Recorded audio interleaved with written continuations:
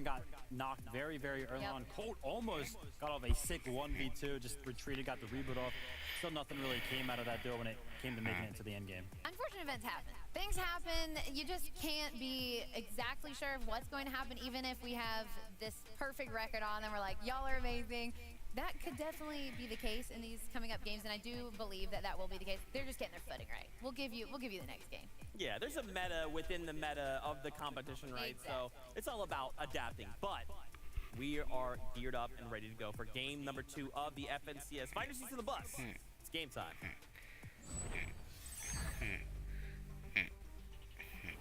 Thank you, Zeke. I got my seat on this battle bus. After that first game, you better bet that I am on the edge of that seat as well. I'm with you, man. It was crazy. My seatbelt's off. Listen, I'm just waiting for the horn at this point to ring off.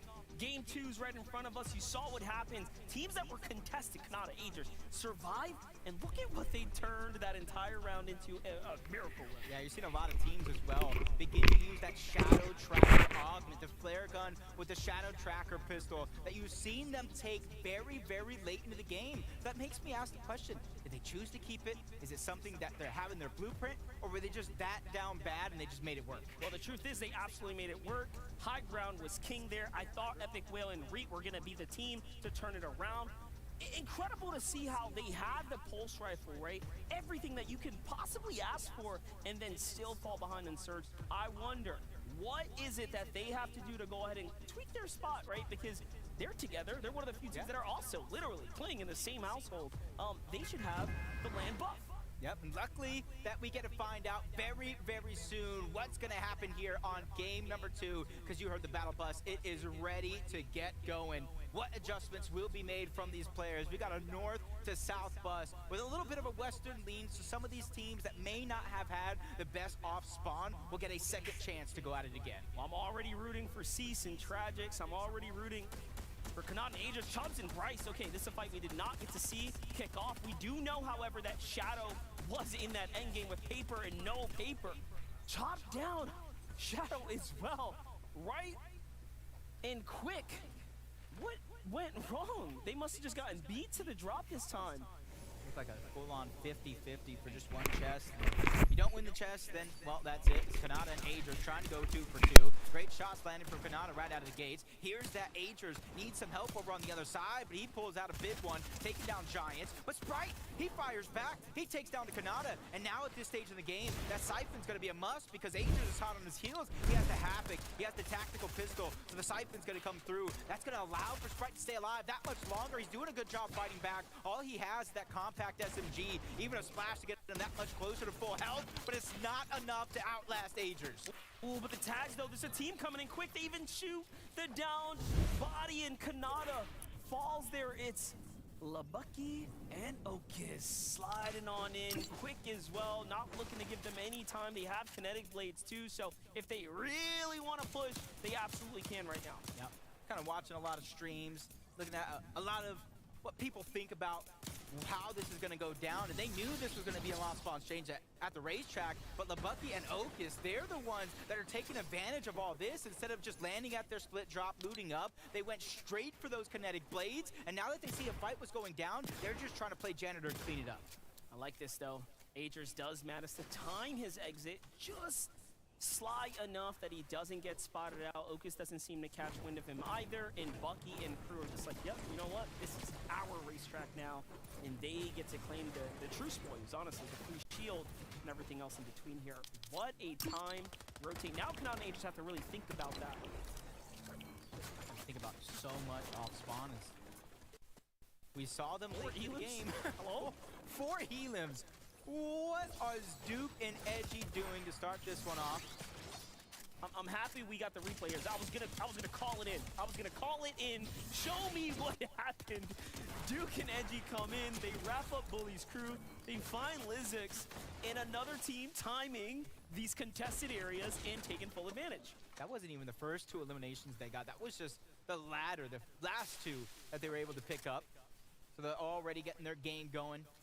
Off to a hot start is Nick and Nyx. Have a very, very similar position with a split drop, having to split loot with another team. So you're going to have to think outside of the box, your loot path and rotations to go ahead and clean up a lot of that loot. Well, this is a 2-day competition. This is game 2. So for some, the journey is just beginning. You may have a lead, but it's not over yet. But, ooh, the window shot. Commandment just showcasing that game knowledge right there, waiting for his opponents to go ahead and slide his way through. Now, these are metal structures behind you. You notice the Commandment second guesses trying to shoot through that. That's not going to work. Yep, it's going to take a whole lot of pickaxes, and now he gets himself trapped in the box. And no, unfortunately, small mistake. Those walls have a ton of health. That little difference there. That's why he got caught. Yeah, and then Yusuf just coned him not once, but 2 different times. Seeking the distance here, and that goes down. He's just surveying for information. Visuals and Braids over towards Anvil Square. This is going to be a 2v2 that is going down against G Money and Dom.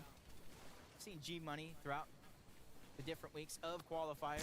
Definitely become a fan, but limit Braids and Visuals. They're no slouches either. They don't back down from any fight, but a couple shots fired off with the shield cake down that they know he is weak.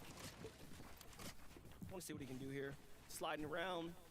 Looking for a more defensive play. He gets back to the box. You have plenty of loot here. This is what the fight's over now. You can see Anvil Square yielding out tons of great upgrades here.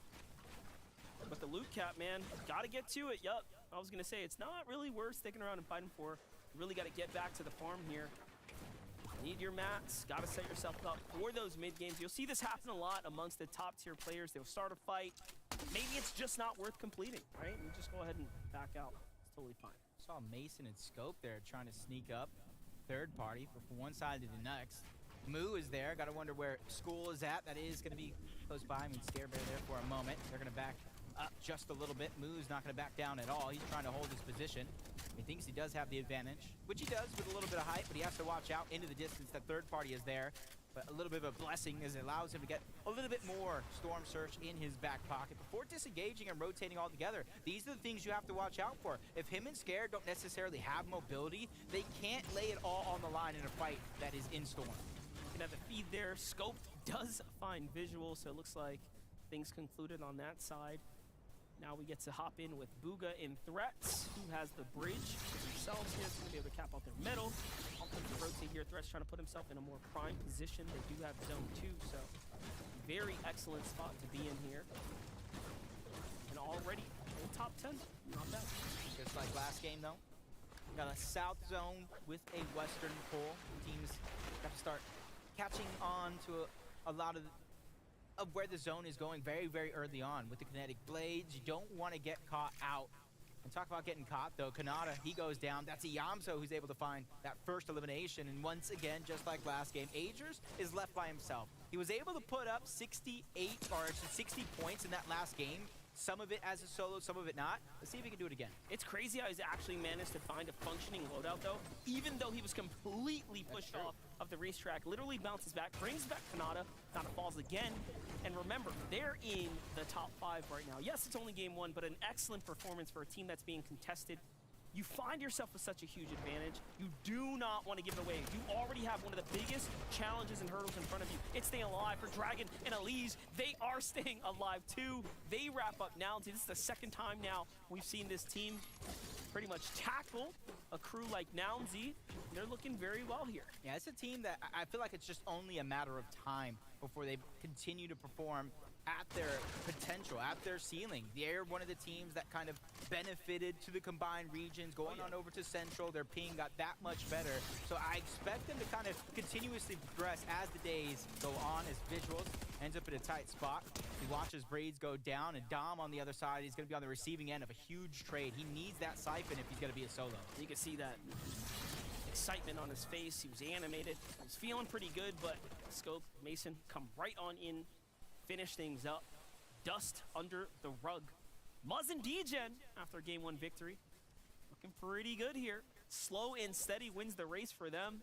A sleeper duo, undoubtedly. Degen, people forget, have all of that experience of not only playing for placement, but performing in end games. He's one of those sleeper, absolute sleeper duos or individuals that we have here in the Fortnite space. Yeah, you can see where they're kind of setting up on a little bit of a mountain that's already there in the distance. They see Mega's tower high in the sky. That's not something they want to challenge, which is why they put that ramp up.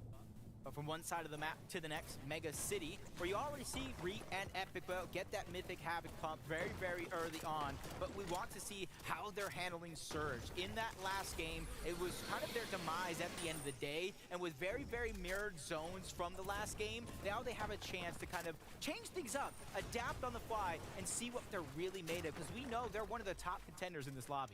It's crazy to think that Reet and Epic will be one of the teams facing the troubles of needing damage when they are literally in one of the most highly sought after POIs, the Mega City.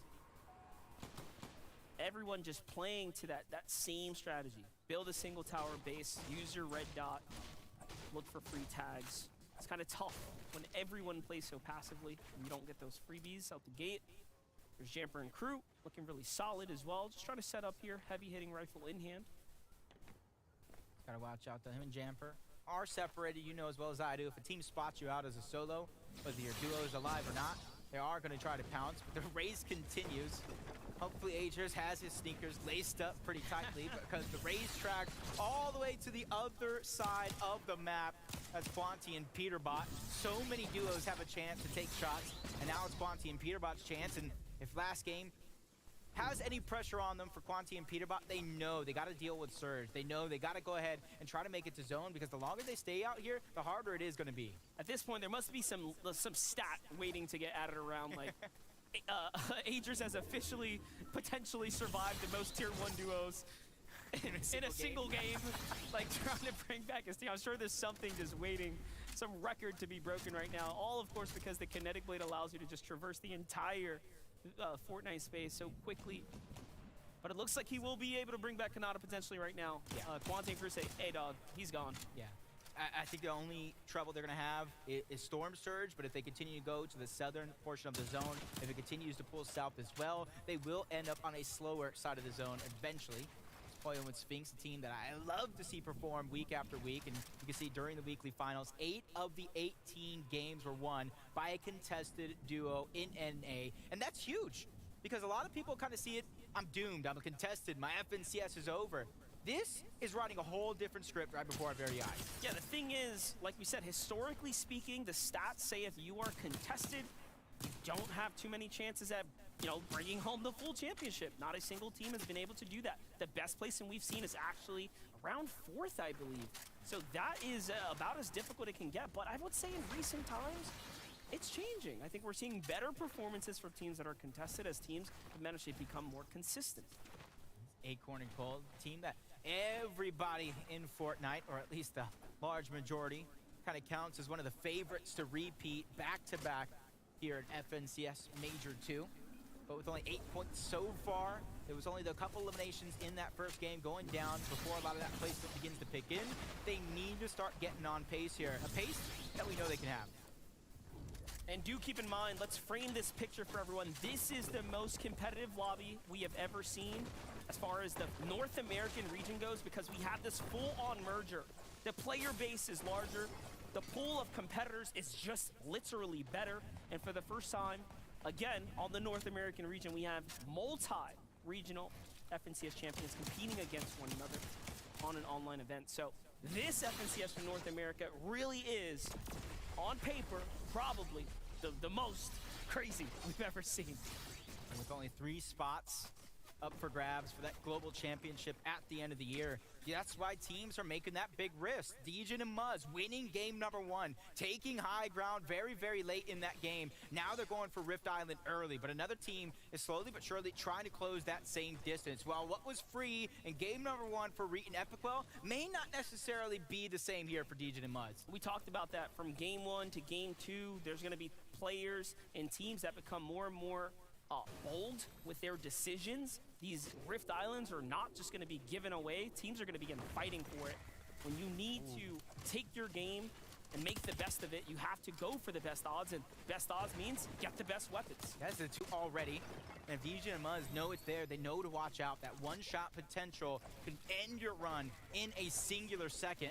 And that's why you see them trying to break through. They're trying to get the piece control underneath their own as Degen kind of repositions. I don't think this is a fight they want to go ahead and continue to take. No, the margin of error is so slim. He doesn't even have a shotgun. Not only that, they're in first place. There's quite literally no reason for them to fall this early in the game when you have an entire game of Fortnite in front of you. How much is that rifle worth to you? Not that much. They did just fine without it. Yeah, see if they can kind of perform with both the Vault Loot and the Rift Island. This is going to be something that's inevitable. It's Dragon and Elige. We saw them win their off-spawn exchange to start this game off. They got 8 more points to their total and quickly rotating from point A to point B and always trying to gather that information of a team just trying to rotate for free on the outskirts. They're going to go ahead and land a couple of shots, but with so many superstars in this lobby, Kelly, I got to go ahead and throw it to you to go ahead and let us know what some of the other teams are doing. Well, if we're talking about superstars, then of course we have to talk about the multi-regional champion Muzz, not only representing Oceania, but also a North American East champion, and now looking to claim his spot as the NA Central champion. And grabbing that first VR from Game 1 is a great start to it. And with the zone pulling back again over to Shattered Slabs, game number 2 might be in their pocket. That's an excellent breakdown there, right? And we did see they gave up the Rift Island. So they actually said, hey, listen, let's just get on out of there. Judging by the loadout, Ager's loadout did get a little bit better. He doesn't have a shotgun now. So at least there were some upgrades for them, but it's cost him so much. He hasn't quite found the material that he needed. They were already desperately trying to farm their way back in. Ager's and Kanata right now are back in the round, though. They can fight back for this. Yeah, 2 different teams now trying to make it a focus. But that north side, that team that was trying to focus them and make a mean sandwich, they get kind of flew past on the other side, and it's forcing them to rotate. You don't want to be the team that falls behind on the congested part of the zone. And Aegis and Kanata, they have so much to worry about. Storm Surge, matting up, getting resources, and rotating the zone. And that's why you see teams like Epicwell and Reet, they're flying above. They're trying to get there first so they can continue to gatekeep these teams out. Yep.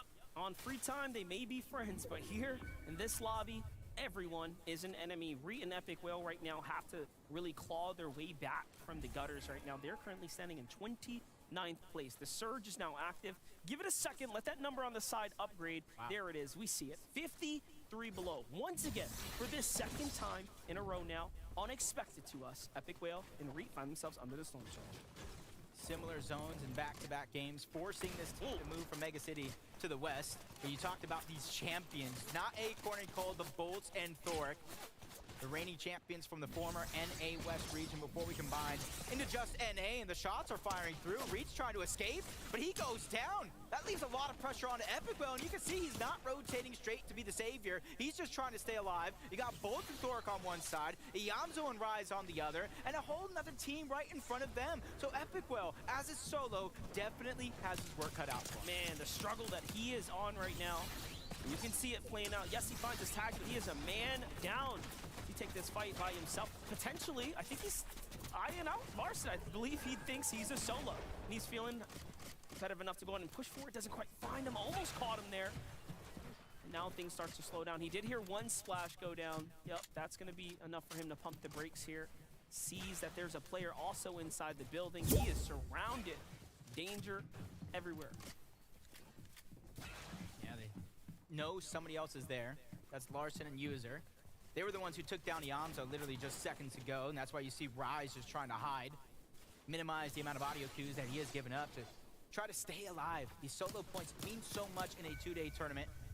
And that's exactly why you see Agers literally flying around the map as a solo just to get Kanata back, not once, but 2 different times in the same game. If they're able to pull off a victory royale, I feel like that might be history in the making. I've been talking about it. They could be one of the first teams to ever take a team down. But Quanti finds Agers and Kanata charging up that kinetic blade. Kanata gets crushed on the way out, and Agers sticks behind to play defense here and fend off Quanti. He has to put down enough tags. He might just get it. Yes, there it is. The Siphon is going to keep him alive. They much needed this loot. Oh my gosh, what a pickup that was it might have been actually the best ambush that could have happened to them because Quanti was a literal loot llama.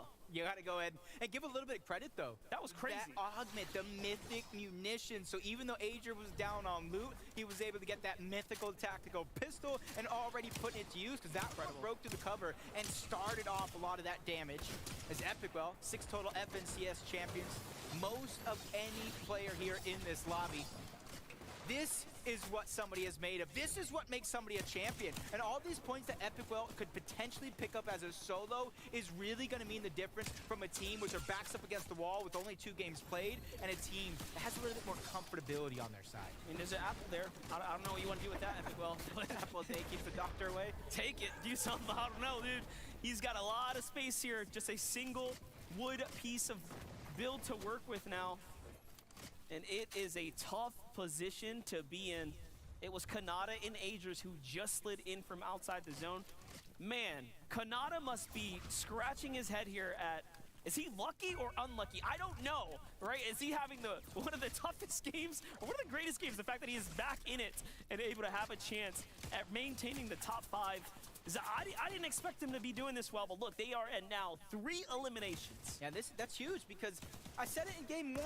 Kanata, probably one of the best solo players in the game. Ager say, yo, hold on, hold my slurp juice. You are not going to just disrespect me like that. And then he now is making solo play after solo play. Surprising, though, that they are kind of close, even down on Surge, flirting with that line, even though they have 3 eliminations. It goes to show that everybody in this lobby may not be the healthiest at this stage of the game. Yep, for sure. There it is. Surge is going to get active. To conclude the story, though, Pollo does take out Epic Whale, so he is now down and out. One less big team to worry about. Let's jump on over to Duke, who now has found himself pretty much trailing in the lead here. Another big game for them. 5 eliminations, and we're only just now getting to this end game here. Good chunk of teams do have to fall before we hit that next placement threshold, but we are getting very close now. Team that, honestly, you got to expect them to perform. At almost every stage in the game, it's just about consistency that comes out for them. You saw them place at the top of the leaderboard in that first game. That's amount of confidence that you can hold on from one game to the next. It's Jeff and Rapid. They don't have any eliminations yet. They're 107 below the damage threshold, trying to take advantage of anybody flying through the sky, trying to get in the zone, even if that is going to be Booga. They spotted him out as a solo. Now they're trying to close the distance and take advantage while they can. The harder this one gets is when everybody is close together. But you see they've got the farthest pull to zone. It's now or never for them. I was going to ask you, what do you think about that? They've gone the complete opposite way.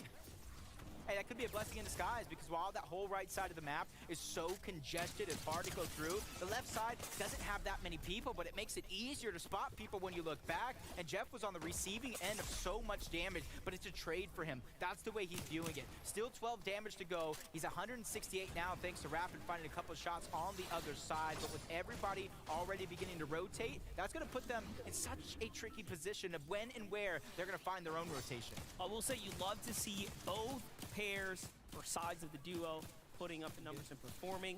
Jumping on into Tahi and Def here, 2 eliminations for them right now. It's a very tight spot to be in here. They're very much below the Surge. Shots are coming in as well. That's only the beginning of their troubles here as the dust starts to settle. Thoric is going to fall to Sphinx there. Batch finds one too, so big fights going on here. Tahi reacts, though, onto Pump. Pump thought he was going to get himself a nice little tag there. No, sir. Yeah, it's one you don't expect for somebody to have that mythic Havoc Pump, the one-shot potential. Trashy daring enough to try to peek back. A trade-in shot's going to come through, but now he's on the advantage side as he takes down Tahi as well. That's going to be a huge elimination because not only is he able to get Pump back into the game, he got himself his own mythic Havoc. That was good, though. You know, Trashy, Pump, the way they played this one out. Yeah, Pump got hurt, but he calls it. He said, nah, bro, finish him. That was a lucky shot. Don't worry about it. That was pretty crazy. Let's jump into Clarity G. Casker here, finding themselves in the line of sight of Batman Booga here. They just lice him up just like that. Batman Booga, no, scratches the head. Tough. Getting caught out on a rotate right now. Tough position to be in. You hate to get laced up like that. Yep, from Batman Booga, though, to Booga himself. Him and Threats just going through 54 points so far. Mythic munitions as well. And that's a great chance to really find the surge that you're looking for. Even though they're already above, you're able to fire shot after shot after shot and just laser people out of the sky. Even though Booga's going to try to lead the charge, leave threat to deal all the damage as Kanata is down. Ager's once again by himself. But honestly, Kanata said it himself a few seasons ago in an interview. I love my teammate. He can pop off. I have all the trust in the world. And now he's going to have to trust him again. And we're really seeing it play out right now. And not only that, Kanata, he was brought back, finds an elimination before getting taken out again there too. So this is now 4 elims for them. They're right back into the game, but still below that Storm Surge threshold. This could be the thing that topples them over. It really could be now. We've seen them overcome mountain after mountain, but how many times can they jump this hurdle? How much stamina do they have? Ager's here, looking to battle out. Eyes up high ground, says, wait, that's just one player. Thinks about it, misses though. They don't build out in front of him, and he does touch down just in time to go in and heal up. But let's jump to Fat. Let's jump to Pam still. The French Canadians are here. Already popping off in game number 1, trying to have that repeat performance. Over 600 above, and immediately trying to get to the front side of zone as Agers goes down to a Liege. Acorn and Cold, they're able to take down a Liege himself, leaving Dragon as a solo. And finally, they're proven they are the team to beat, but they still got more to do. Cold gets chunked out. Acorn has to be the IGL and lead the way and allow for Cold to buy some time and stabilize himself in this position. That's already going to come to fruition as Duke also by himself, trying to look to the backside of the zone, trying to catch anybody off guard, but he doesn't necessarily need this elimination. It's information that's important to him. On high ground, Booga and Threats get taken out though, and the flare guns are going out as well, so the information is given out to the lobby here. Bryce, Chubbs on an ultimate low here, trying to size their way around the sides here. Threats and Booga have to fight back for it. It's a battle for high ground, and they do manage to maintain some positioning, but they are punished in the process. What could have been a win was fought back from Zypha in on one. The West crew is here and ready to fight. Duke finds Bucky there and the full finish too. Make that 7 for him now. At least them, they have Okus trying to stay alive and capture some points. Cold goes down to Poyo. That's going to leave Acorn by himself. We know he was already in shambles, so it might be a blessing in disguise for allow Cold, or Acorn, I should say, that freedom to move around as a solo where you don't have to worry about anybody else. Clarity, Caskers, they get sent back to the lobby. And Poyo, who week after week, all 3 weekly finals, has been surprising us with him in Sphinx. But now he still has some more to prove as a solo. Big names under the belt there, but Pamsto is now by himself too. No teammate in sight here. Elevation's looking a little spooky here. He's like, I got to get down, but I don't want to be the first to touchdown. Acorn tries to go for it, gets caught on the way on down. Flied, swatted out the sky there by the hands of Bryce here, and Duke, another solo. Look at this, 11 players up, 8 duos. There are all types of solos here in play right now. Yeah, this is huge though for Duke. You saw him at the top of the leaderboard in that last game, get a good spot. Now he's trying to do it again. Him and Edgy, they need this. Booga drops down low. We saw them get up high very, very early on with very, very little help to work with. Threads gets tossed towards the backside, but Booga's going to solidify himself into the top 4. Can he go even farther into this game? Miro's right above. A huge tag's going to come through. Our final 2 teams, Duke by himself, tries to chop down Bryce. Chubbs is underneath as well. They're trying to make a Duke sandwich as he's trying to get out alive. Bryce kinetic blades up. He takes a lot of damage to the storm. Duke can do it. A knock's going to go through, but it's not enough. Duke goes down. Bryce and Chubbs take game 2. That was crazy. For a moment there, it could have been his, but Chubbs managed to do just enough damage for Bryce to go ahead and finish things up with a 1 top there. What a game that was, and then a ridiculous exchange of hands, I may add. Yeah, it was kind of going to show that Chubbs and Bryce, even though they might not necessarily be the most known, they might not necessarily be seen as the superstars of the region, that means absolutely nothing to them, because whether they're going to take it by storm, take it by surprise, they're going to take it no matter what. It's crazy because it could have ended right there. Bryce and Chubbs had a moment to fight back, and they took advantage of it. They found Booga too. What a way for them to close it out. Yep, with after 2 games, the leaderboard is already being shaken up. And Zeke, we need you, man. We need you to make some sense of this. Listen, Jacob, for a moment there, I just blinked and I feel like I missed it, you know? Chubbs was just smooth, dude. This guy was slick with it, just boom. Kinetic blade, boom, boom. Eliminations left, right, and center. But for Bryce and Chubbs, hey, a victory royale and 8 eliminations, Vivid, on a stage like this, with a caliber of duos like this. Yeah. Statement. Well, we actually saw Booga and Threats were on the high ground, and then they got shot out, and I feel like, Bryce and Chubbs, they just took full advantage of that, ended up on the higher ground. since it was so late when they actually were able to get up onto that layer, they were just able to build out for the rest of the lobby, let everybody else fight, and it was close there at the end. I think both of them collectively had like less than 100 HP, and Duke was alive, almost, giving him the chance to 1v2 them, but there you have it. They're just built all the way up here, waiting for everybody else to kind of fight it out on the low ground. You were saying, too, like, if you blink, you're going to miss it. We could just see in this replay. Chubb's eyes was locked on everybody. I mean, just literally could see where everybody was very aware of where all the players were, and was getting elimination back to back. That was very cool to see, but if you look too quick, you're gonna miss it. So I'm excited to, like, I'm so pumped that they were able to perform so well. They weren't some of the top teams we talked about, but again, like, we can have some really big performances from some of the underdogs. Yeah, I like it, and that's kind of where I'm at as well, right? A lot of these higher profile duos we're just used to seeing haven't quite come online just yet. Now, this is only game 2. We have 12 total, right? But still, when we look at the standings, I feel like this is kind of starting to paint a little bit of a picture for us. Take a look here. Dukes and Edgy, they are now in that #1 spot. Now, for Bryce and Chubbs, they're up 9 places after that single game, right?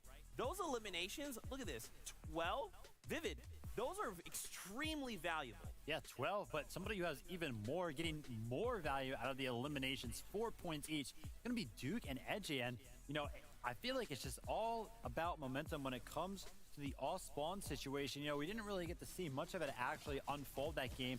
They, like, left their spawn with 4 eliminations somehow. Not really sure, like, what's going on. I knew that the south side of the map was going to be like this fest where people were trying to steal loot from people. And right now, Duke and Edgy aren't having any of it, and they're just eliminating anybody who kind of dares to do that. I love the aggression that we're seeing from them in a positive way, again, because they're not making they're making very smart decisions and rotates, and again, like, we can just see this. The way that they play this game is so intelligent, so smart, and that's why we've seen them on the screen so much recently. Like, Jacob has talking about them, and I honestly think that they're going to continue to keep talking about them, and we'll see a lot more highlights from them in the future. Yeah, of course, a lot of these eliminations coming from Duke himself as a solo. Those solo performances mean so much when it comes to these FNCS lobbies. That almost went a different direction. Exactly, as well. yeah. Right. Duke almost did pull that off. And for him and Edgy, like, Edgy looking for that FNCS title to be where they are, we just have to hope that that momentum continues. I do want to continue looking down the standings of someone like Hamster and Fatch. I mean, these guys are some of the most wholesome players on the scene here in NA. To see them in that 3rd place spot, up to 7 placements as well, you just need one good game, right? And then you can be looking to contest for those top 3 spots. Yeah, and a team that, can definitely have those pop-off games is going to be Bugha and Threats, up 7 places as well, finding themselves in the top 5. Now, that game was really, really good for them. They had this 8th zone rotation where they found the dead side on the west side of the zone, were able to make that rotate, pretty much just free.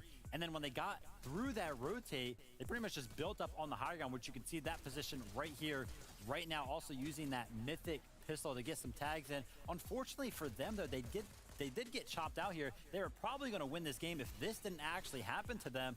Nonetheless, though, still a good game from them. I was gonna mention that. Yeah, getting chopped out. It's just it's unfortunate and it happens. Yeah. But again, if they can figure out the perfect time to take that height in these future games, I'm curious to see if they will continue going for height, if they'll play mid ground. What do you think, David? Yeah, and if it's anything that we know about NA throughout this season, throughout the weeks, is that they have been more potent to actually shoot towards some of those teams that are building those high ground layers. Of course, this season has just been about just the floor and the cone, basically. So a lot of these teams are really, really easy to shoot out. Just a matter of somebody's going to do it or not. That game, somebody did it. As we kind of continue this conversation of moving up, one quick one, Acorn Cold. Suddenly, in that top 10, up 19 places. Now, really quickly, we want to highlight some of the Storm Surge situations we're seeing develop here. Cease, we had an opportunity to talk to him at the very beginning of the show, and I don't even know that I want to call this Storm Surge. It's more like Storm Sickness, Vivid. This is like dancing around the lobby, right? We're going to take a look at some of their positions when it comes to the early game. Of course, this season has developed so many times. The meta has changed. And one thing that this season kind of started off with is that you didn't want to stay in the storm because, winning these games required you to heal off. So if you took a lot of storm damage, then you would get storm sickness. But take a look at Cease and Tragic, knowing the meta very, very well, landing all the way over at Brutal Bastion and just staying there, right? Like, all of these teams are making the rotates in, and they're just like, nah, we're fine. You might be like, all right, well, they're going to white line at the zone, right? They got to get the zone. No, they're still going to just go out pretty much even further in the zone. And the key thing here is that they're going from Brutal Bastion. They can go into the vault, get a lot of heals. They can go over to a big POI like the Citadel, get more heals to stay out in the zone. And then finally, we'll see them actually start to make their way into the zone. And look at this. They avoid the congested side. If they would have went in directly white line in it over on that east side, look how many teams they would have been next to. Now, coming in over here, just a couple to deal with. Yeah, and it is very interesting because, again, like we talked to him, and he was very confident about their strategies and their gameplay coming into this. So I'm sure that they have a reasoning for this, and maybe we'll see it in these coming up games. Yeah, absolutely. I mean, again, I don't know that it's Storm Surge, more of a Storm Sickness, but it's working, right? And with 10 more games to go, maybe they can make something huge happen here. Whew. I feel like the first two games, now we started to bring up the heat a little bit. Yeah. Anything you're hoping to see moving forward, Vivid? You know, Cole got 5 eliminations that game. Acorn doing his thing, solo impact points. More of that. I'd love to see it. I love to see it. Agreed. Yeah, I just want to see these teams to continue to put their foot forward and put up the best performance they have. Hey, it's now or never because we're drawing ever closer to the conclusion of Major number 2. But we have more games. I want to watch more Fortnite, and I know you do as well. So let's get back to all of the action. This is Game 3. That's right. It's Grand Finals weekend. 2 games down. Another one is up to be served here next. We are inching our way towards crowning some new folks, not only the FSCS champions, but of course, potential advocates for the Globals. 3 spots up for grabs. That's what you're referring to, Monster. And third game is ready. That's a bunch of 3s here today, and hopefully one of these teams can really step up to the plate. We've seen a lot of consistency so far. Duke and Edgy, Bryce and Chubbs, Pamstu and Fatch. Somebody has to start to slow these guys down and take their own game under control as much as possible. You don't want to end up down on the leaderboard day 2. Forced to get eliminations to make up for lost time, and already you see our game number 2 victory royale winners, Bryce and Chubbs, uncontested over towards the split drop just outside of Breakwater Bay. You know, it's crazy. They won that game, and I just completely, and I mean completely forgot. They contested the well-performing Shadow and Paper. Even after falling in that last game, they maintain a top 9. This is such... you know, again, already a story that I wanted to see play out and go in the favors Kanata and Ager. But the wrench that was thrown in game 2, Bucky sliding up and quite literally cleaning up Agers and Kanata there, forcing them out of the drop, taking advantage of their POI and sniping all the loot. And they still did so well. And now Kanata and Agers get the 2 elims that they were looking for, and they are able to finally loot. Gonna give themselves a lot of time to work with this time around. That's a blessing for them as on one Zypha.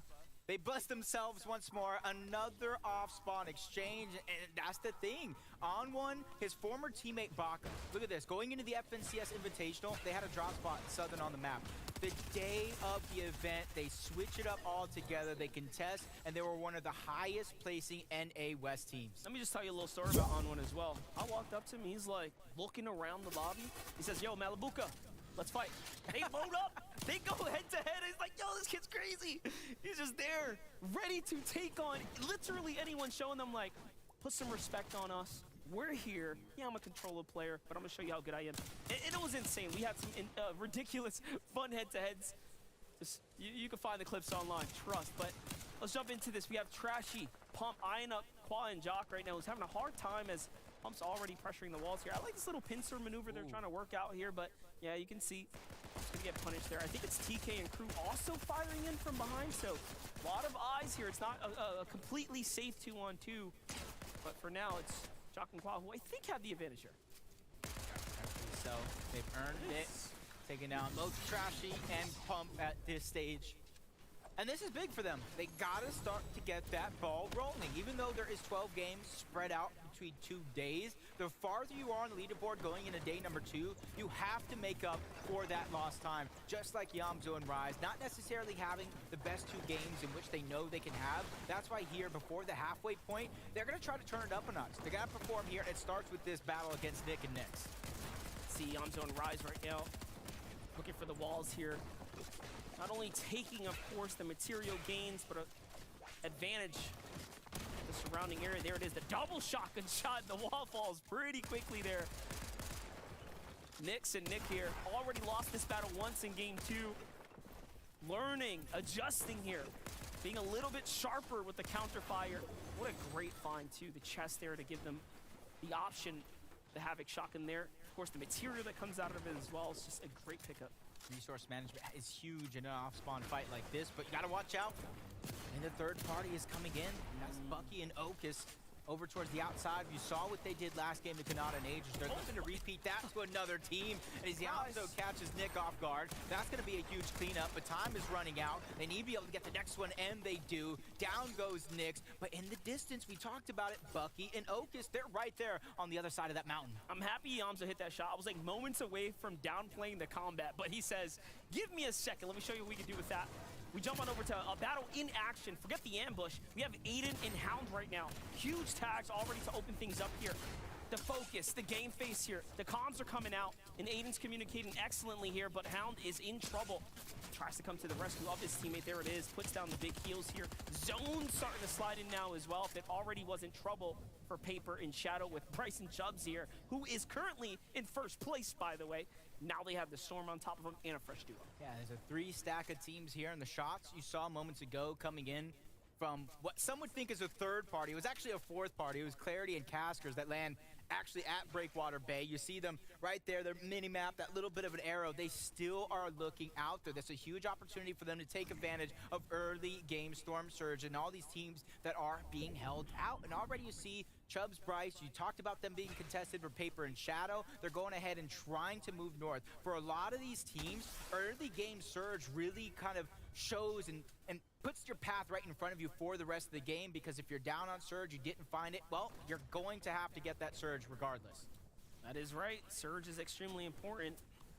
And it's not just physically heating up here in the studio. It's heating up on this field right now. Chubbs is hurt as he gets tagged by the duo that is rotating out right there, Hound and Crew. Then you still have Paper and Shadow sitting underneath you. They are likely and willing to sit in the Storm for as long as possible because they have to survive this game. They cannot sit another round out. They've already given up game 2 by dropping earlier than expected. This is a big fight that they just finished up from Polarize and NPen. He got 3 eliminations. I need to figure out how he got those eliminations. Well, here goes number 1. Down goes DeQuinton. Soneto is on the other side, and Polarize not backing down. So there goes number 2. Stack them up. You can knock them down, and then the former NA West champions are going to be on the receiving end of a monster shot. Down goes Thoric. That is just huge, and obviously NPen got an elimination. That was Bolts as well, so 2 teams in the blink of an eye just went out. And it's insane because we saw what especially Thoric and Bolts were capable of. Surge Week was just a sample of the highlights they were adding to the reels here. But let's get involved right now with Duke and Edgy, our current first place leaders. 176 overall points right now, leading by quite a fair margin as you start to break past second there.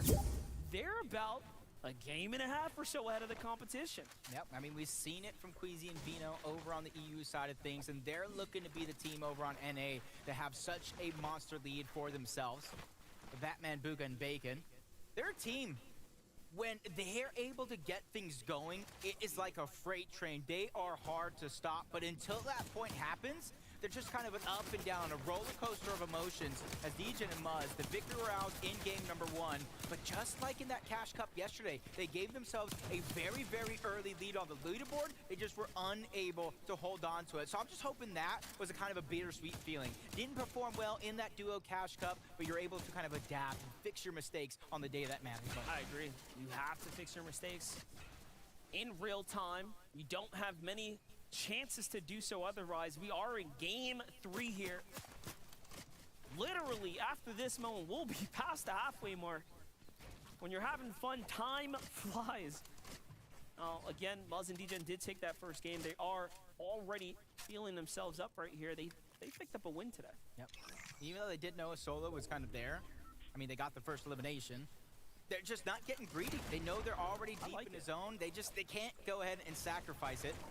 Diffuser and Jamper, 96 points. This duo is performing exceptionally well on the day, and already with Mason going out, not getting knocked, you know, him and Scope are back to the lot. Yeah, big pickup right there. Eases things up.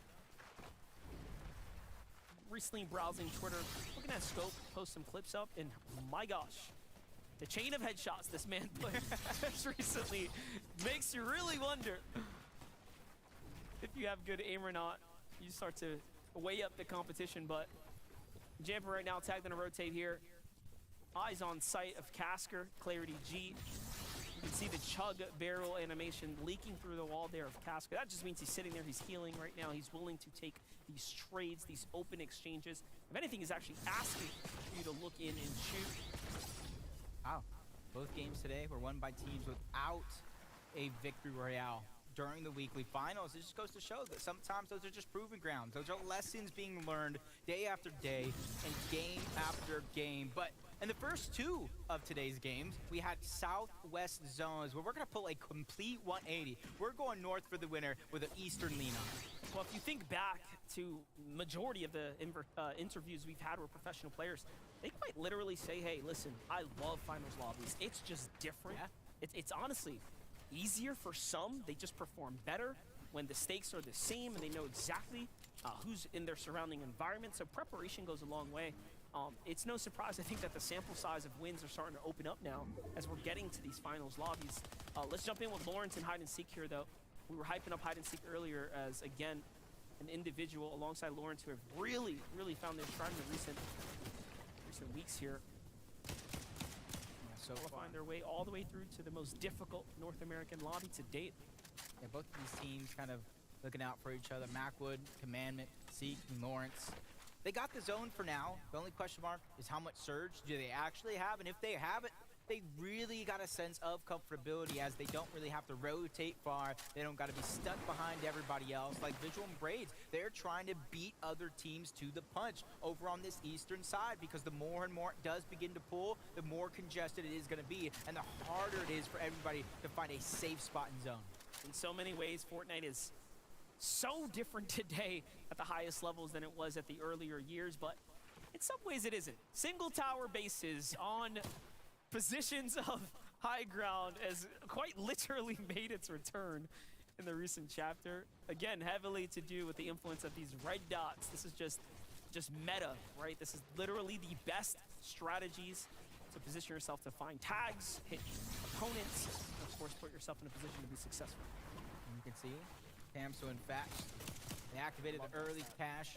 They see it over on in the distance, and now they're trying to backtrack, trying to claim all the loot as theirs, but there's a team that's hot on the hills. That's on one. That's Zypha. Fats looks back, spots him at the tail end. That is absolutely perfect timing for them, because that is not a team you want to get surprised by. They know they like to fight, so if they find a way to get some early red-eye tags onto you, know they're going to close the distance and try to finish it off. Biggest difference between the two, though, Fatch and Pamsu are the longest played together duo that we've seen today, going against some of the new freshly paired duos of Zypha and On1, so you got to be careful. Let's jump on with Jeff and Rapid here, who are inside the Mega City. One of the few teams here in the Mega City. Mega City is just, oh man, there's so much conversation surrounding the duos here, but I'm sure for Vert and Rokane as well.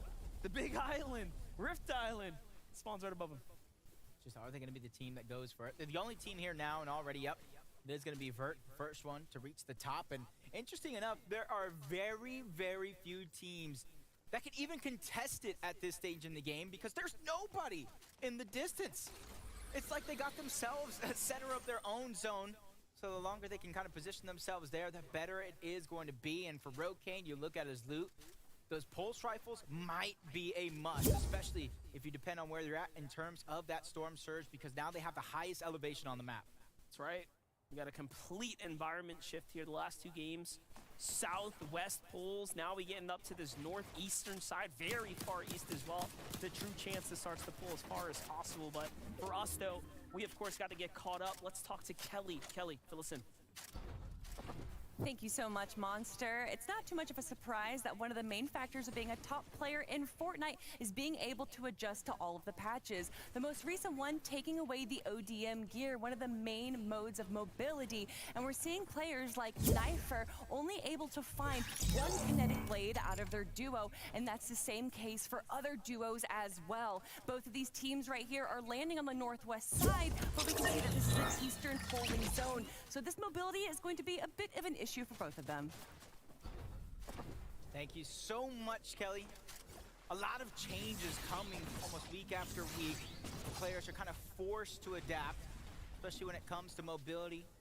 Kinetic blade is almost a must, especially when you do get these far pulls as Paper loses his teammate Shadow. Shots coming on right behind. That's a team that kind of looks like he's positioned on the highest mountain in the lobby. I called Riptide the highest elevation. Well, they're trying to match that. You see the distance being closed over on the side. Paper has to keep things going. He's just getting chased down right now. He does have a flare gun to try to spot him out. That Scare Bear on the other side. A nice trade in shots for Paper. He's just trying to back down his opponent, buy himself time. He needs 10 seconds to get this med kit off. Scare Bear, he probably sees it, knows that he's trying to heal, stopping it right in its tracks yet again. And even though Scare Bear, he's not going in trying to trade shots, he's just trying to stop the med kit in itself. Yeah, he's definitely timing out Paper right here. Gets the siphon, the elimination off of Shadow.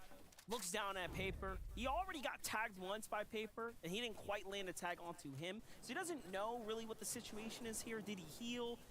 You know, is he going to be a formidable opponent for me to finish off right now? Do we just take this W and back away? But wow, there it is, the white tag. Now, the deal has been sealed. Oh my God, I was going to say, how do you survive that? I don't know. But all right, he finds the headshot, the follow-up comes in right afterwards. Moo and Scare Bear find themselves a nice. Wow. Elim lands right on Degen. What a surprise. I think he was even surprised by that one. But his accuracy is out of this world. That's a monster of a shot. Because if he doesn't take out Degen's shield and HP right there, he's in a 2v1 against a team that's already won a game on the day. And you're seeing how the little differences, even when you're caught off guard, really make that much of an impact. Acorn and Cold making an impact in game number 2, jumping up 19 spots on that leaderboard. And this is a team that you can never count out. It doesn't matter where they're at the end of day 1. They always can climb back. And Tahi, Death, they go down. That's Elite and Dragon who take them out. And honestly, if they had the loot that they usually get from Shattered Slabs, that was a huge victory for Dragon and Elise. And you know Tahi and Death are just thinking, don't you just love when we're just trying to rotate to the safety and a team lands on you? They did get it. Dragon and Elise right here. They got more than enough loot to work with. 241 above the damage threshold as well. So many teams looming in the distance. You already see the flare guns popping off like the 4th of July in the distance. Dragon luckily does find a med kit. It's at least something to work with as soon as he makes inside of zone. Heals are going to be a must, but he's going to have to do it by himself as Elise does get caught out so far back of zone. That's Cooper who's going to get credit for that elimination. Let's watch it. He's going to find Bully here, lose Elise to the edge there on the rotate. Now left to play this one up by himself. Wants to secure the pickup here. There it is, finds himself some good loot. But things are gonna start to escalate pretty quickly here now. The congestion is really starting to show its face there. Degen and Muzz though, let's jump back on over. The team that was hit by the surprise fight before finds now the opportunity to take down Lawrence and Hide and Seek. Another team fires in and they actually pull zone as well. That's gonna be a sweet surprise as they're up here isolated already, taking on this 2-on-2. Big chance now for Muzz and Degen to really start to break away and catch up to those teams inside the top 10. I don't know who that was over towards Lonely Labs, but they were that third party that you never want to invite to the party again. It was looking like it might have been Pars. Baka over on the other side. Finally, they showed themselves here in game number 3. I talked about them in the Duo Cash Cup last night. They won back to back to back victory royales. 10 eliminations, and 8 to kind of close it out. They got to figure out a way to channel that same style of play here in the finals. They definitely have more than enough games, though, to kind of figure it out. That's right. I mean, we've been hyping up the fact that, you know, the difficulty of the lobbies are showing itself here in the FNCS, but yes, exactly, the Cash Cups as well. I saw a big exchange, though, in the feed there. Mero found Kanata. Kanata is down. Excellent timing to go ahead and jump on in here and get a little temperature check of what's going on right now. Kanata really has had an extremely difficult time in games 2 and now game 3. But right, he's going to be able to get saved here. Look at this metal fortress they've managed to set themselves up for right here. So, very good spot to be in. Yeah, I saw Bucky and Okus once again. I'm actually loving Bucky and Okus this season, the way they're playing in the finals, because they're able to kind of flex. They go ahead and go after racetrack. They go towards the north. They take advantage of every single piece of information they hear, and they do it on the spot, much like Miro and Cooper. They're trying to take advantage of Zypher on one, land some shots, drop them down into their box. When it comes to a refresh, it's not necessarily going to be a must. This is just something they want to go after. They see the loot on the other side, but Cooper gets boxed up. Miro's trying to be a hero and break him out over towards the other side. It's not going to come through just yet, but finally, Cooper is going to be able to escape. That was a close one. It had me on the edge of my seat. Yeah, listen, anything can really happen in these types of moments. Like, it's even sometimes out of the player's hands, and you can see how difficult it really is right here as the exchanges start to go down. But Miro takes advantage. It looks like things are pretty settled for him. He's got the knock here. He's trying to inch his way in. He finds some feet there, and everything connects in a follow-up too, and he's like, come here, boy. He snatches up the body. He's able to pick up the loot there too, and just like that, they get the refresh they need. I just remembered good old Daquan Days giving him toes. That's what exactly what he's shouting right now to get that elimination. Yeah. He snatched him up for sure. Bugha and Threats, even though they don't have any eliminations so far. That's part of their strategy. They go through the game, they get themselves a nice position, and they worry about storm surge. They know the later and later this game goes, those eliminations or the opportunity to get one is going to naturally present itself as the game goes on. They just need to be able to make it towards the end game. And even though they're not in the zone just yet, if you look at that 50-50, the longer this one takes, they could, in theory, zoom right past with those kinetic blades and get an uncontested spot in the zone. That's right, but it's not going to be easy. You got Baka on high ground looking down here. Bugha and Threats managed to slip under their radar.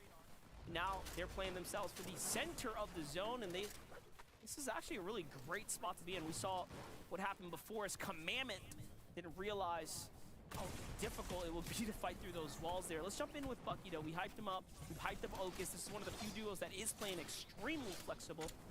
No one strategy for them, and it's working well. They do have themselves quite the situation right now, right? They've been able to play into the end games for the most part the last couple rounds, and points are starting to add up.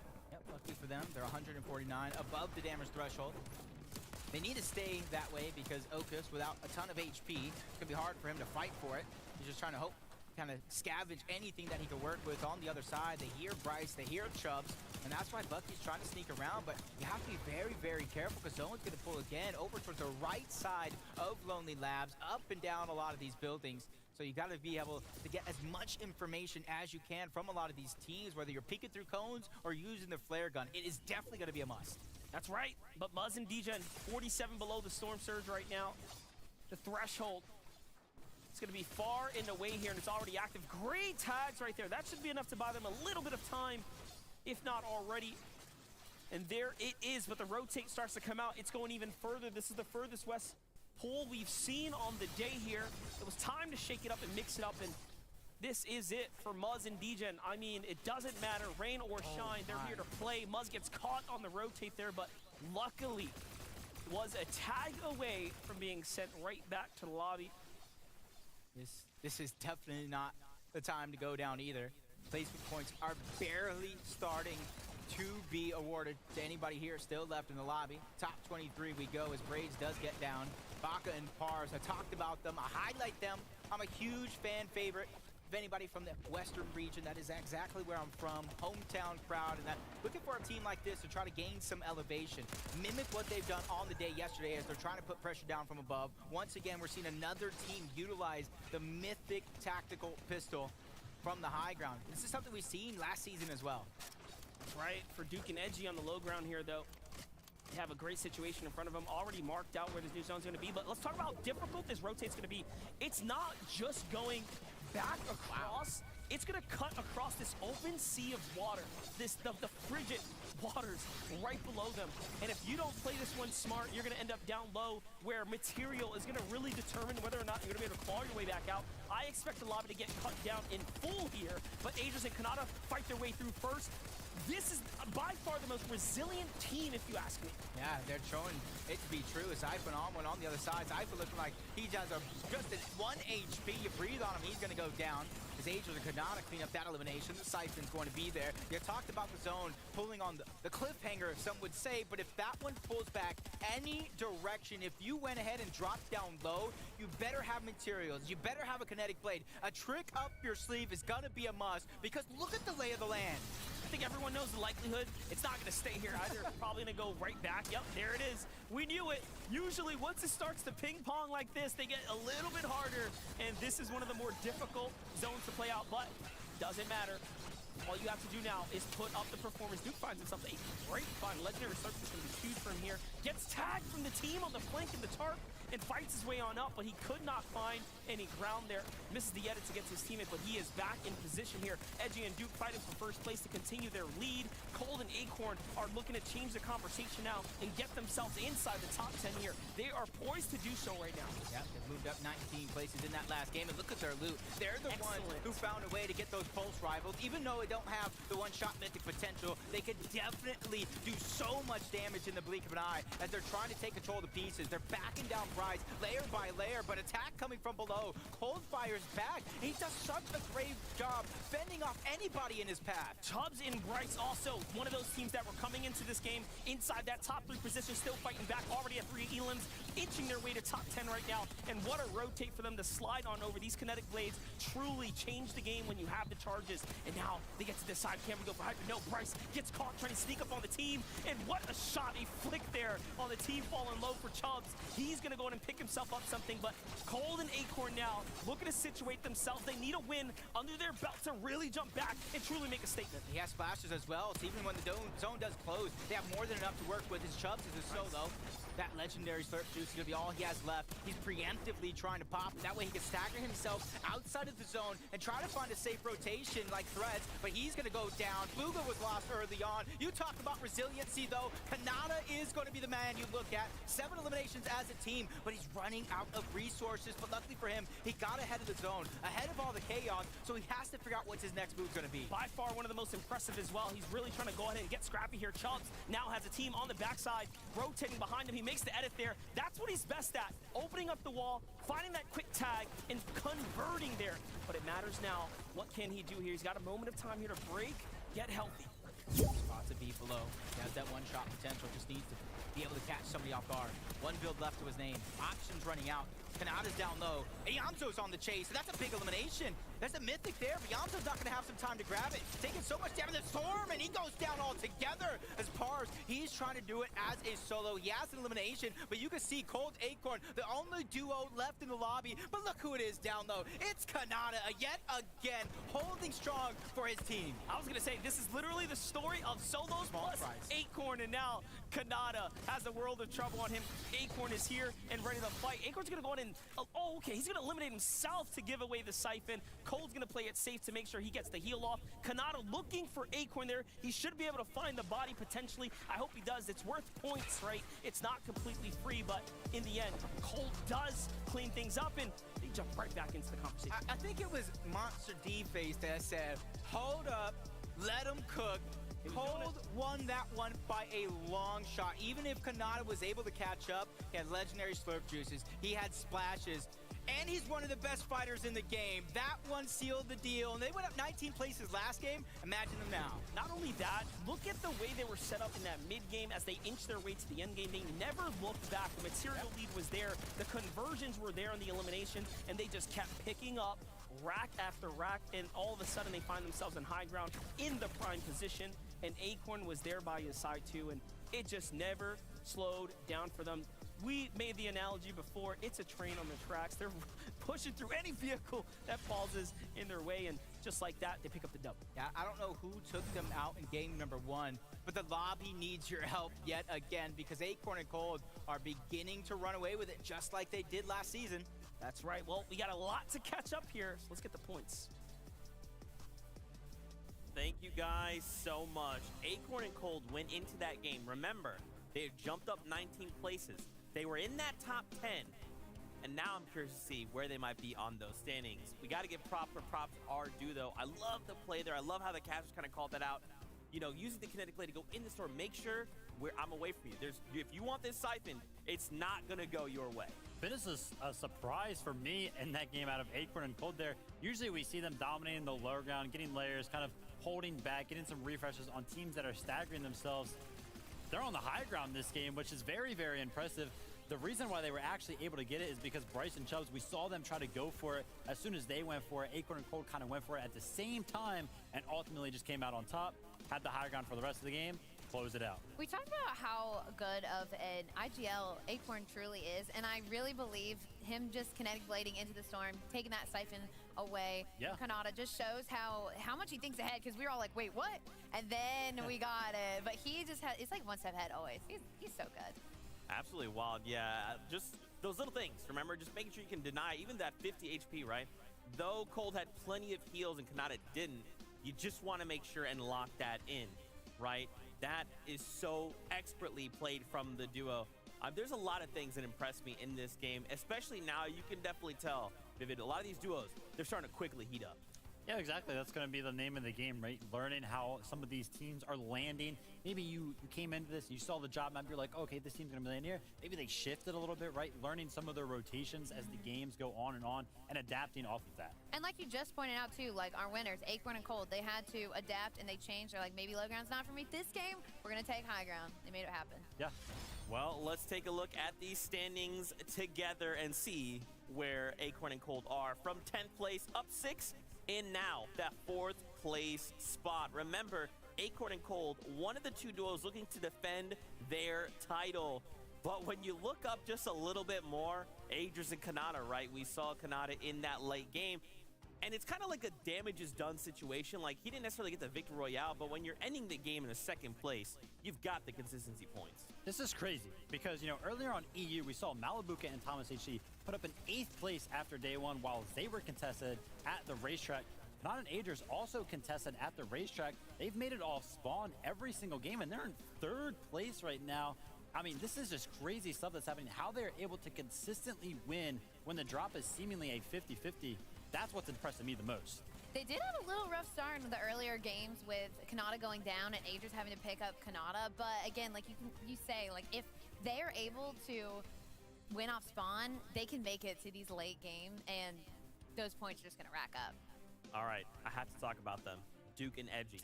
Yeah. They're currently sitting in that #1 spot for now, right? And Edgy is, as Kelly pointed out last week, always the bridesmaid, never the bride, right? He keeps coming in that 2nd place, just missing out on the Axe of Champions. Vivid, how do they hold this #1 spot? So really the thing is, I'm not sure how they're finding these eliminations, but so far we've had 3 games. Every single game, they've gotten elims at zone 1 or prior. So they're getting some very early elims on. And basically what that does for them, early Storm Surge, right? Because they have Storm Surge, they don't necessarily have to go for a position that is Storm Surge favorable. They can go for something that's a little bit more positional when it comes to some of these rotates. And I think that's really, really helping them make it to every single end game. Yeah, and again, too, like, we talk about Storm Surge so much, but as you can see with that duo, it is so vital to make sure you take care of it before endgame. Absolutely. Now, of course, this is just our insight. Why don't we get an insight from one of our very own community members? It is none other than Lash. Lash, it is fantastic to see you, man. How are you doing? I'm doing absolutely fantastic, and it's a pleasure to see y'all once again. We met at the Invitational. Oh my goodness, good to be here. Oh man, it's great to see you. So, bro, what is it? How are you finding these first few games in NA? Is there anything you're kind of seeing? Anything standing out to you so far? I'm seeing low ground consistency. I mean, y'all just mentioned it. Edgy and Duke taking over. I mean, the same exact solo play style coming in from Duke that we've seen at the Invitational as well as Grand Royale, and then Edgy coming through with that low ground positioning. Beautiful. Yeah, of course, we do have Duke and Edgy in 1st place now. But if you yourself had to make a prediction, who do you think is going to take the whole thing? Listen, they just took the Victory Royale. I'm going Acorn and Cold. Okay. Dang, Vivid, it took my question out of my mouth. I love your insight, but here, give me this. What, if you were playing currently, what is a tactic that you feel is very vital to these teams? I'm going straight for that Tracker's Armory. Now, that's been coming in massively, not only on EU, but also today on NA. High ground utilizing that pistol has been insane, as well as I saw a little bit of a play there from Acorn, taking the flare gun and shooting it down below, doing 60 damage. Insane. So good. I'm telling y'all at home, if y'all don't know about Lash, y'all need to go follow this man right now. Facts. Lash, where can they find you? Hey, at Caster Lash on every single platform. And as you notice in the beginning of the name, Caster, you'll see everything that you see and like on this stage, and you'll be able to get all that content on my end.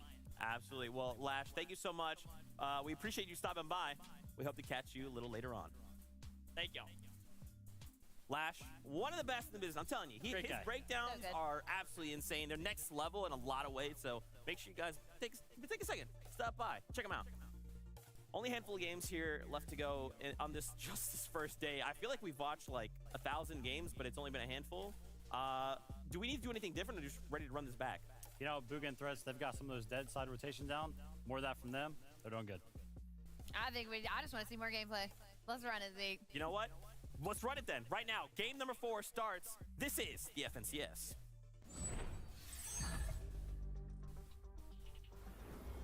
With 3 games done and 3 left to go, we are halfway throughout the days of games, but only 25% of the way done throughout the competition, Monster. What have you noticed so far from some of our competitors? I mean, what we're seeing is Kanata, Agers really putting up the conversation today.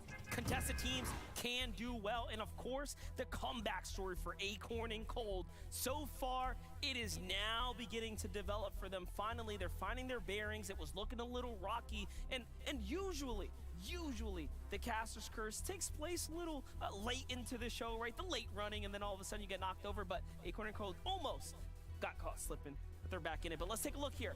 It's game 4 time. We're in the back half of it. These are what we start to call the champion rounds, right? We're in the late half. Yep, we already saw one time before already, the 50-50 going out. Bryce, it does look like they're gonna win it yet again. They get that Twin Mag SMG, take down Paper, and now they're on the hunt.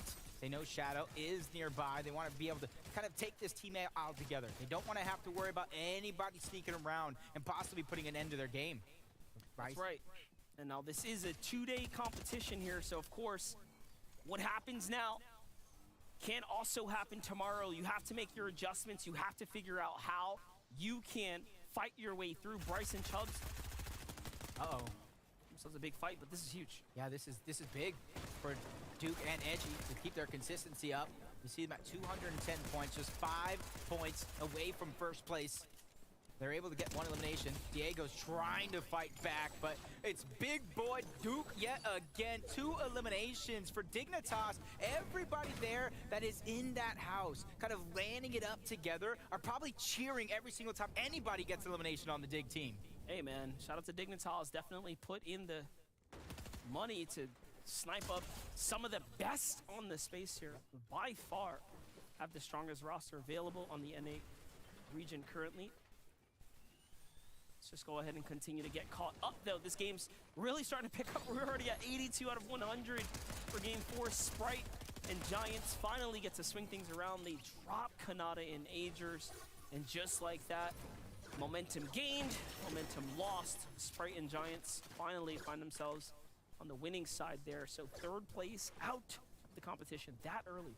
Yeah, it's tough. It's tough because we're kind of talking them up. Kanata and Agers, how well they're performing on the day. And it starts right here at the racetrack. They're able to kind of win their fights against both Sprite and Giants, or unless that one game where Agers was traveling around the world. But it just goes to show that all it takes is one game for you to kind of lose your steps. So my question for them, as they sit in the lobby for now, is how mentally tough are they? It's very clear that Kanata and Agers can absolutely win an FNCS. It's very, very clear. Unfortunately, this time around, they have their problems and troubles cut out for them. Booga Threats, that problem is not the same. They have a completely different issue. It's the fact that the zone landed on top of them. This will start to adjust things for them, but now you'll have less teams rotating in their vicinity. So playing this one out, I find that can be a little bit tougher for those players, especially when it pulls this far south. But we'll see if Storm Surge becomes an issue for them this game. For Rituals and TK, here's the team that has no trouble taking any fights. Very decent, and most of the times we've seen them kind of on the 50-50 side. They win some, they lose some. But right now, they're just looking for the ambush. Yeah, so far, the trend over towards Naughty Nets hasn't necessarily been put it all on the line for a 50-50. Most of the time, these guys are disengaging, grabbing their loot on the respective sides of Naughty Nets and going their separate ways. Over towards the south, you already see Larson and User slowly but surely rotating on out, kind of leaving everything else for both Ritual and TK. And they're leaving a good amount of loot because that is one of the hot drops. There's a lot of heals to be grabbed over still on Naughty Nets. Absolutely. With Acorn and Cold, who've climbed their way right back out of the gutters here. Now picking themselves into that top 5 conversation. Acorn with the excellent play in game 3. Little plays to go ahead and deny an elimination to Kanata. So he doesn't increase the chance at him having more heals than, of course, his teammate Cold. But what we've seen so far from them really has been an uptrend, an uptick for Acorn and Cold. Exactly what we expect. Muzz and Degen, a surprising game 1 victory, still meaning to maintain their position so far. We're kind of in the conversation here inside that top 10. Do you think it's interesting that they're kind of conceding the ball game after game to Death and Ty? Yo, hello. They're gonna change that up at any point throughout the weekend? I think the thing is, Bro, I didn't call me a girlfriend. they realized and they probably gave themselves the utmost confidence. We do not need Yo, what the hell? You start to do that. I'm not dating my cousin. Yo, what? There's no damn way. I don't see them really changing that too much. Now, do they plant some ambushes? Do they try to capitalize on some early elims? That's a potential. Yep, definitely. Yo. Looking out for it here throughout the day. Batman, Booga, and Bacon.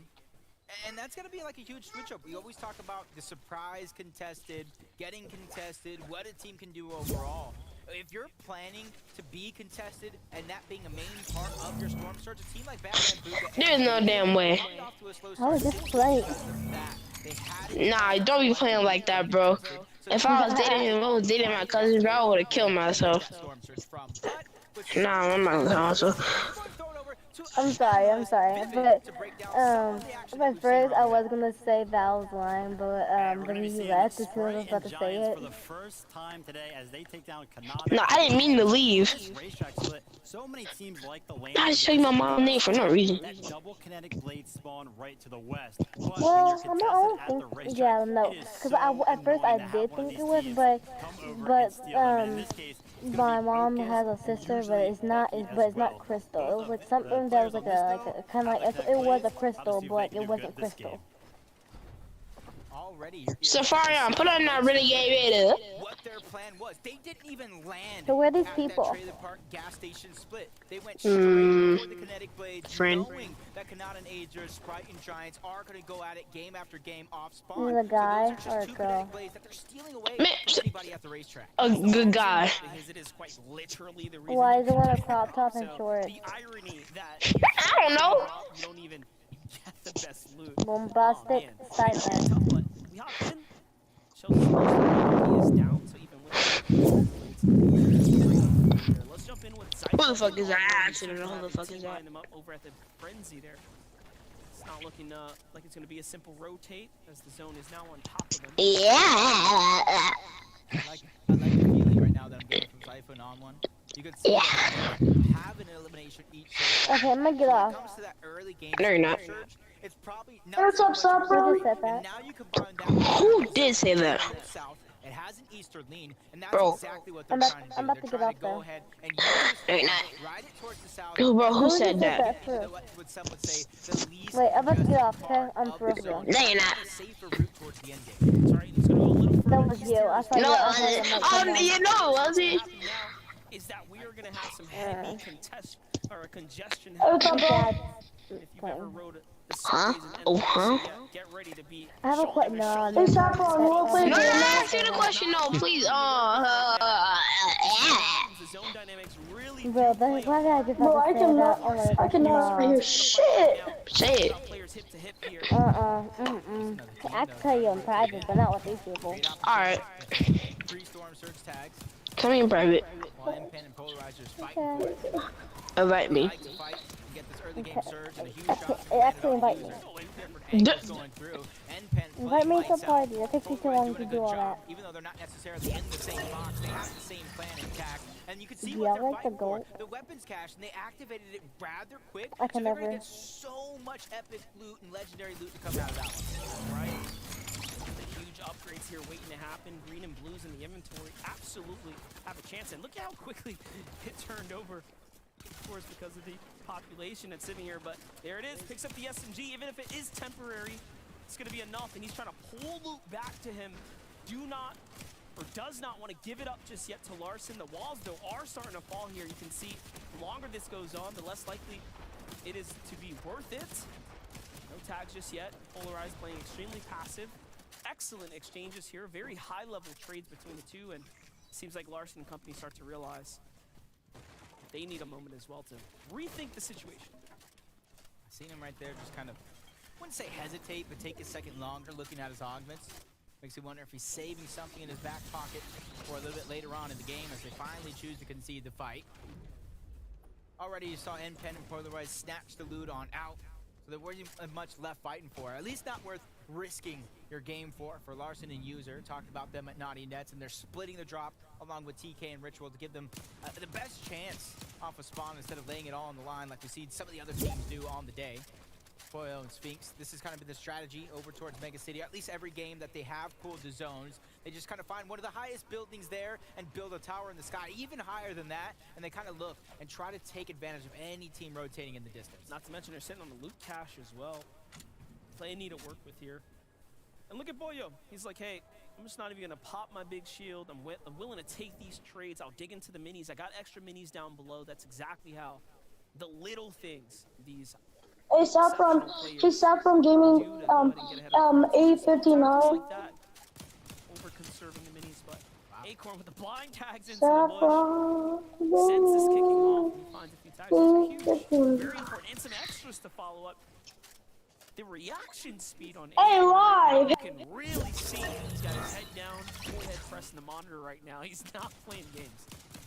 Another one. Like, he's literally taking advantage. Dripping on the keyboard, just everything. Care. But Acorn is just one of those players, along with Pamstu and Fatch. OGs, long-time duos. There's almost nothing in the game right now that are going to surprise players like this, that have experienced so many different versions of Fortnite, so many different metas, so many different chapters. So it's all about kind of getting that hot streak, gaining that momentum and seeing how far it can carry you. As in the distance, Fatch just takes so much damage, but you can look off into the distance. He has minis down there. He has chug splashes towards the north, shield kegs. He has the shield fish. He has so many heals, so it's almost like he didn't even get tagged up in the first place. Yeah, literal options here to work with. And this is a team, Pamsu and Fatch, who quite recently nearly experienced the FNCS title championship. They came so close, a literal point difference finals we had just a couple seasons ago before the FNCS championship we had in person. The FNCS, of course, now puts on the line here the global championships, because why not? So let's make it even better. Let's raise the stakes. It's not just cash. It's, of course, the opportunity to play in person. Over here. Come on over to the EU. And you're noticing right now, Sprite and Giants going for Rift Island. You might be thinking to yourself, wait, I think I've seen this before. Yeah, you might have. It was game number 1 and game number 3 of Surge Week. They fell short in game number 1. They went back to the drawing board, got those pulse rifles, and eventually qualified with a victory royale to make it here in this lobby. They're hoping with the success off spawn, taking out both Kanata and Agers, combine that with some overclocked pulse rifles, that could be their recipe for success here in this game, and hopefully drop a nice elimination in victory royale to maybe jump up some spots like we see some other teams do on the day. Absolutely. You've seen some great showings from Jamper so far today. He's got a team, though, in his line of sights here. He is again, just a smidge above the Surge. You would think, oh, he's over 100. He should be okay. It's not the case here. Everyone gets that warning. Everyone gets that notification. And they all get, essentially, a little check. Where are we in this game? How good have we been able to perform? For Tahi and Def, they have Acorn and Gold in front of them. Luckily for them, they are above, so, you know, again, not the looming pressure to take the box fight against Cold and Crew. Both teams are very much in the same situation. And this works out for Cold and Acorn in particular. Tahi and Def finding the tags down there, finding a fight, and then pushing their way out, right? This is literally exactly what Cold and Acorn could have hoped for. I like Cold right now, the way he's just looking at Death and Tahi moments ago. It was like a lion in a safari, just hunting down his prey, just kind of hunched down, ready to strike.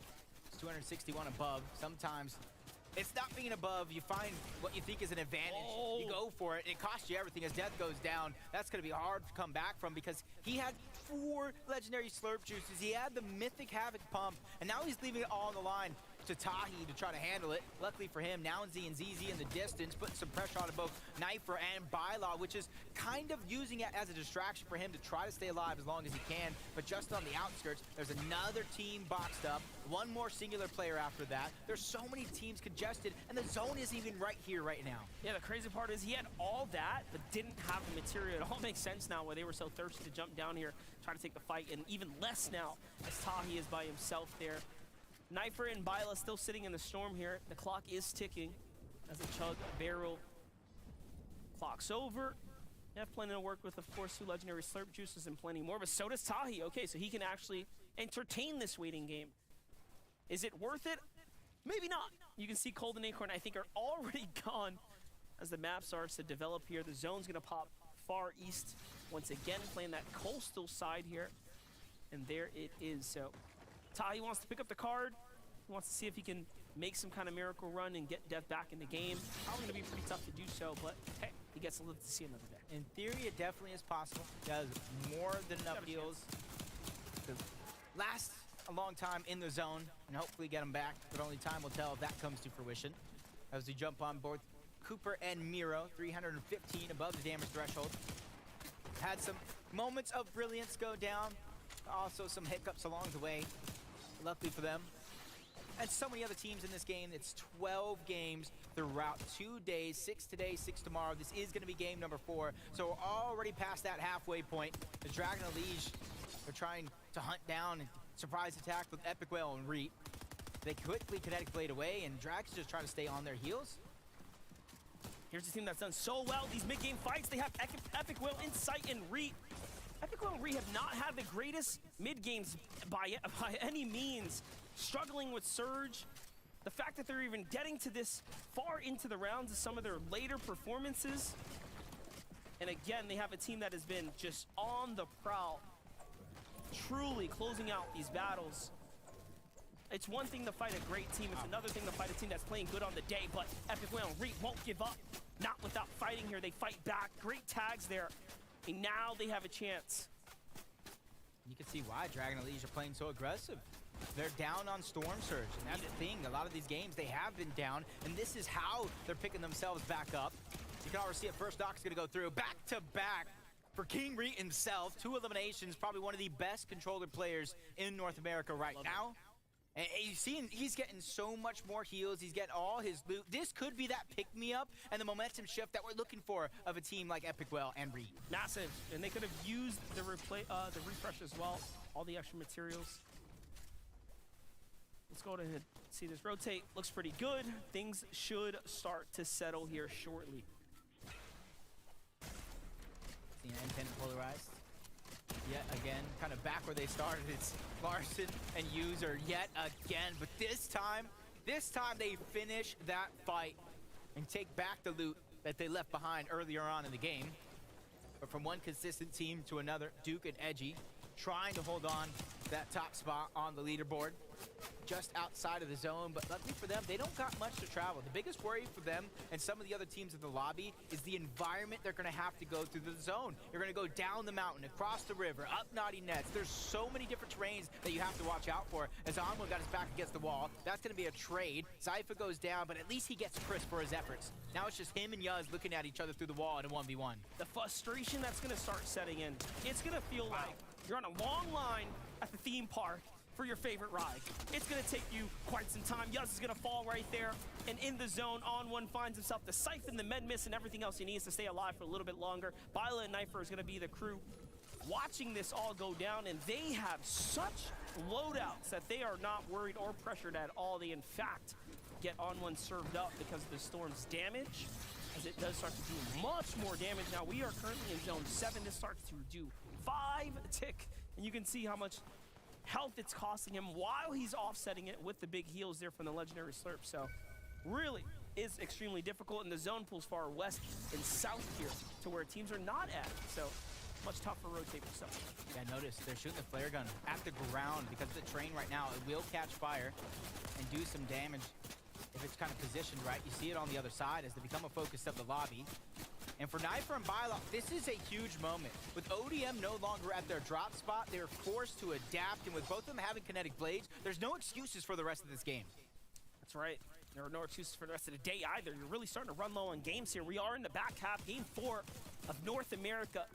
The first ever merging of the East and West servers, combining all of the players into one player pool now as they get to compete against one another. We have multiple reigning FNCS champions now under the same hub here. Acorn and Cold being, of course, the most talked about on the day here, and putting up the performances as well. Oof. They're backing up. Man, this is making it look absolutely easy, taking down team after team, dropping shield after shield. The interesting thing, though, you kind of notice only 343 above the damage threshold. Some of these players that they're taking out didn't necessarily have full shield, didn't necessarily have full HP, which is why they're trying to keep things rolling for themselves as they continue to collect that Storm Surge. And that augment, once again, Mythic munitions. You see the Mythic Tactical Pistol. That's where a lot of teams late in this game are picking up the damage and are finding their eliminations. It really is an excellent point. They are just cleaning up the scraps here, and they're getting by just fine. It's not like they're struggling at the moment. Right above them, you have, of course, Bacon just eyeing things out. But the zone's going to be the highest priority here as it pulls very far. In fact, there's no one who was there quite early. Everyone just used their early rotates to get in front. Those are, of course, those kinetic blades coming into place here. Let's see it. You get to zoom out for a second here. Jump on over to those teams. It's Booga. It's Threats. You kind of already see it. Not only is it far, like you said, it's up and down the different elevations that these teams might have to expend more mats than they would typically want to in a position like this. While some, like Booga and Threats, they're going to be able to save a lot of the resources since they don't have far to travel to try to get in the zone. As they continue to look back and gate teams out, 800 above the damage threshold. For the rest of this game, in theory, Storm Surge is not going to be a worry. That's right. If you read the zone early, you obviously realized and recognized we have to get to this big mountain. We have to set up quick. And that's what Booga and Threats do perfectly fine. And this is why they're such decorated duos, right? They're just that good. The experience really starting to shine through here. But for Duke and Edgy, they say, hey, let's take a different strategy. We're going to come in late. We're going to play this low ground. And now they're down here looking for any kind of refresher to put themselves in the mix. The zone could potentially fly off the edge as well, so the terrain is going to get very intense here. Strix and Boyo really flying under the radar so far, staying consistent, finding their eliminations, making their way into endgame. We could have just a surprise runner as we start to close out the day if they keep this up. Yeah, it's a team that has a playstyle that maybe not it's the most flashy, it may not be the most exciting, but they're getting the job done on a consistent basis. They're one of the teams that qualified for all of our weekly finals, right, and that's what got them into the grand finals and skipping Surge Week overall. So it's going to be a big moment for them as they close the day out, as Acorn and Colt trying to make up for lost time. It's almost like they didn't go down early in game number 1, and that's a scary sight. Even though they didn't get very, very many points, they made up for that time, and you got to imagine what they're going to do now that they're on fire. It's really what happens when you start to shape up the meta in a way that you have such a crazy mobility item like the Kinetic Blade in play here. It's so accessible, you can get from point A to point B. It allows you to either be aggressive or be passive, get to a point of position. Just play for the placements here. Duke and Edgy, of course, just want to continue to stay alive, take it slow, and earn their way on up to the top, but they are now below the surge, so that whole conversation about slowing it down, not for them, not right now. They really need to look around and find a fight. They find visuals right above them. Sounds like there's a battle going on up there, but they don't quite find anything with the tags they put down. But Byla, completely different story. Already knock in hand, now eyeing up the high ground. They're giving Booga and Threats a run for their money. They're making it difficult. All of it.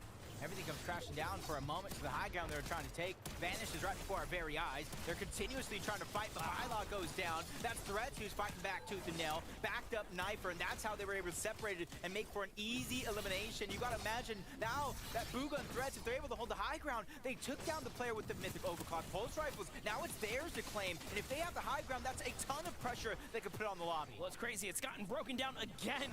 No one is allowing players to get situated or settled here in Game 4. It is a complete battle. They are literally kinetic blading their way through those builds consistently over and over. We don't have Kings of Hype just yet, but we do have teams in trouble. Duke and Edgy are one of the few here. They get to the front side of the zone. They are just playing excellent right now as far as their rotates go. Yeah, they're doing it through many different ways as well. High ground, low ground, staying ahead of the zone. Duke and Edgy are just playing so consistent, but I talked about what he picked up. He has the high ground, and now we're seeing what you can do when all that loot is coming to fruition. And pressure is going to be so hard for some of these teams to recover. That's why the name of the game at this stage is stay away from ultimate low ground. That's right. Cold and Acorn are down here, though. 4 Elims in trouble. No builds to work with, and the heals are starting to run thin, but I do see a flint knock, so there's plenty of plays to be made here. Let's watch Cold get through this will build. They're on the tarp now. They're eyeing up these players here, and look at this. They're working together. The double pickaxe. Edgy is there on the other side of the wall. Can they get the conversion? Of course they can. And there's a couple builds, but they're used up pretty quickly. And another little crevice to sleep through.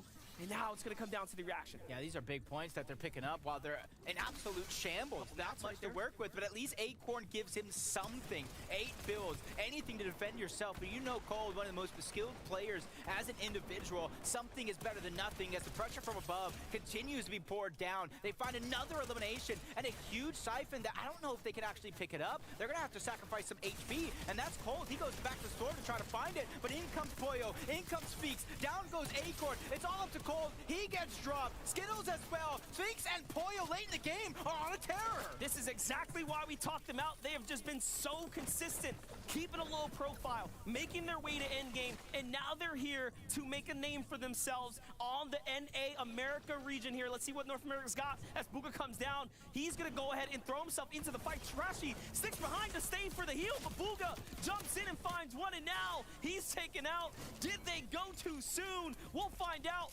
Pollo, Sphinx have so much time, 20 seconds on the clock here to make a move. They could win this. Yeah, the Shadow Tracker pistol could be big, especially if anybody's trying to kinetic blade to the outside of zone. That mark for a few seconds gonna let him know where we're at. Baka takes some tag. His position is gonna be revealed, but Threats almost smooth towards the high ground, getting tagged out. He has all the heals for his team, which is why we saw Bugha drop down low. No way! Baka. Down goes Baka. Sphinx yet again. He picks up his 4th elimination. The med miss is huge. Look at that pile of loot he just found. This is not your typical heal off. This is one that you had to absolutely fight for. Sphinx puts it all on the line, steps into the zone, gets the siphon. Is it going to be enough? He has to survive for a little bit longer, but no, Threats finds a heal when it matters most, and he does survive in the end. If there's going to be a heal off, I want it to play out just like that. Yeah, there it goes. And we were kind of talking backstage, kind of questioning a little bit. Is Threats that guy? Is Bugha that guy? We talk about the chat that's going on around this team. Can they take that top spot? Because it's been all about Cold and Acorn. Well, guess what? The question has been answered. The Kings have arrived. Well, we've seen the simulations. We know what can happen when you put such exceptional, decorated players together. And just like that, Threats and Bugha do enough to seal the deal and get the win. That was an exceptional and incredible game for not only Dignitas Bugha, but Man City's Threats. Yeah, and you saw some teams go down early, Kanata and Aegis. You saw some teams perform well above standards, including Bugha and Threats in that victory royale in the 4th game. So leaderboard, once again, must be tossed turned upside down. So I'm going to go throw it over Zeke and our analyst one more time to let us know where everybody stands. Thank you so much, gentlemen. Fantastic set of games so far. First off, give a big welcome to Kelly, who is joining us here and will be with us for the last set of games. My gosh, though, Bugha and Threats. I like that Jacob kind of asked the question, is Bugha that guy? Is Threats that guy? Seems like they're both him. They're both the guy, and you could see that all the way from Zone 7 where they did that dead side rotation, playing so smart that allowed them to get the advantage when Zone 8 did pull, and they just kind of had a little bit of a luck of the draw there where the zone did pull directly towards where they were, and because of that advantageous position, they were able to get height early and then hold it for pretty much the rest of the game. Yeah, and honestly, just because of that exact position they were in, they were able to, you know, last so long throughout endgame. Yeah, tons of eliminations. We can see it like 12 eliminations taking height. Like, and again too, like the timing of them moving throughout height.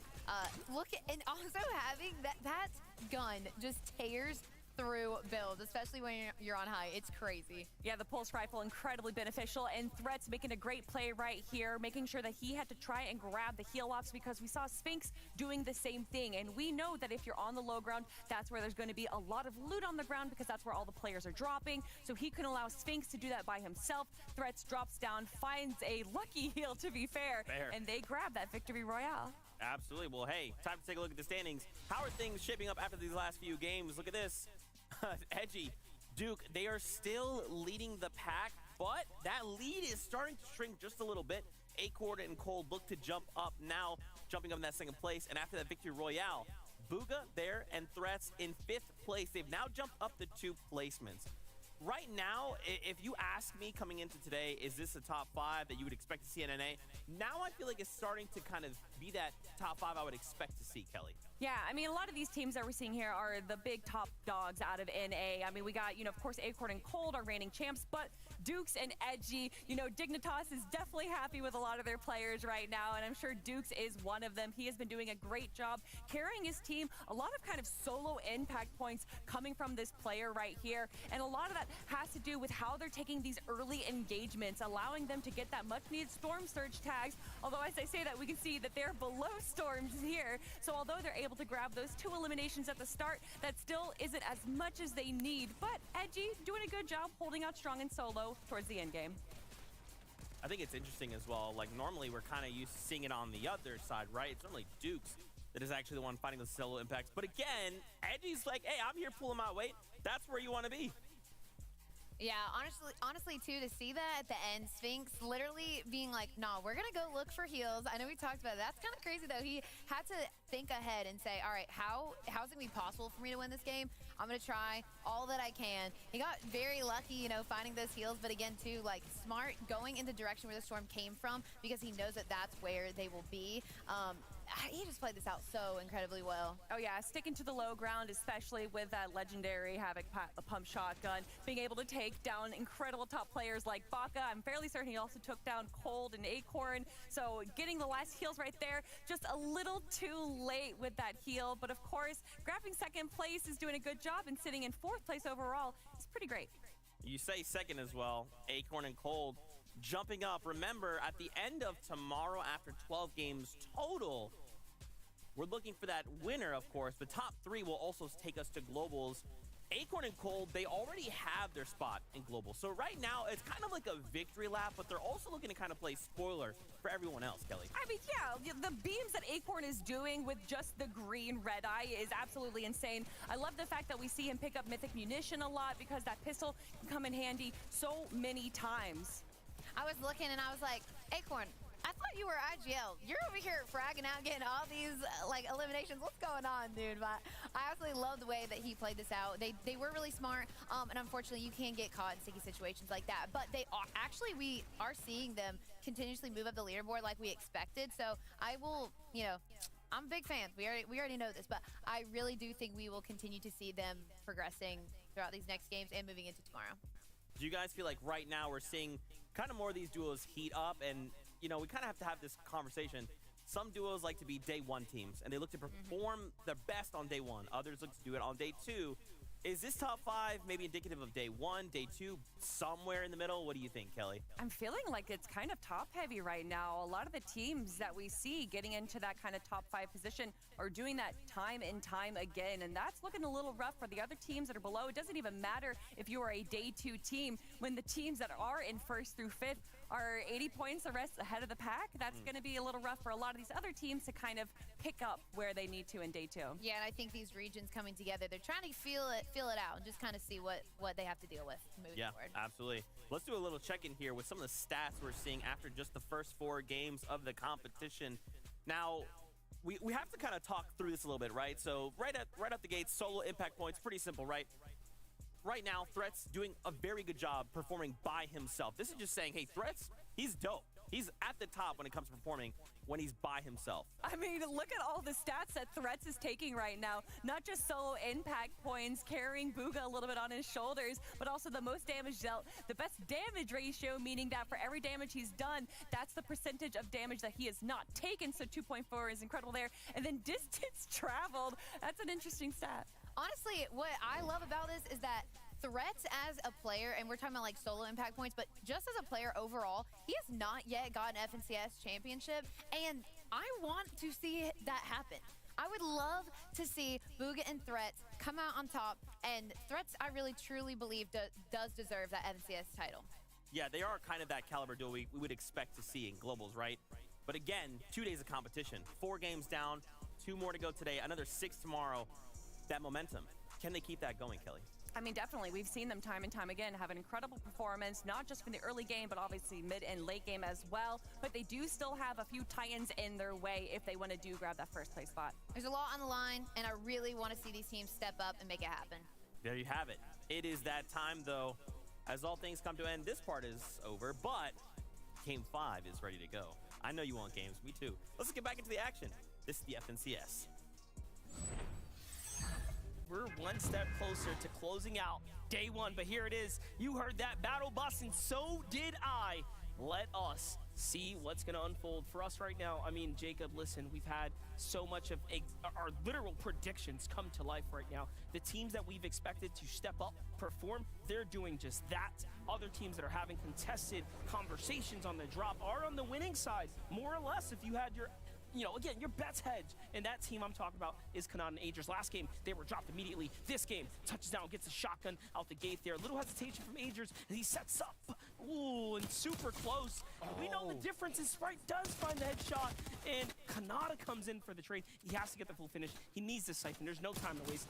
Giants breaks open the build, close enough. Giants and Sprite win again here. Game 4, now game 5. They are poising and setting themselves up to have, again, just the upset, I think, of the weekend. Yeah, and one thing that you kind of noticed, if you were not just necessarily distracted by that off-spawn exchange, is Bucky and Okus, again, stealing away those kinetic blades. Yeah, and they're going to go ahead and use that to dash back to their actual spot. But you see the feed getting lit up right now. Both Yamso and Rise taking down Demonics and Nick yet again. So that's another off-spawn win for them. Bryce and Chubbs uncontested, kind of pushing Paper and Shadow off. And honestly, so far, at least 2 big off-spawn wins for Bryce and Chubbs. Paper and Shadow are really going to have to think about if they're going to contest it at any point for the remainder of this event. Zeus and Landjock, we've seen this fight break out a few times, and it hasn't looked good for Zeus or Landjock. Very tough position to be in when you have such an exceptional duo right above you. And again, the difference between the teams we've seen battle, Kanata and Agers, On1 and Zypha, when they win their drops, turn them into just such monstrous games, clearly showing us they are well within a top 10 caliber duo across North America.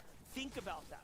Not just, oh, they're playing well today. No, they're playing well against the wider spread of the entire North America while contested on a drop. So, who's to say what's going to happen if they can make it to global championships when they're just this?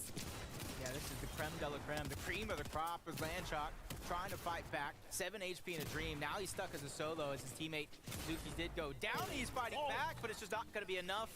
On1 makes that final shot count yet again. They picked up 2 eliminations. Towards the outskirts, though, you did see both Crisp and Yuz begin to put shots on. It wasn't a ton, but at least something added towards their Storm Surge as Commandment and Macwood so far out in the outskirts on an island away from the main island here. They're in a 2v1 situation where they're able to get that first elimination so far. Scare Bear's trying to use the kinetic blade to try to get out. The shots are still firing in, fielding anything to try to fight back and even shooting down Macwood, but it's not going to be enough. He still meets his demise, and that's going to be a ton of loot and a ton of space that Commandment Macwood just won. Last time we saw Commandment perform poorly in the FNCS, he switched up his duo and he went with a completely different strategy, thus turning around a top 3 performance. This time around, I mean, he's in a bit of a trouble right here. This is a team I think is probably the most underperforming that we've seen so far. Commandment and Macwood we expect so much more from, but let's get to another team that has such a great set of accolades under their belt, even on today's competition. Duke and Edgy, they started off extremely strong. They've managed to continue to maintain that consistency there, but that was a close one. Was not given up for free. Yeah, you're seeing how every single one of these games are starting so far. And you can see Duke alone, 16 eliminations, average placement 7th. And even though they're not getting a victory out, they're staying consistent. Consistency wins overall. Quanchok, once again, trying to fight, take over this POI. That's Thork and Bolts, who've tried to switch things up. Haven't been having the best day. Former NA champions. The shots are going to fire through. Trades between the two teams as Thork and Bolts now get hip to hip in the same box, trying to stabilize themselves in this position. Bolts taking a lot of damage. He's a big part of this team's aggressive nature, and he goes down. But you got to go ahead and give it up to Thork. He was able to escape because now, as long as he stays alive, they at least have hope to try to get back into this game. Jack really showing us why he is, of course, a previous FNCS champion wielder as well. Just notice what a professional player would do. He didn't care to reload. He says, nope, I'm going to go and step up, take this wall, use my shotgun. It's all I need. TK, Rituals, another excellent team. Of course, Naughty Nets is their playground. We were hyping them up last game, of course, as a team that can perform well in these early game head-to-heads. But it's the mid-game. It's the end game. That, of course, has been becoming a little bit more difficult for TK and Ritual to find that conversion. Every game so far, they kind of been splitting the loot, going their separate ways, and they might not like where they're at on the leaderboard because of that loot split between the two teams, so now they're trying to fight it out off spawn. One team is trying to claim all that loot as their own, but with a couple of shots being fired off, traded between the two. It's going to be TK and Rituals who actually choose to disengage back on over to the north side of Naughty Nets, where they kind of been typically playing. You see him using that bush, just waiting, looking back, seeing if anybody is daring enough to peek. As you see Miro bringing Cooper back into the game. May not be how they wanted to start game number 5, but this is exactly how you pick yourself up and get back into it. I'm all for it.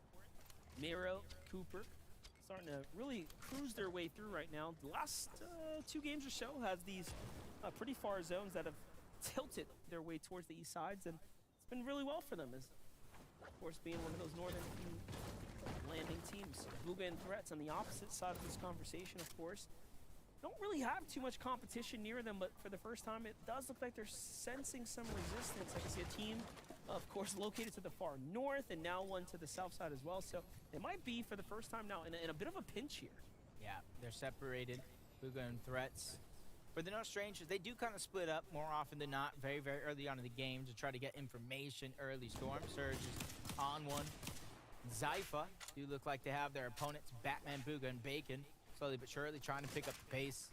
Team that is kind of used to fighting, getting their Storm Surge very, very early on in the game, hasn't come to fruition just yet, and that's how you see them. Last game and now this one, getting a little bit more proactive, closing the distance between there and their opponents, and trying to get anything for themselves to work with. Got to imagine a couple of shots were traded off and fired, but that's going to be a green light for Batman, Bugha, and Bacon to kind of rotate to the center of this zone. Yeah, dude looking like they are in some good spirits there as well. For Acorn and Cold, much slower paced game for them. For the first time, we see them positioned just outside the mega city here, looking to see what they can put as far as pressure down onto the inside. And a quick stat for crew here, Acorn and Cold have averaged 4.67 eliminations per game in weekly finals, the best of any duo in NA. They come on into the grand finals weekend, stepped right on up after a shy performance. I'll call it a shy performance because they didn't show up in game 1. But after that, they really came out and showed that. Yeah, usually game number 1 is where our competitors, they kind of feel each other out. They figure out how they're going to play. Are you going to play the way you play in scrims? Are you going to play the way you play in a duo cash cup? Because you said it yourself, Monster. The finals lobby where all these superstars come into one, our top 50 teams, it's just a whole different beast. This isn't something that anybody can necessarily prepare for at every single turn, so it's definitely going to take a lot of these players to dig deep and kind of figure out what they're going to do. I see Fatch and Pam, so almost with the 3-2-1, put some great shots on to Chris. Gotta imagine where Yuz is at for now, but interesting decision though. They did a good amount of damage, but they're choosing to disengage to stay ahead of the zone. And this, of course, is one of our top 10 teams. Fatch and Pamso have had quite the performance today. Just all in all, nothing flashy, but very consistent in the end game, causing upsets.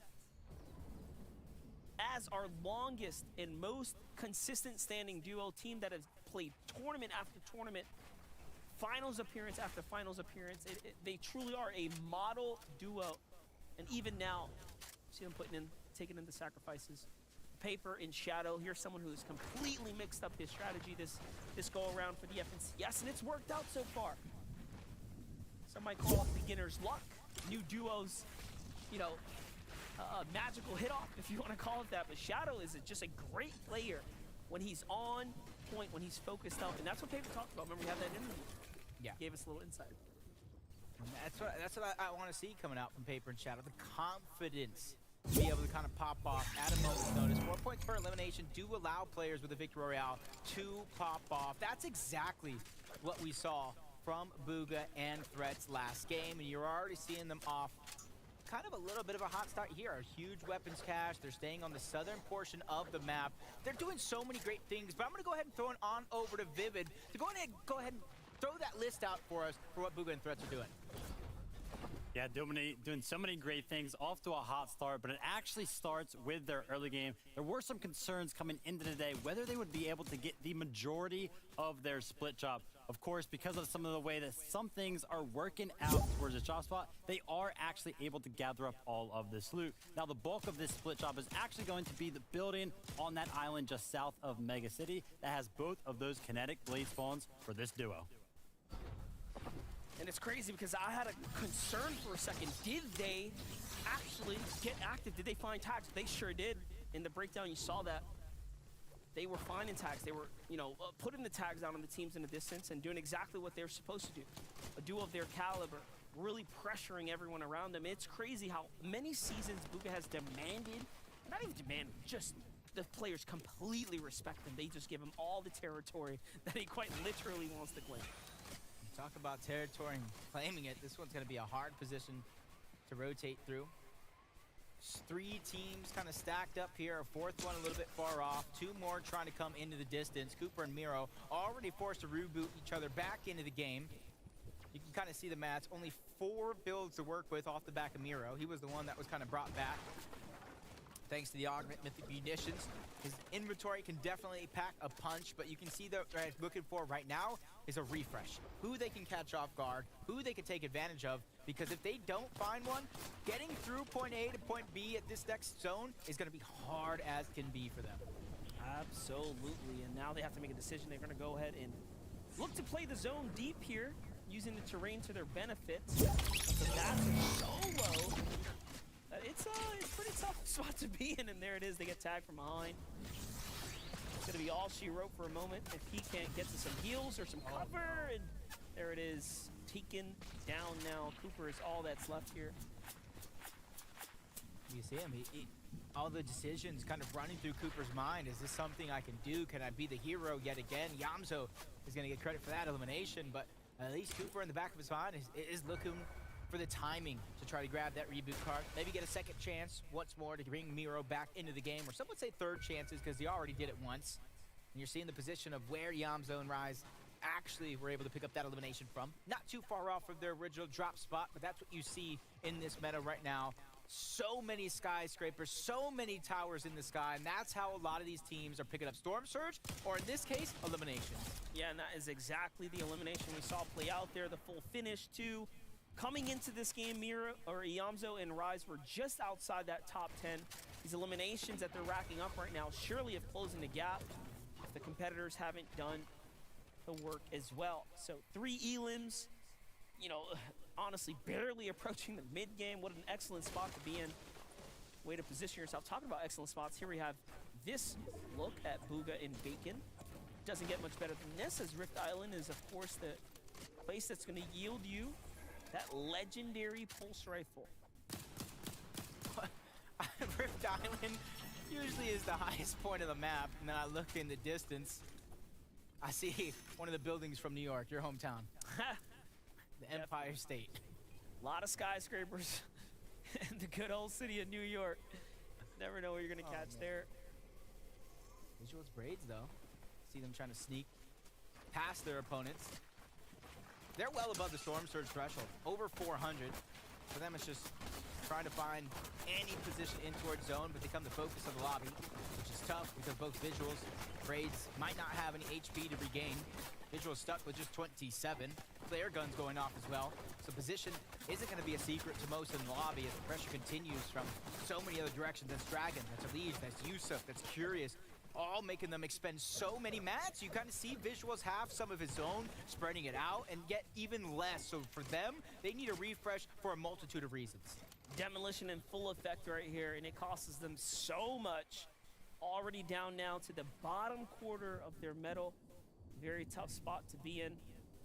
On one in a much more, I would say, friendly position. Things are looking pretty nice right here. Very pleasant, in fact. As he's got all the time in the world to go ahead and farm up. Taking the brick out this building here is going to be huge.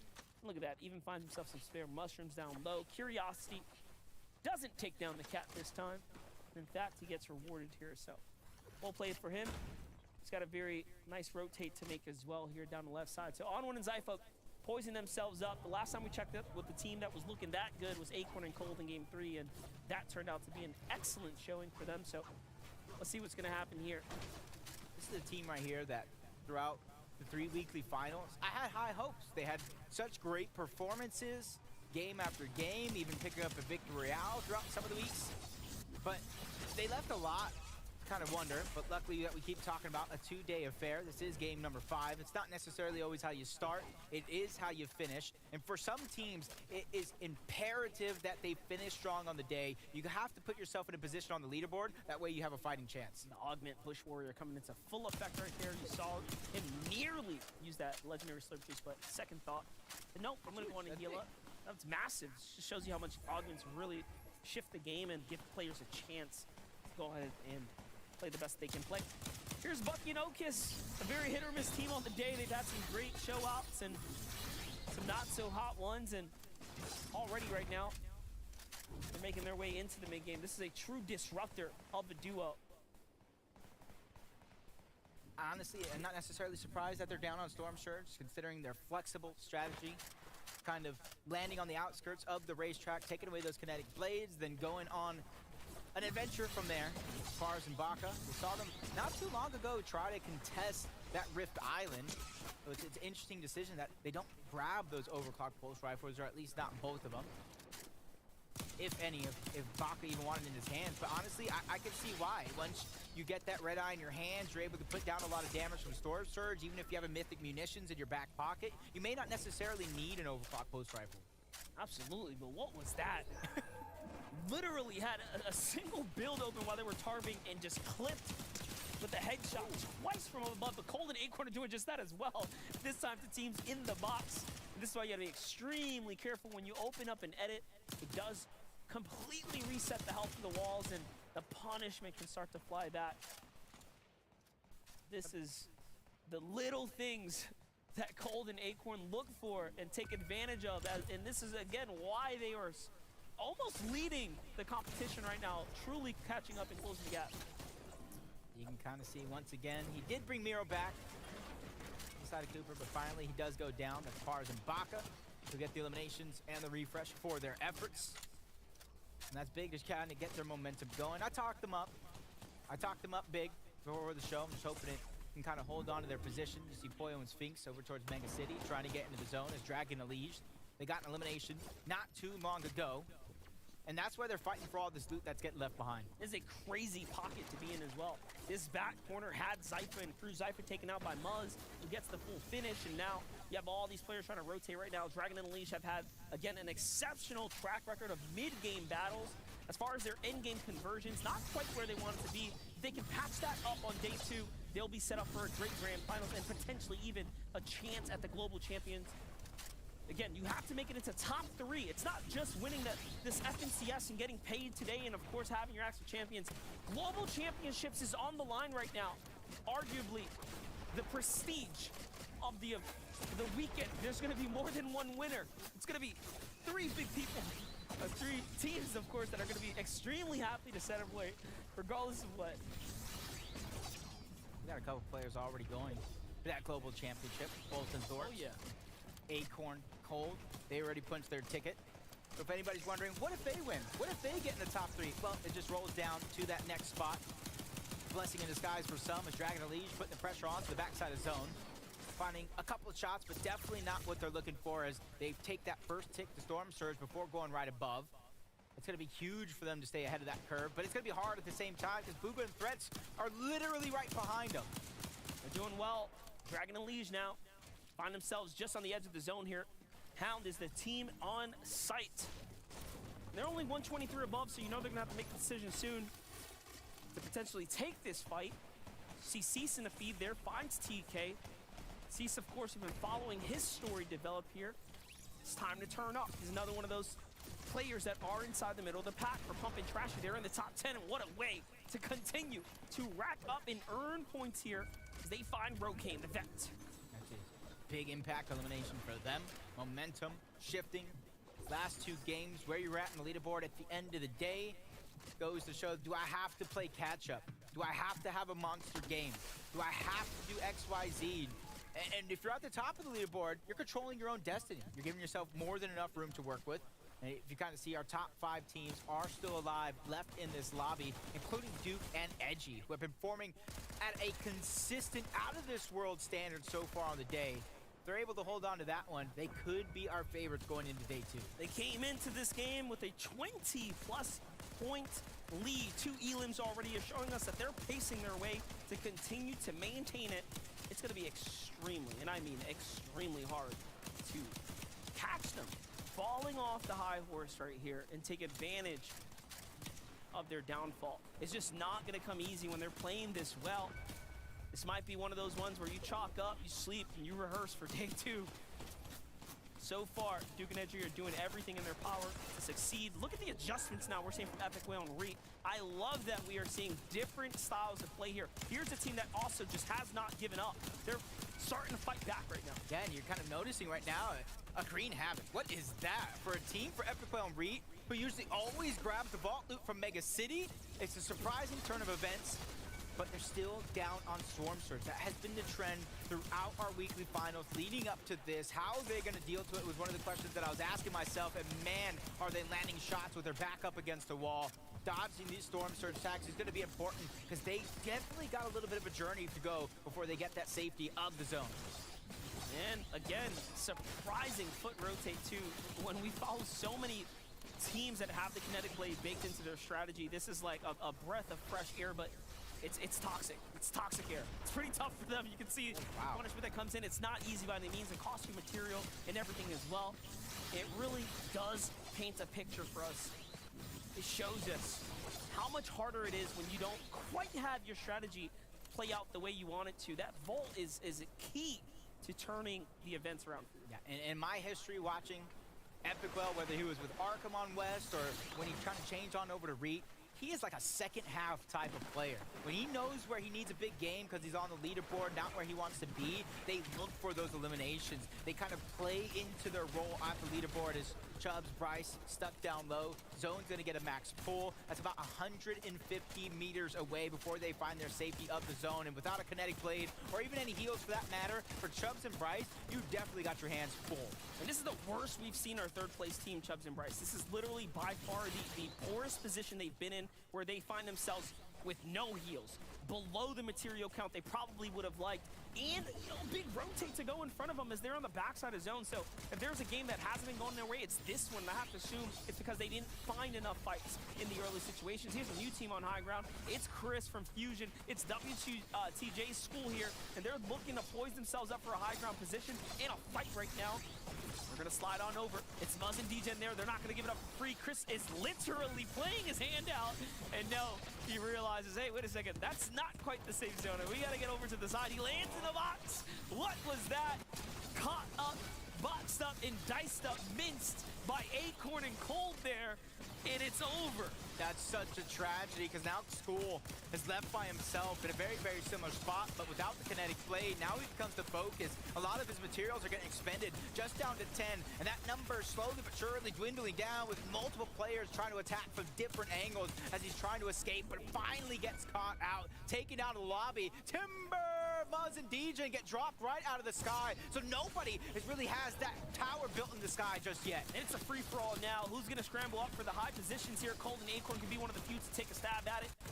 Quante and Peterbot eyeing up the teams right now who have decided to go for it. Little too soon, little too late, as they don't have quite the material count to make the big fight. Duke and Edgy are just fighting their way through, but again, Edgy's down now. This is trouble in paradise here. Top 10 looming in the distance there. It's a long stretch though. In these end games, 60 seconds feels like forever, but you have to stay alive. Made a mistake.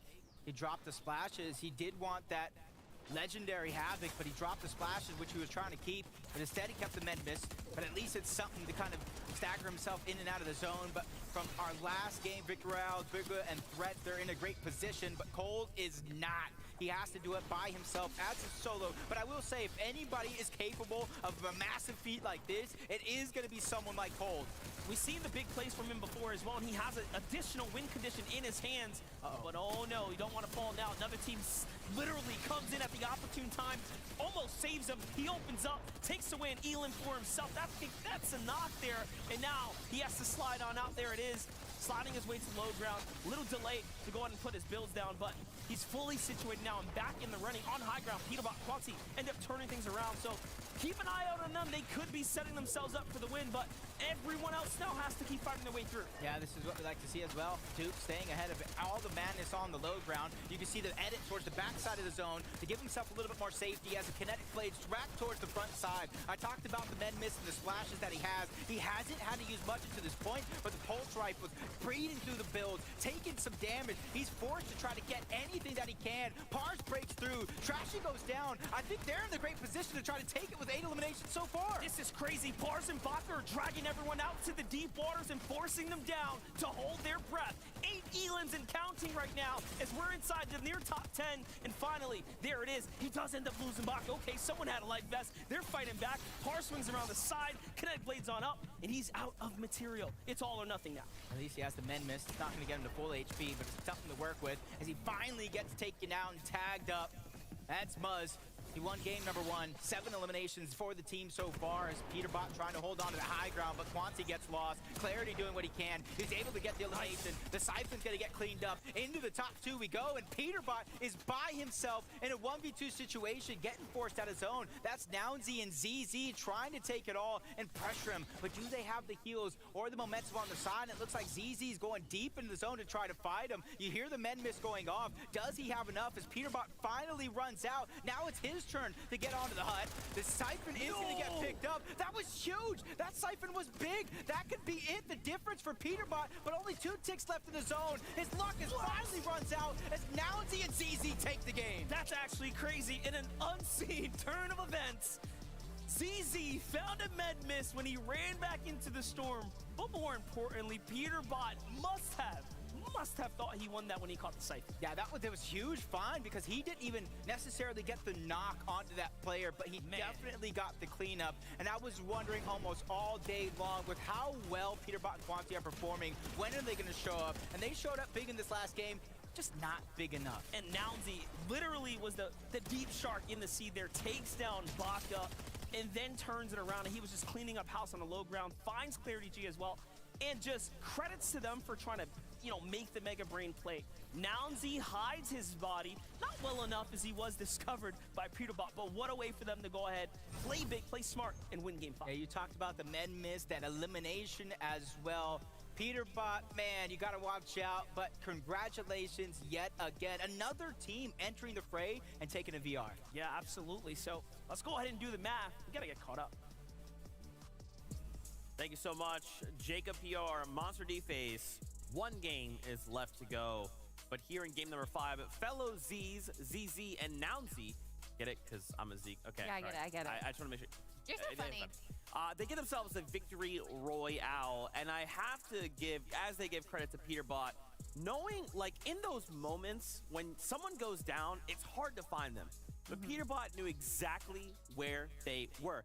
And I thought, I really in my heart of hearts believe, no way Peterbot just clutched it, but apparently not quite. I think a lot of people feel the same way. We all thought that Peterbot had that right there. And I love that you bring up, you know, being aware of where other people are. And I think what ZZ did really well there is being aware of where the heals are going to be. Once you do get down to the final 5 teams, you'll actually see a lot of players kind of paying attention to what is on the ground around them, because they know that eventually it might be going down to a heal off, as we've seen time and time again. So being aware of what's going on around you, not just of where the players are, but also where the loot is a pivotal part of success. The timing when it comes to heal off is so incredibly important. And like we said, we thought it was going one way and it just completely went a different direction. And it's something that you can try and practice, but at the end of the day, finding those last minute heals, it's really just down to the wire, and it can be thrown up in the air. You just never know who's it gonna go to. In this case, we got Noun and Daz over here.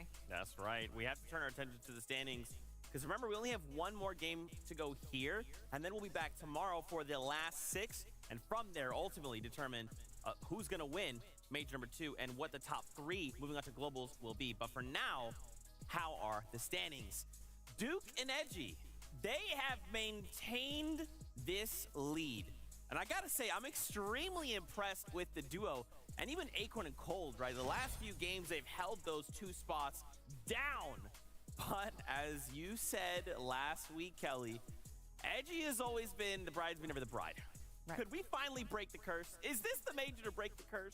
I mean, with a 30-point lead right now, they're doing a great job. They have the second most amount of eliminations, as well as the most amount of placement points. So not only are they winning every single one of their early engagements, but they're also able to translate that into a successful end game right here. And something that Duke does an incredibly good job of is staying ahead of the pack and finding the right ground to kind of land on. You'll see he'll adjust by going from mid ground to low ground to high ground, depending on what's the most advantageous for him.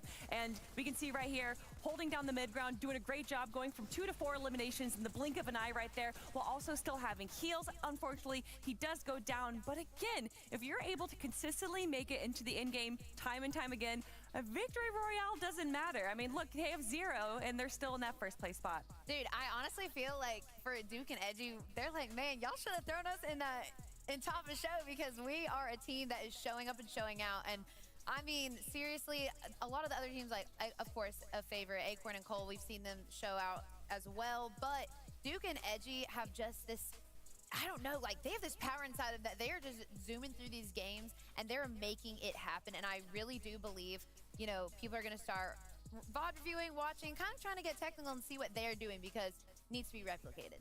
They're hungry for it, right? That's why they're holding down that number 1 spot. But as we look down, Acorn and Cold, I kind of want to focus in on them for a moment. They are still, like, though there is a lead from Duke and Edgy, it's not much, right? And with a single game, if Duke and Edgy were to say fall early, right? Acorn and Cold will go off. They have done this in the past. And so I'm very worried that, like, Acorn and Cold are kind of like playing with their food, and they're like, yeah, you guys are in first place. And they're just waiting for that moment to strike. Yeah, I can definitely see that. Obviously, Acorn and Cold are an incredible player. Again, shout-outs to Dignitas right now. They have 3 out of the top 4 teams being represented, so clearly they have a good job picking the right teams in to represent them. But Acorn and Cold, I mean, they had first place in weeks 1 and 3. They are the reigning champions, so I don't think there's too much to say besides the obvious that they're some of the best for a reason. But can they take down Duke and Edgy? That's the real question. Yeah, again, like you said, it's really not that far in the standings to between first and second. And I honestly think, again, like, we have so many games tomorrow, so much to look forward to. Yeah, 2 duos I do want to point out here before we flip on over to the top 20. First, 8th place, Muzz and Degen moving up 8 places, but also Caster and Clarity G. Clarity G hit some disgusting shots to make this happen. So shout outs to both of these duos now finding themselves in the top 10. But let's take a look at the top 20. Where are these other names that we're not seeing on this top 10? Could they actually be finding themselves in that top 20, looking to try and fight for the top 10? People like Trashy, Pump, Iamzo, and Rise, right? 2 duos we highlighted at the very beginning of the day. but they're not finding themselves in that top 10. Is it maybe that they're looking to fix whatever is in their way today and come in strong tomorrow? Yeah, I think a lot of teams are having issues in the early game right now. Either they're getting eliminated right on drop, and we've seen some top teams like Kanata and Agers getting a rough start to their drop. And a lot of that obviously translates into mid and late game. If you're having a bad early game, then a lot of these players are also having issues with storm surge tags, and that can just put a real wrench in your plans to make it into the end game. But again, like I think like we talked about, like, you could be a day 2 team. And you really can just show out and show off in day 2, and maybe honestly even make up for some of the, maybe, not as great plays that happened in day 1. Yeah, it's never over until it's over, right? And 6 games doesn't sound like a lot, Jenny, but it is. It is. And I mean, a lot of these duos, they're here for a reason, right? And they are hoping to find themselves in a good standing so we can prepare for tomorrow's games. But it's that time. The final game here in day number 1. I can't believe I blinked and suddenly we're here, but it's fine. We have one last ride today, so let's see if the players can make it count.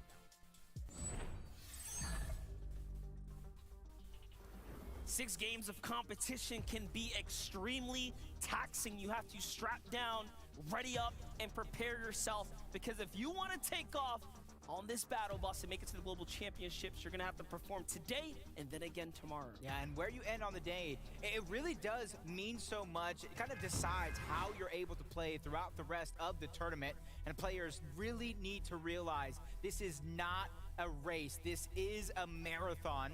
So you can't get gassed out just on day number 1. And that's why you got to look at some of these teams that are so well up on the leaderboard that are building themselves that much of a cushion. So just in case things go wrong, they can dust themselves up and pick themselves up.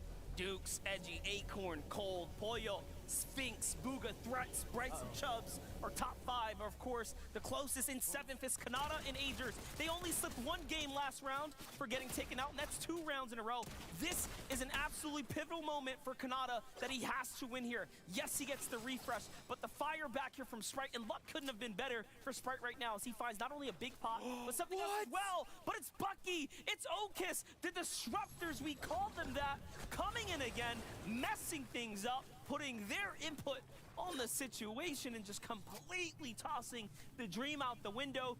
Agers and Kanata's day 1 is over. They fall in 7th place loading into game 7, and you have to assume they're going to slip a little more. They already, if they're watching the feed, they might have already saw Giants go down. They know. So that's why they're closing the distance. They know a player is there as a solo, but another team has the same thing in mind. Bucky getting a little bit ahead of himself, gets the shot that matters most to keep himself alive. But I talked about another team has just joined the racetrack, trying to steal away all the loot and take advantage. But do they know it's Bucky and Okis? But it's Bolts and Thoric. They switched up their drop spots a few times throughout the day and said, why not? Why not go to the racetrack? We're seeing a couple other teams there. Let's join this party. Yeah, I mean, they're seeing what Sprite and Giants have been doing, the big clash between the two. Little did they know Bucky and company were here, exercising the game plan they're probably thinking of. Hey, let's just get some kinetic blades to slide on in there. No, sir, it's not free by any means. And the loot that they managed to pick up, Thoric is actually pretty looted and booted right now inside that bush here. Combat Shotgun is one of the better weapons to open up at distance, so Thoric can for sure put some damage down to really kick things off. Let's see it. Sense like a 3-2-1 type beat coming out. They just need him to step forward just a little bit longer. Okis is going to be the one leading the charge, getting into the hands of Bolts. Both of them hiding. That fire, first shot's going to fire off. There it goes. Damage going to be traded. Okis takes a bunch. Shield getting dropped as well. Thoric is getting the high ground taken away by Bucky, who's now firing shots onto Bolts. 2 different 1v1s going down, and that's where you see Okis trying to create space for himself. Goes a layer up and immediately connects blades back to the same box as Bucky. An excellent play by Thoric here, keeping up the pressure, not allowing Okis to heal for a free or comfortably in front of his teammate Bolts there. Bolts gets tagged, rotating to his duo. And there it is, Bucky and Okis sliding out. Can we just pause for a moment and actually give a huge just hats off and credit to Bucky and Okis in particular. They were in 33rd place at some point. And last game we were talking about, what are they gonna do as these disruptors? They've jumped up to top 15. How did they do it? But they have. They've managed to put themselves in this conversation somehow of a team to, I don't know, maybe have a great day 2 and be a top 10, top 5. And just kind of leaves me wondering, where are they even landing to pick up anything? They go for the kinetic blades, but they figure out a way to get some sort of weapon, as Okus actually did get dropped. That's bad. Not the best thing is this off-spawn fight we saw so many times. Paper's gonna go down, but at least he was able to take down Chubbs before he dropped. And Shadow, literally a sliver of HP and a dream, quickly turned into a nightmare as Bryce takes him down. Even gets the reboot back on up. And you can see Clarity Caster, so many teams in the distance trying to go for some free search. Chubbs and Bryce looking to set a record as one of the few teams that is contested in this game, but managing to perform at the best possible, having game after game entering into this lobby inside the top 5. I don't think they've actually fallen outside the top 5. It might just be a record setting already. 5 games and maintaining these top 5 positions. Very impressive, just all in all. And if you look at their points right now, 30 points away from second place. This is doable in a single game if your opponents do go down. The 4 points per elimination plus the placement points.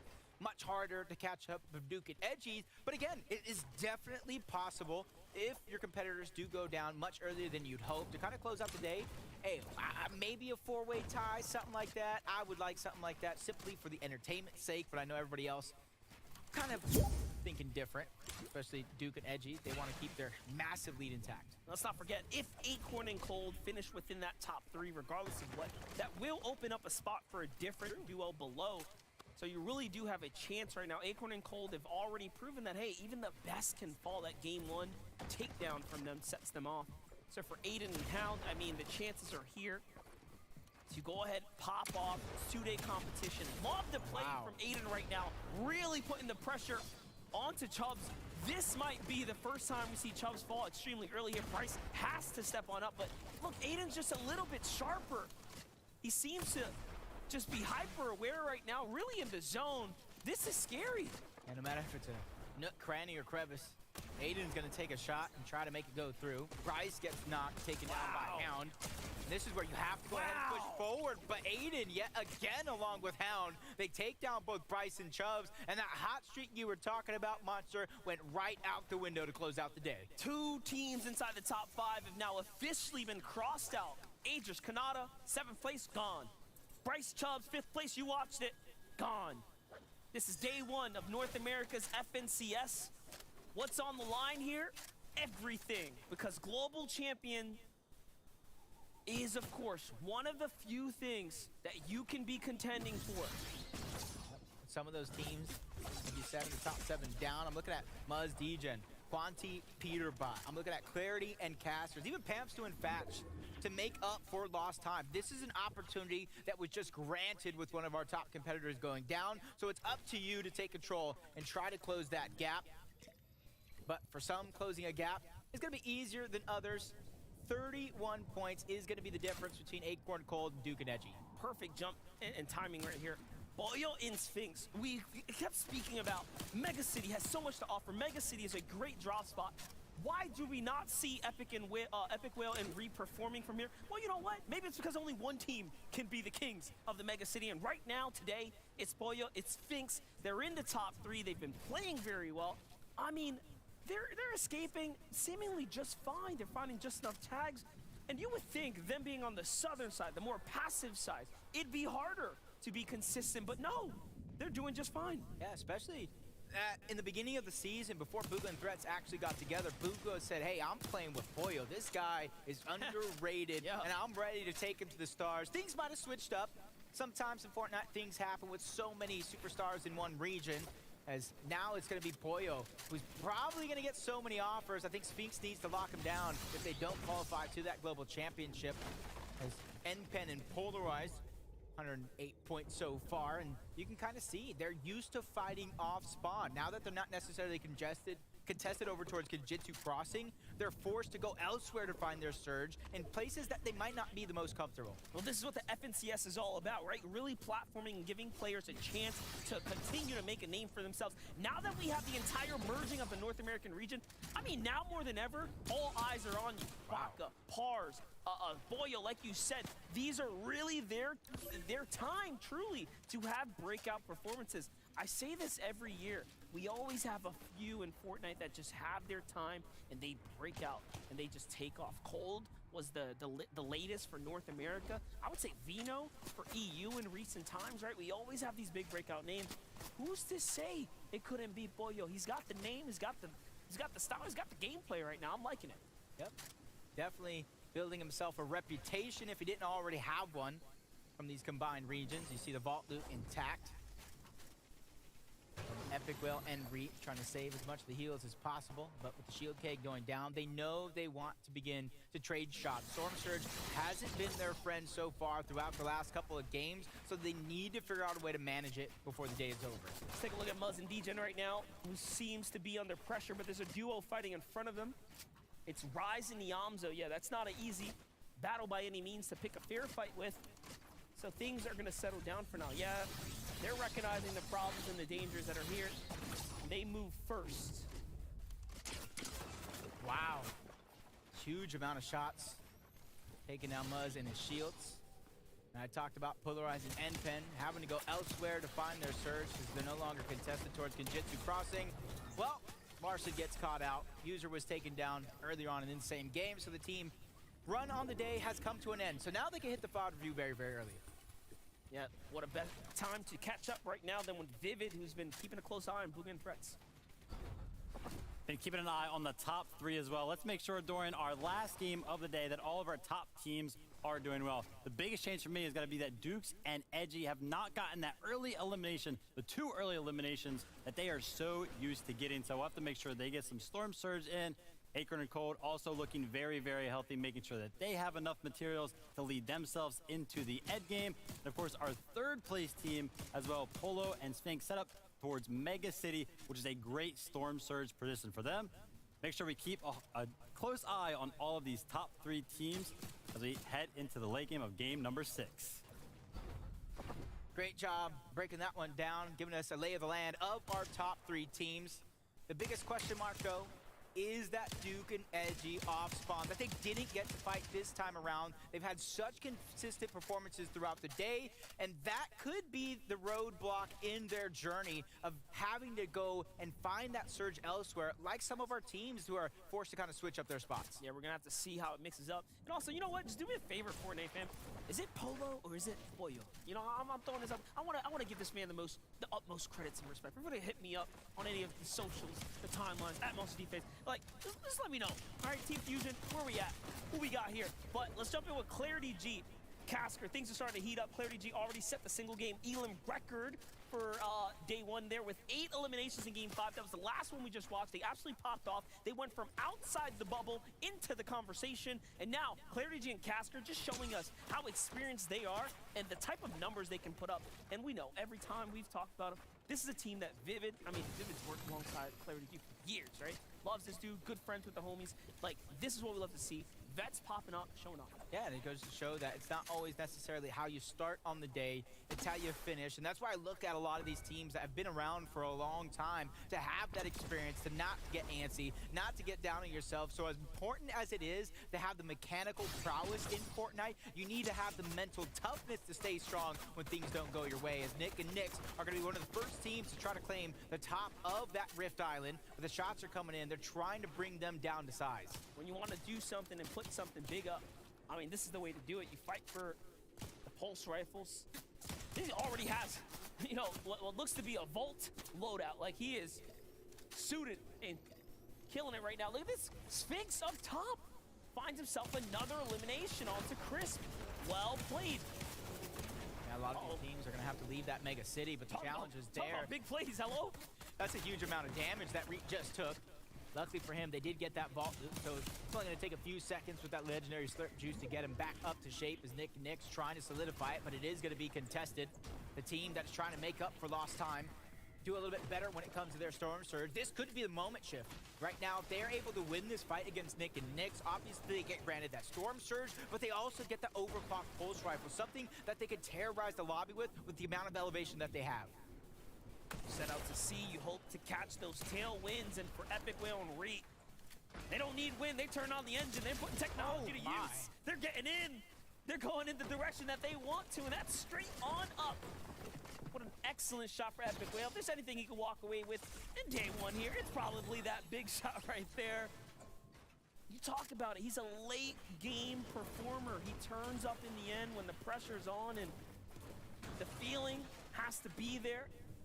Maybe he's warmed up, maybe he's fired up, maybe it's too late for this day one, but we do have a grand finals to close out for day two. 6 more games tomorrow, same time, same place, right here. All the action. Yeah. That's where I speak about that mental toughness. You can't count yourself out just because you didn't have performance that you hoped for on day number 1, because there's 6 more games on the day tomorrow where we'll crown our FNCS Major 2 champion, where we'll find out which 3 teams from North America will get that spot in the global championship. One of them could be Pars and Baca with how they have been performing throughout the day. Very prestigious opportunities here to make your way straight to the global championships.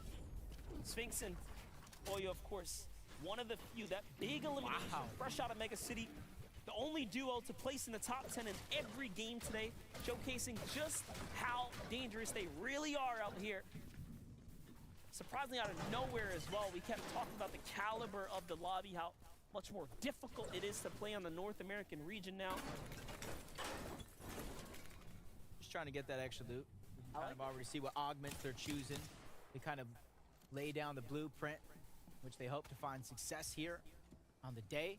Death and Tahi every single game so far, at least the majority. They're able to claim the loot from that Shattered Slabs vault, which is the Mythic Havoc, and a lot of different variations of heals.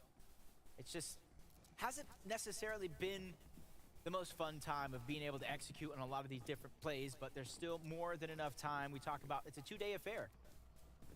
Let's see it though. They're just looking around. Pamster and Thatcher also in the conversation of a top 10. Don't put them out just yet. This game goes well for them. They'll be very much in the race for, of course, closing out a global championships position, potentially even the FNCS title itself here for the first time for that duo. Degen and Muzz now looking to set themselves up. We get a wide shot of the map, another western pool here, or eastern pool all the way. Tons of players on that southwest side, still even more so by the Rift Island that popped up. You would think they would have been gone already after securing that loot, but no. It's becoming the housing location for a ton, and Degen taking advantage of just that. Love this. Know which team was kind of rotating, but you can kind of see a plan of going so far into the zone, but going towards the north. Almost nobody's on that northeastern portion of the zone. So they're trying to go for that least congested side as Duke and Edgy feel like they're under a little bit of pressure. They have to look for HP somewhere as they're only 182 above the damage threshold. They're seeing the implications at the start of their game. Not having that off-spawn fight, not getting those early 2 eliminations have done something to them. It's forced them to just kind of hunt around for Surge, in which they weren't necessarily forced to do in the last couple of games on the day. And then you combine that with the fact that they just got a monster of a pull on this next zone. Well, this is the halfway point of game number 6 of 12 here. But the last one we will be commentating and talking about today. After this, all players will get to hit the drawing board, really figure out what went right, what can we do maybe a little bit better, really refine the details as they start gearing up for day 2. We jump in for the first time with Dom and G Money here. They get a chance to go ahead and show us what they got. One of the first to rotate to the zone.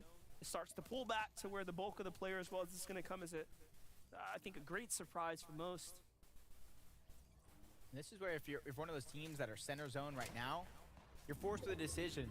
Do I rotate to the western edge where in theory no teams are at, or I try to hold my position, build that tower that so many other teams are doing, and just try to hold teams, pressure teams in terms of Storm Surge. Even if you're well above, it's just trying to make their job that much harder. As Pars is almost like so down right now, you can see the fishing rod in his inventory. You got to imagine what sort of strategies you could think through with that, because imagine you see a pile of loot, you kind of just go fishing for it. That is right. Booga down south has to make a move here to get himself to new zone. Waiting for teams to make the move first. You can see the edits out those old bases, giving him enough detail. Taking his time ever so slowly. Not looking to use the metal there. You saw he's already depleted all the way through his wood. resources, and now he's down to the heavy mats. It's going to become an uphill battle for him from here on out. Let's jump on into some fights, though. Bacon and Batman Booga have been situated here for quite some time. And that time is really starting to show itself to us. They are 375 below. They have to get in battle, but so do the majority of the lobby. And you can see this is why it's going to be very difficult, as everyone is going to be facing the same exact pressures. Chaos on the field here. He just catches bolts out, but goes for a slash with the kinetic blade. It cost him everything. Bacon's gonna get dropped. Luckily for Batman Booga, he's one of the most prolific solo players on that former NA West region, especially you combine that with the Mythic Havoc pump. One shot potential through the roof, and he needs to put it to use now. 61 below the damage threshold. Storm Surge ticket in. Shield's gonna get tracked. Shot's gonna be fired straight through. Now Batman Booga's on the back foot while still needing to maintain some position to find Storm Surge, but luckily for him, he does find a shield keg nearby, but that is Epicwell and Reed who are putting down the pressure. But a fight back is coming through. That's Bolt who enters the fray. Tries to go back to back. Thorpe gets knocked. Everybody just in so much chaos right now in close proximity. That's the pulse rifle melting through. And down goes Bolts as well. The former NA West champions get sent back to the lobby. Can I just say one word? 207. That was crazy. Big hits here from Reed. I should have said one number, but you get the vibes here. Reed's fighting back, keeping the tournament run alive, and you're just really seeing the power of the Rift Island, the legendary loadouts here. Actually, the mythic loadout. Take that a step above. Oh, I'm lying. It's not even legend. It's literally mythic. It's a cut above the rest. But all right, Zone starting to swing its way back here. 22 seconds. It does not stop it. Continue to move. Reed is just on fire right now. Finds himself another follow-up. Excellent job for him, and he clears out the house here. Solo impact points are really important for a team like Epicwell and Reek to kind of close out the day. Similar can be said for Edgy, even though they have that comfortable spot, positioned in first place on the leaderboard. You just want to build yourself that much more of a cushion going into day number 2 with 6 more games. Joining a couple of other teams, trying to focus somebody towards the backside of zone. That's Clarity and Caskers who are under pressure. As Edgy has a different type of pressure, even though it's not damage, it's Storm Surge. Even though he's 16 above, he knows that is absolutely not enough to feel comfortable at this stage of the game. No, not at all. He is by himself. This is a tough spot to be in when you're leading the competition right now. And you have a chance right now to really, really race away for day 2. It could just slip away. These are those games that we talk about. Just one game, and all of a sudden, everyone's right back on top of you. Like, you didn't have a just comfortable lead moments ago. 55 above the surge now. Scratch that. This is probably going to change soon. Here comes the rotate. Tries to go when he sees others on the move there. It's a well-timed one. Take notes. And this is where placement points are barely beginning to set in. You saw so much action. Those were just elimination points being granted around the lobby. So now is not the time to go down for all the effort you spent up until this point, especially resources that you might have expended as well. You see Reed on into the distance as a solo, trying to put pressure all around the lobby. You see so many teams forced to really think outside of the box, including Sphinx, who's one of the teams in our top 3, now forced to try to maintain his position, just like so many of other players as a solo. Also below the surge, just barely though. Great tags right there. That is huge. And I think he cooked them all the way down. No, the dude had a little bit, a slither more of HP hide and seek there. Manages to get away with his life for a moment. In the feed, Casker and Clarity fall after a great performance just moments ago, but that's okay. They did still manage to put up quite some numbers there. That's going to lock them into top 10. Other teams now have a chance to go ahead and surpass them. So big opportunity lost there. Booga, 7 HP. What is happening to our top 5 teams? Threats, Edgy, a lot of these teams going down because of Storm Surge, and that's where you saw Booga and Threats get separated. Threats try to go in, pick up any amount of damage that he can, left Booga getting ticked by tick by tick, which left him in such a bad spot HP-wise, which is why he was easy target to take out of the sky. As Byla and Knifer have their position in the clouds, but only 108 above the damage threshold.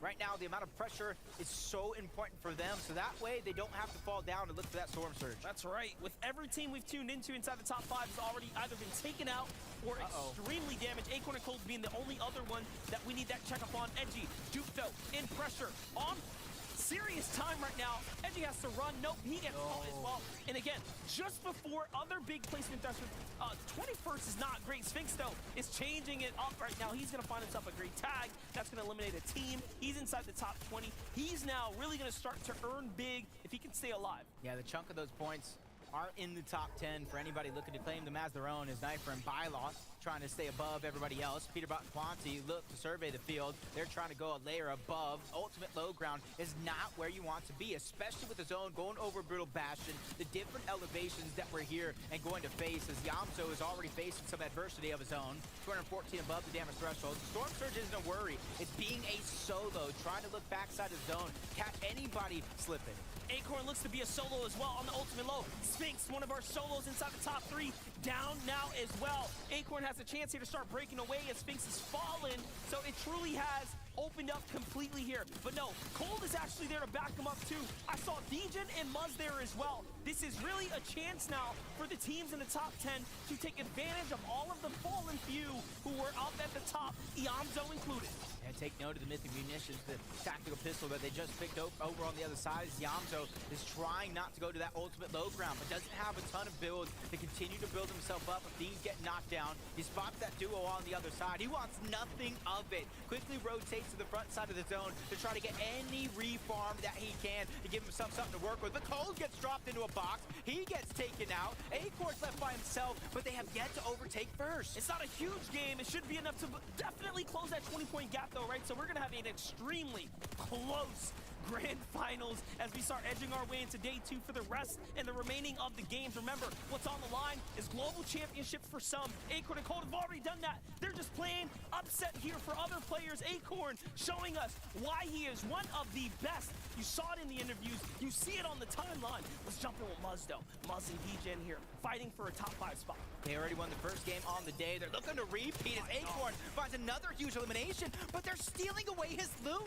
He's not able to get anything for the amount of effort that he's putting in at this stage, except for those 3 eliminations, and try to keep themselves ahead, but their run comes to an end. A huge find as Mero and Cooper are trying to make up for lost time. 210 points, 6 eliminations. If they get this VR, they can burst up the leaderboards. They definitely have a chance to. Quanti is fighting for it as well. This is Elite's most recent pickup. Show us what you got, son. You are now out of material on the low ground. Players in front of him. It's Pars. He's dangerous. Great low ground tax. He plays the right camera peek. Wow. Excellent job right there, showing us exactly what he's made of. Cooper, Miro, though, things are going to start to settle. We're inside the top 5. They're one of the few duos that are still standing. Yeah, there's 3 Toto solos left in the game, Reet being one of them. High ground's going to be owned by Braids and Limit. They found Reet. They know he's a solo, trying to take advantage as he continues to fight back. The amount of damage that Reet just done could be the end. Braids gets dropped into the hands. Cooper and Miro are trying to do what they can and get a legendary Slurp Juice and a Med Miss.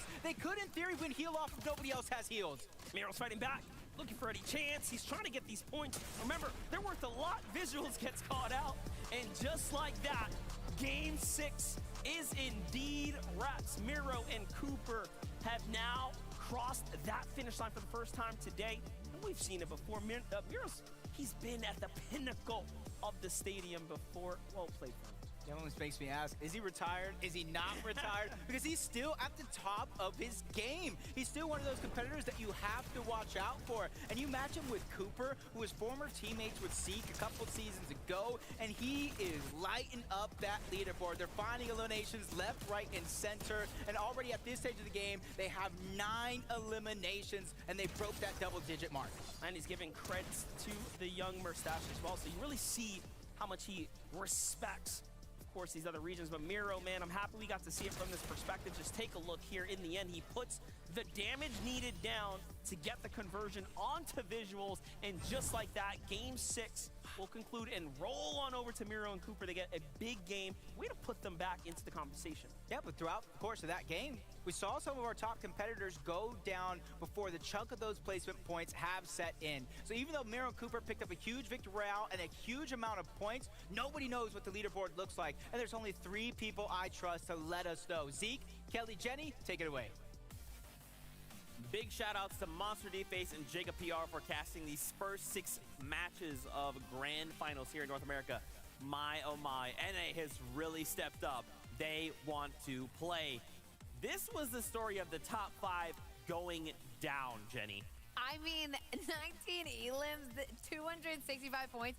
This is crazy. Miro and Cooper came and showed up today. I mean, Kelly, it's just wild, their performance. I mean, we know Miro as the champion from NA, and to see him do it again with Cooper, who absolutely blew out a lot of the competition. 6 eliminations for both of those players there, meaning 12 eliminations total in just a single game. It was absolutely incredible. Cooper, I really love the fact that he was using the Twin Mat SMG. I feel like a lot of players forget that that gun exists. So obviously, I got what you like, yeah. Shots, and then you have the Howard. Don't put up a fight, no. Would you wanna fly, yeah? The Twin Mat SMG does. Girl, you wanna say, than the pulse rifle itself. So I love the fact that we saw a few other players using it as well. Don't put up a fight, no. Would you wanna fight, It will give you that pistol inventory, right? Mythic Munitions being one of them as well, but we gotta take a look at the standings. We gotta find out how things are going. Remember, these are just the first 6 matches. Tomorrow we'll be back for the last 6. But look at your top 3. They refuse to move. They've decided we will hold down these spots, and we will not let anybody tell us otherwise. Duke, edgy right now, but as I kind of talked about going into this game, Acorn and Cold, they're waiting for that opportunity to strike. And this was that opportunity for them. Now only behind a single point, Kelly. A 1-point difference between first and second place going into day number 2 is absolutely wild. But I think even more so what we're looking at the leaderboard right here, what it showcases, because we saw Duke and Edgy, they didn't get those early eliminations just like Vivid was telling us, and that kind of had a rougher situation for them towards the mid and late game. Yeah. But even with Duke's being down here by zone 8, that still didn't put too much of a downside onto Edgy's play right here. And they're still able to hold into that first place spot, even though they went down, what, in 22nd there? And they're still able to hold first? I mean, that is why you want the consistency. That's why you want to be able to play. A lot of these teams are kind of hot and cold. They'll get a high point game and they'll get a low point game. But that's showcasing why consistency is so important, because when you do go down early, like what we just saw from Dukes and Edgy, they're still able to hold that first place spot. None of us predicted this, and I kind of love that they switched it up on us. And honestly, going into day 2, we had a lot of, like, you know, our top teams go down early on, so it gave room for a lot of these teams to move up in the ranks. So we'll see if that continues to happen into the games tomorrow. Yeah, for sure. Acorn and Cold, another duo. Remember, they looked for that opportunity to strike, and this was that game. Utilizing literally every little thing. They thought, look, with Duke, with Edgy gone, we just have to do everything we can. Now, unfortunately, this game, they were in shambles. They didn't really have much to work with, but they did what they needed to do, and it was to close that gap. And I love what Acorn's doing here. You can see that he's staying just on the edge of the backside of zone, because when players are doing a good job in the low ground, they'll try and stay ahead of the zone so they can kind of get a bit more visibility where everyone else is. But if you're a solo player, you don't have heals, just like that player was Acorn, you want to stay all the way in the back. Yes, it is a little bit risky because you're potentially taking some storm damage, especially when people build around you, but it is a safer play than staying at the front of zone. And Acorn and Cold, this duo is a low ground duo. They are very comfortable there, so if one ends up being a solo, they're comfortable finishing that out. And again, you can just see Acorn getting eliminations, being that solo. The reaction time of Acorn still blows my mind. When I watch back clips, I'm like, how? Literally, how did you do that? I love the performance we've seen from them today. Yeah, and I do really quickly want to highlight the team here in 5th. Remember, Cooper and Miro, excuse me, they just got that victory out with 12 eliminations. And again, that's because your top 5 had fallen in that game. That's what this lobby is looking to do. Hey, the top sharks in the water, they are no longer part of this lobby. We need to act, and we need to act now. Take a look, 9 placements, now looking to strike top 5. If tomorrow they could find themselves in that top 3 because of that one game, they're going to be feeling real good. And we obviously are looking towards the top 3. Those are the 3 teams that are going to automatically make their way into the international competition. Right now, first and second place are pretty much far ahead of the pack after day number 1. But from 3rd all the way down to 9th place, it is only a 40-point difference there, and that can easily be made up in a single game. And we've already seen top teams be dropped right from the early start. So a lot of possibility going into day number 2 here for a lot of these teams to claim that 3rd place spot.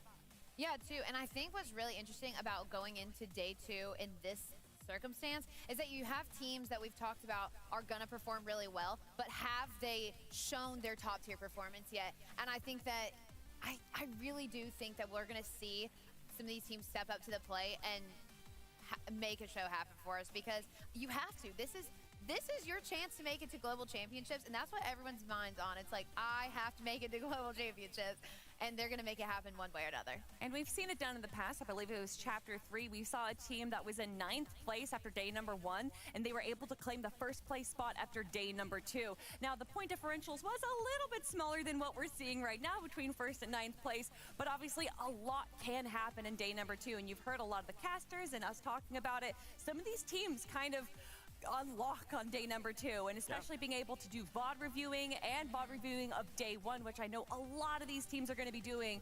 It's going to be interesting to see how these teams are going to shake it up tomorrow. They're not sleeping tonight. They are hitting the VODs, they're setting it up, and they're going to be prepared for tomorrow. Yeah, I love that, right? Just kind of taking a step back. Whatever happened, we play it out, right? We take a step back, we VOD review, say, what do we need to shore up for tomorrow? Then we just go execute on that, right? Yeah. Tomorrow, we could very well see a completely different set of duos. Though their names might be the same, they've now studied up, and they're ready to bring it. Now, when are we back? Tomorrow, of course. Let's take a look at our broadcast schedule. You know we'll be back here tomorrow, but I want to remind you, don't forget, EU is also happening as well. And if you think that 4 out of 6 games going over to Queasy Invento is not historic, please make sure you make a little bit of time to watch EU. But also, don't forget, we'll be here, same great time, same great place. Why don't we meet up with our incredible casters, of course, Jacob PR, Monster D-Face. Guys, NA was just something else. But I kind of found myself looking forward to tomorrow. And I'm telling you, I feel like tomorrow's just going to be even crazier. We have a special situation unfolding right now. For the first time in, I don't know how many seasons, that top 3 coming out of day 1 did not move. Like, we have this same exact locked in place. You saw the 0 next to them. There was no movement, but the story did change, in fact, because they're all closer, much closer than we've seen any other point in the day today. So we are going to have a great grand finals closeout tomorrow. Yeah, tomorrow's going to be bananas. B-A-N-A-S. I'm going to tell you that. That one is going to be absolutely insane. And honestly, I got to give a huge shout out to both Poyo, Baka, and Pars. You know, a lot of people would count that Western region out, and they have showed up tenfold. Absolutely. What do you guys feel like tomorrow? What is it that you're hoping to see out of the competition and of course, the players? I'm going to kick things off. I want to see Kanata and Agers, see if they can turn things around. Chubbs and Bryce had a big upset, so our contested teams, they've been winning like big moments after winning those drop spots, but the teams that are fighting them not quite having the same conversions. So either mix it up, do something new. Bolton Thorax did that just now. I want to see adjustments. Hopefully we can see it, because we have a great top 10 right now. I want to see Duke and Edgy. Like, you talk about a team that wants to win the big one. Duke has been trying season after season. Edgy, 2nd place. How many times on multiple different regions? I think this could be their season. I said this multiple times today on this broadcast, but I want Threats to get an FNCS championship title. I really believe he can do it. We've shown on the stats that he has what it takes. The performance that he's given today was incredible. Teamed up with Booga. They can do it. I want to see him step up tomorrow. I mean, you were talking about an NA West team out of Polo and Spinks.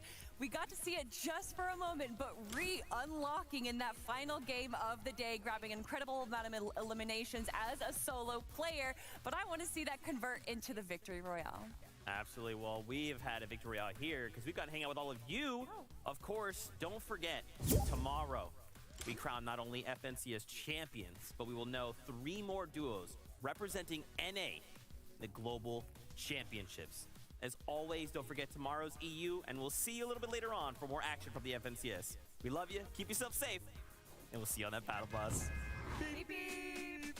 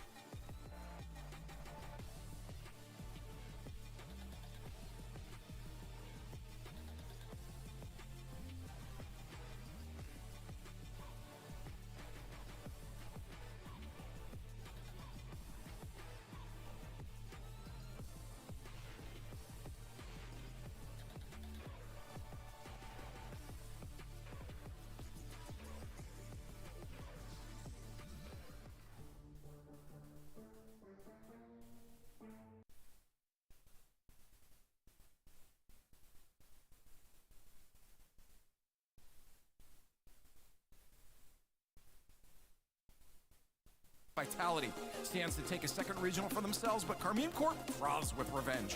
Will the old big bads of EU reign again, or are we in a new era? The desk says EU is tiered, but there are dry eyes in the house.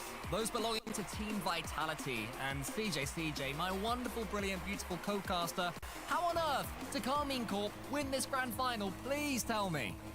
It'd just be an enormous feat to respond after that 4-0. I mean, the upper final, ladies and gentlemen, that was a shellacking. Vitality taking them to school here against K-Corp, but they've got to run it back. They've got to do it again in the grand finals. K-Corp will have to do it twice, however. The bracket reset is imminent. Well, hopefully, as far as K-Corp fans are concerned, the Blue Wall will be thinking, yes, let's hope it is imminent. And Karmine Corp have had a relatively simple journey in this double elimination bracket as they start off this first game well. Not too many difficult opponents in that upper bracket until they met Vitality and got 4-0'd by them. Then they return in the lowers, 4-0 Team BDS, but as we're seeing, CJ, Vitality are just built different. It's just starting to not just feel like they're regional, they're split, but maybe their entire esport right now, Vitality. It could be them versus the whole world. And right now, everything going to plan. The 50-50s even finding their way into the net, opening it up here. Vitality and Alpha 54 being the veteran, if you would, of this team, which is crazy to say. It's funny as well that Team Vitality, they come out in Zen's first regional, they win that. They win it the first time they've played with him. Then they come into the second regional and they look even better. There's even more shades to their game. You know, the first goal coming from a 50-50, they're not reliant on any one playstyle. It sounds like we've said it 100 times by now, but they haven't lost the series yet. And I know we talked about the last series in the upper final as well. I mean, Zen was popping off. He was pre-jumping. He was going for dunks that turned into redirects downfield. I think that at this point, Cole, he's squashed all the concerns about him not being able to step up at this time, but the shot off the ceiling from Exotic has almost just at least kept us quite a little bit about this Zen hype. Yeah, I mean, there's also Karmine Corp hype to contend with as far as Vitality are concerned. But Alpha's coming forwards, tries to juke and weave his way through all three Karmine Corp defenders. Hopefully what we've seen in this first 90 seconds is that KC won't be embarrassed by Vitality, the same way they were in that first series. They did have chances, but here's a chance for Radosinho, as he goes by in-game, or Radosin, as we know him here. The series touches only as far as Alpha, who can't commit with the double. Itachi's coming forwards, and KC just having a few half chances here in the early days. Yeah, they're getting settled into this game. The 50-50 first goal won't be something that they'll love. However, it just felt like, Viteri talked about it. He mentioned it on Twitter. I'm not sure about the correct translation. Johnny gave us 8 definitions of it, but it just seemed like they were in their own heads a little bit against Vitality. And this is what it can happen against these top players, these top teams. You almost overthink every situation and stop playing your way. Fortunately enough, Cole, they've got they can run it back. This is a rinse and repeat. They get another crack at Vitality, but we need to see a better K-Corp than what we saw in that upper final. I mean, if I tried to translate Johnny's Scottish tweets, I'd struggle even more than he did translating Vatira's earlier, so no harm done. Itachi's coming in, almost getting himself and Karmine Corp their first goal of the series. Is Exotic on the side. Radosin just trying to get this ball away. Vatira is there, and Karmine Corp so far have impressed me. They don't seem phased by Vitality, and if Johnny's translation was correct, that they just get spooked every time they play the team in yellow, it doesn't seem to be happening here. There's a chance again for Vatira! Saved by Alpha, but more opportunities for Karmine Corp. Vitality's defense has gone under the radar as well. I feel like we're always looking at their offense, the way that they can just pull a goal out of nowhere, but they've really been locked in defensively, and it's caused so many issues for K-Corp down that end. And again here, we're seeing the offensive pressure from K-Corp. They're stepping up, but they're just not quite finding a way through this Golden Hornets defense, and they're just got to leave it open down the other end. Radosin gets the second from Vitality as K-Corp just overcommit everywhere. Vitality normally have all the pressure and all the ball, but in this game, there have been 7 shots for Karmine Corp, and that, CJ, is only the second for Vitality. Now, my maths isn't great, but that to me looks like at least a 99% hit rate. Just goes to show that Vitality are pretty flexible with their play style as well. They're playing this counter-attack style, perhaps knowing that K-Corp will be coming out swinging. They are the team that's warm. They just had that victory over BDS, and I mean, Vitality are handling it nicely here. I don't mind the counter-attack style. It's worked so far. 2 goals, 2 shots. And K-Corp need to get one back. They need to find some momentum, or it's going to start looking like that upper final again. Pharaoh's whiteboard is currently glistening in the sunlight. It's amazing the team tactics have gone into Vitality, as you mentioned, CJ. The playstyle working perfectly for them. Counter-attack Carmine Corp. Let them get their frustrations out on you and then punish them as soon as their backs are turned. Working flawlessly up to now. He's going to come forwards again. He gets underneath the balls, then turns it down, just lets Alpha go by himself. Solo play is still such a huge weapon for Team Vitality. And look at that read from Radosin. And when reads like that from the ceiling are working that well, you know it's your day, your tournament. Wow, but Exotic, his floor pinch wasn't bad either. Unfortunately for him, gets too much on it. Then Zen pitches it right back. That hits the post, and Exotic pips it to the side. This is just different Rocket League right now. We're using the wall as a fourth teammate here, and the counter-attack may be touching at the first. No, 50-50 by Zen. Vitality. It's Exotic, it's Zen, either side going for these pinch plays. I don't mind it. Trying to find an avenue into net, and Vitality up 20 seconds left. The counter-attacks Cold have been working. Almost out of position there with 15 on the clock, but this has been workmanlike from Vitality. They're happy to defend. It means they can score down the other end. Maybe a dodge from there. It goes whack. And a third from Vitality. Is there anything this team can't do? Oh, the pre-jump onto the ceiling, then the double, flashing home as well. A clean finish at the end of all that. Radosin, he may have dropped the Team Vitality decal, which I'm still slightly annoyed about Radosin, but my goodness, he hasn't dropped his skill levels. K-Corp just don't have any answers now. They can't find an opening. They've had more shots than anything here. 7 in game 1, 4 to Vitality, but no goals on the board. Hey, bro, your dick stink. And it feels like that upper final all over again. I don't know if they need a timeout here after game 1. But Vitality, they just have stepped up time and time again. They've got answers to all of K-Corp's questions. Would you take the timeout now? I'd take the timeout. I'd take the timeout game 1. They're not finding that style here. We saw it in the upper final as well. Vitality using those counterattacks. We saw, Exotic getting caught third man a couple of times in those 2-on-1s, air dribble bump situations. We're seeing it again. There is some offense from K-Corp, but if it comes at the cost of, that high risk, high reward gameplay, Vitality are capitalizing every day of the week. I'd nearly go the timeout. We're not seeing it. However, it's 3-0 start there, and they're looking clinical, this Vitality team. Oh, clinical is the precise word for the way that Team Vitality play. You think they're under the cosh. You think they're going to be struggling in some way, in some second, and then next thing you know, they've scored against you. They've just got that 30 boost extra, and Radosin's used it to get the double tap. I think what's terrifying about Vitality is that every single one of their players mechanically is capable of everything. We're all talking about Zen, CJ, but Radosin and Alpha, they're almost the forgotten men, but they're still that good. Yeah, I mean, Radosin's having the tournament of his life right now. He's certainly stepping up. It feels like there really is not a third man, not a weak link on this lineup, which is why they haven't even lost the series yet, which is crazy to say. In a touch, he does get the first goal of the series for K-Corp right off the bat. We saw earlier on that an early goal can't always necessarily work for you in the Moist versus BDS series. Both teams got an early one and then ended up losing 4 or 5-1. But hopefully for KC, it just gives them something to kick on from. And I think it could be important for their mentality if they play it right from here. Yeah, well, for the first time, we're seeing K-Corp lack confidence, or maybe that belief in themselves. And sometimes a goal can do a world of good for that side of things. The mental game, the brain, what's going on upstairs is Exotic does catch the ball on the sidewall.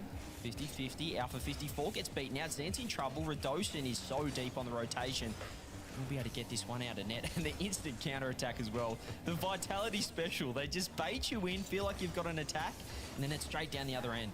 I'm sure Carmine Corp, with Eversax in their ears, will have that in mind, though, as well this game. They're not going to be shocked as much by how deep Vitality defend and how quickly they counter-attack, you would expect. But it's one thing to know what Vitality are going to do. It's quite another to actually deal with it. Carmine Corp up to now with Vatira buying himself some time. Unfortunately for him, the ball's right in his way, so he's going to have to guess where the Vitality defenders are. He does incredibly, actually, to get the ball all the way down to the orange end. And they're keeping Vitality pinned. Last time, it was the exact same look, but there was no goal to break through Vitality. This time, KC have their reward. I love this lower approach from K-Corp as well. They're just not being prone to the attacks. The fake's coming out the 50-50. Zen's there and gets the beat over the top of Touchy. He has a flip. He's pulled that out of nowhere. Not sure. Could be cheating. Radosin gets the 50-50. Alpha 54 double commit. Vitality do get out of net, but this is the counter. Vatira does get the beat out. The bounce up doesn't help Exotic, and the demo won't help Zen either. K-Corp still on attack. Vatira keeping the pressure on. Radosin's there. Double done. Exotic's overcommitted again. It's just K-Corp's worst nightmares coming to life.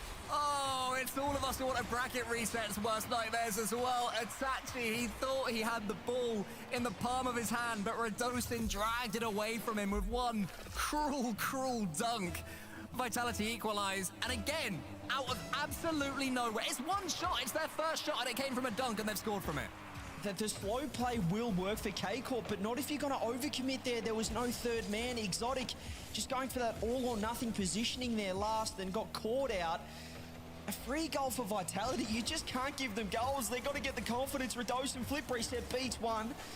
No power on it, however. Zen's up quick, almost gets the skim on net. Everything feels like it's going in. Alpha 54 doesn't care about it. Now Zen's left last man. Vatira's looking for the bumps. He can't quite get it. He's committed. Does get the boost, however, K-Corp. They're going to be able to keep some pressure on. Zen in a little bit of trouble, but I don't know if he's ever feeling like he's in trouble the way he's playing. Itachi now, infield pass. Vatira, shot goes wide. No follow-up either. That could have been another one for K-Corp. You have to take those chances, but Casey are going to keep on coming. Itachi, he slows it down, takes himself a couple. Bumps are flying in left, right, and center. Zen seems to be unbothered by any of that and just gets the ball to the side, and Vitality survive another wave of attack. This is where Karmine Corp have to keep up their concentration. They don't want to be counted for a second time in this game alone, a fifth time overall. When you take into account the 3 in the first game, Itachi's going to beat Zen here, goes to the ceiling. Vatira up against Radosin, and Karmine Corp are beating Vitality to the ball. Vitality getting away with it for now, but it's scary if you're a Vitality fan. It is scary, but we've seen the counterattacks before. 7 shots to K-Corp. All of a sudden, Vitality just get one. They get the counter. That's what they need. Radosin's in trouble. Pops the ball up to Exotic. This could be the best opportunity right now off the ceiling. Does he get the touch? No, Zen's there. Clears the ball out. K-Corp's trying to just find another offense. Vitality have other ideas. Great beat from Exotic. Zen now boost to work with. Alpha's looking for bumps. He's going aerial. He's going high. No boost. And Itachi pre-jumps. We're still at 1-1 Cole. There's been a lot of attack, but not too much to show for at either end. Good bravery from Karmine Corp there. Not getting itchy when Zen had the ball. Going to him at the right moment, using your boost while Zen does charge down the Karmine Corp player. Radosin's coming in now. Zen refusing to rotate out, so Radosin is going to use that space that he's been cleared. It's actually going to win this one cleanly, though, and Radosin on the way out was getting just nibbled into by Vatira, who wouldn't let him free. Karmine Corp continuing to attack. A couple of Vitality players in their own corner. That's not ideal. It's a shot from Itachi. It's the perfect placement from Itachi. 2-1. For the first time, Vitality caught out in defense here. Everyone front post. Zen committed for the save. Radosin's there front post. Everyone in the corner, which means the top right is wide open. And Itachi, he is too classy to that. He's always going to finish there. Finds the angle, finds the shot. And K-Corp, what a response. What a way to fight back into this game. Team Vitality have won 2 best-of-7s in a row by 4 games to 0. Haven't conceded a game in the best-of-7 stage of this tournament yet. Now they find themselves 45 seconds away from doing just that to one of the teams that they 4-0'd. Such is the improvement from Karmine Corp. The mental game so much stronger than earlier on in the upper bracket final. Vatira's already up, not letting Radosin go anywhere. Exotic just waiting for Alpha. Alpha's going to keep on coming. Zen's taken out the game, and so is Radosin. Vatira has a chance to at least steal some seconds. Does that and gets it to Itachi. That's smart. He wouldn't be able to get the shot on net. The spawn was coming through from Zen, so he just killed time off the clock. Alpha 54, Vitality trying to find an angle. Zen sitting deep, does find a pass across. I don't mind it. Here's an opportunity. Alpha 54, Vatira. He's out there. Wait, no, he gets the save. Radosin over there as well. Vitality almost had the equalizer, and it's still up in the air. Zen off the ceiling. Exotic's there. Pre-jumps, but he misses. The ball hits the ground. K-Corp hold on. That was absolutely frightening for the team in blue, but Vatira held strong. Exotic, you terrifying man. I don't think that fake was intentional. I think that was a straight-up panic miss. Maybe I'm being unfair, but, you know, maybe it was the light from the sun coming into his window that has no curtain, which still tilts me, but it's all right, I'll get over it. Karmine Corp take a massive game. Vitality, at least partly, CJ, have been felled. Yeah, it's not just tying up the series here for K-Corp. It's just getting a game win. They got swept. It was 4-0 in the upper final. They have to know that, Vitality, they can lose a game. They can be defeated in some way or another, and they found it here. A great response. They chose that slower offense, the build-up play. They did get caught out with a counter-attack out of nowhere. It seemed like Exotic was a little bit in no man's land, but apart from that, that was a much better game from K-Corp. Man, you can see there the sun in his eyes, looking to his window, thinking, why did the sun get in my eyes? Someone put something over that poor old curtain rail. But it's a great performance from Karmine Corp. It must have been frustrating when they were dunked just so hard by Radosin. They're the moments where your comms, there must be that split second of, oh my goodness, are we about to tilt? I mean, it's just got to do wonders for their mentality here, K-Corp. Getting the win, tying the series up. They know that Vitality are vulnerable. They've changed up the game style, gone for that slower offense, like I said. But maybe their kickoffs need to do other improvements right here. Vitality, right off the bat, almost get a goal. But if you're just watch for this slower build-up. Even Itachi here, he's slowing it down. They're making sure they're not over-committing in offense and just taking their time a little bit more. Not just trying to bite off that first shot, that first opportunity. They're grabbing the boost and they're just trying to lock it in that orange half. And again, Vitality out of position. Exotic gets the first on the board.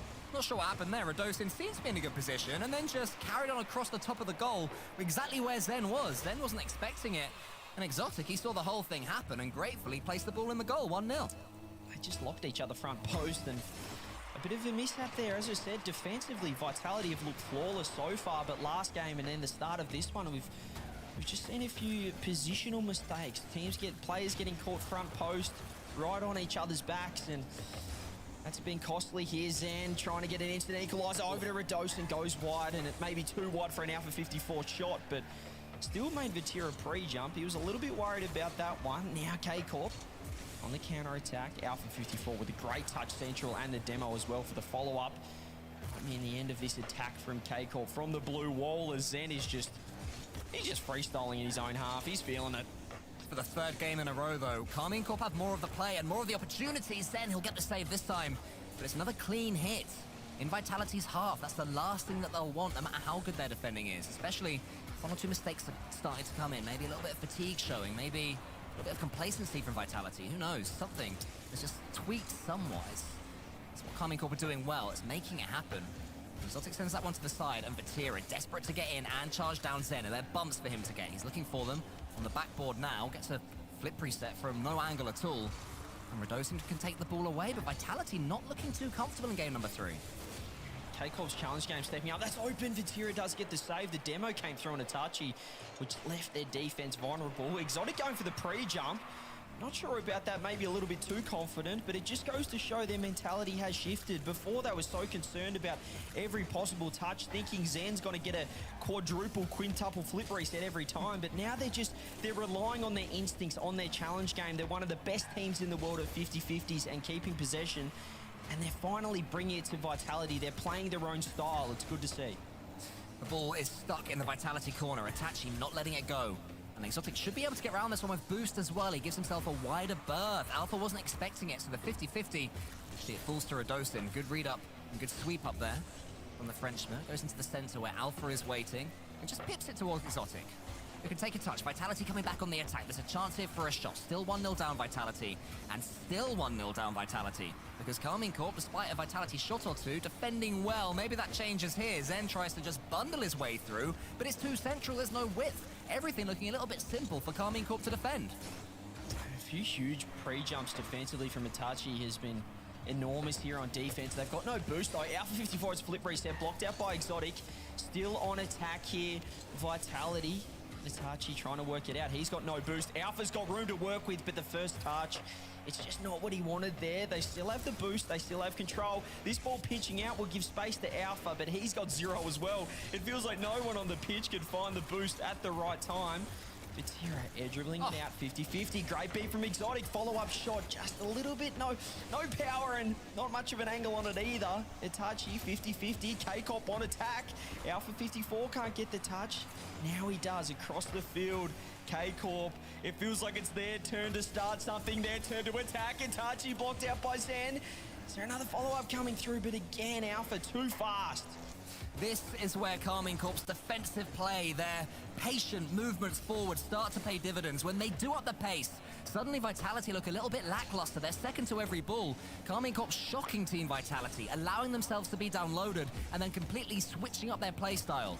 Carmine Corp attacking all the way to the end, clutching on to that win, so desperate for it, but Zen's coming forward, can't get past Vatira again, Alpha around the corner, Itachi's just going to send it on its way, more good defending from Carmine Corp, it falls to Radosin, charged down again by Carmine Corp, Zen's turn is just over, and it's missed by Radosin, Alpha can only go high, Alpha gets the second touch, Radosin's there, is anyone going to put this ball in the back of the net? They were gonna, but Vatira, Carmine Corp's hero so many times, comes in clutch, sends Vitality back again, maybe for the last time, but no, he's there again, CJ. This is a superhuman performance, counter-attack, exotic free double touch, read out by Radosin on the backboard. Vitality could not find a way through. Zen should have scored, but he put no power on the shot. Vatira made the save now with 15 seconds left. Is it going to be K-Corp taking the series lead, or is Alpha 54 saved out by Exotic again? Itachi clears the ball downfield, 5 seconds on the clock. Can Alpha 54 push it forward? Zen pass across, blocked out. Radosin's there. Alpha's ready for the pass off the corner. Itachi again gets the clear. Vitality trying to keep this ball up. K-Corp doing anything they can to kill it, but they can't quite yet. There it is. Alpha puts it on the ground. K-Corp, what a response. They grabbed game 2 and now they get game 3.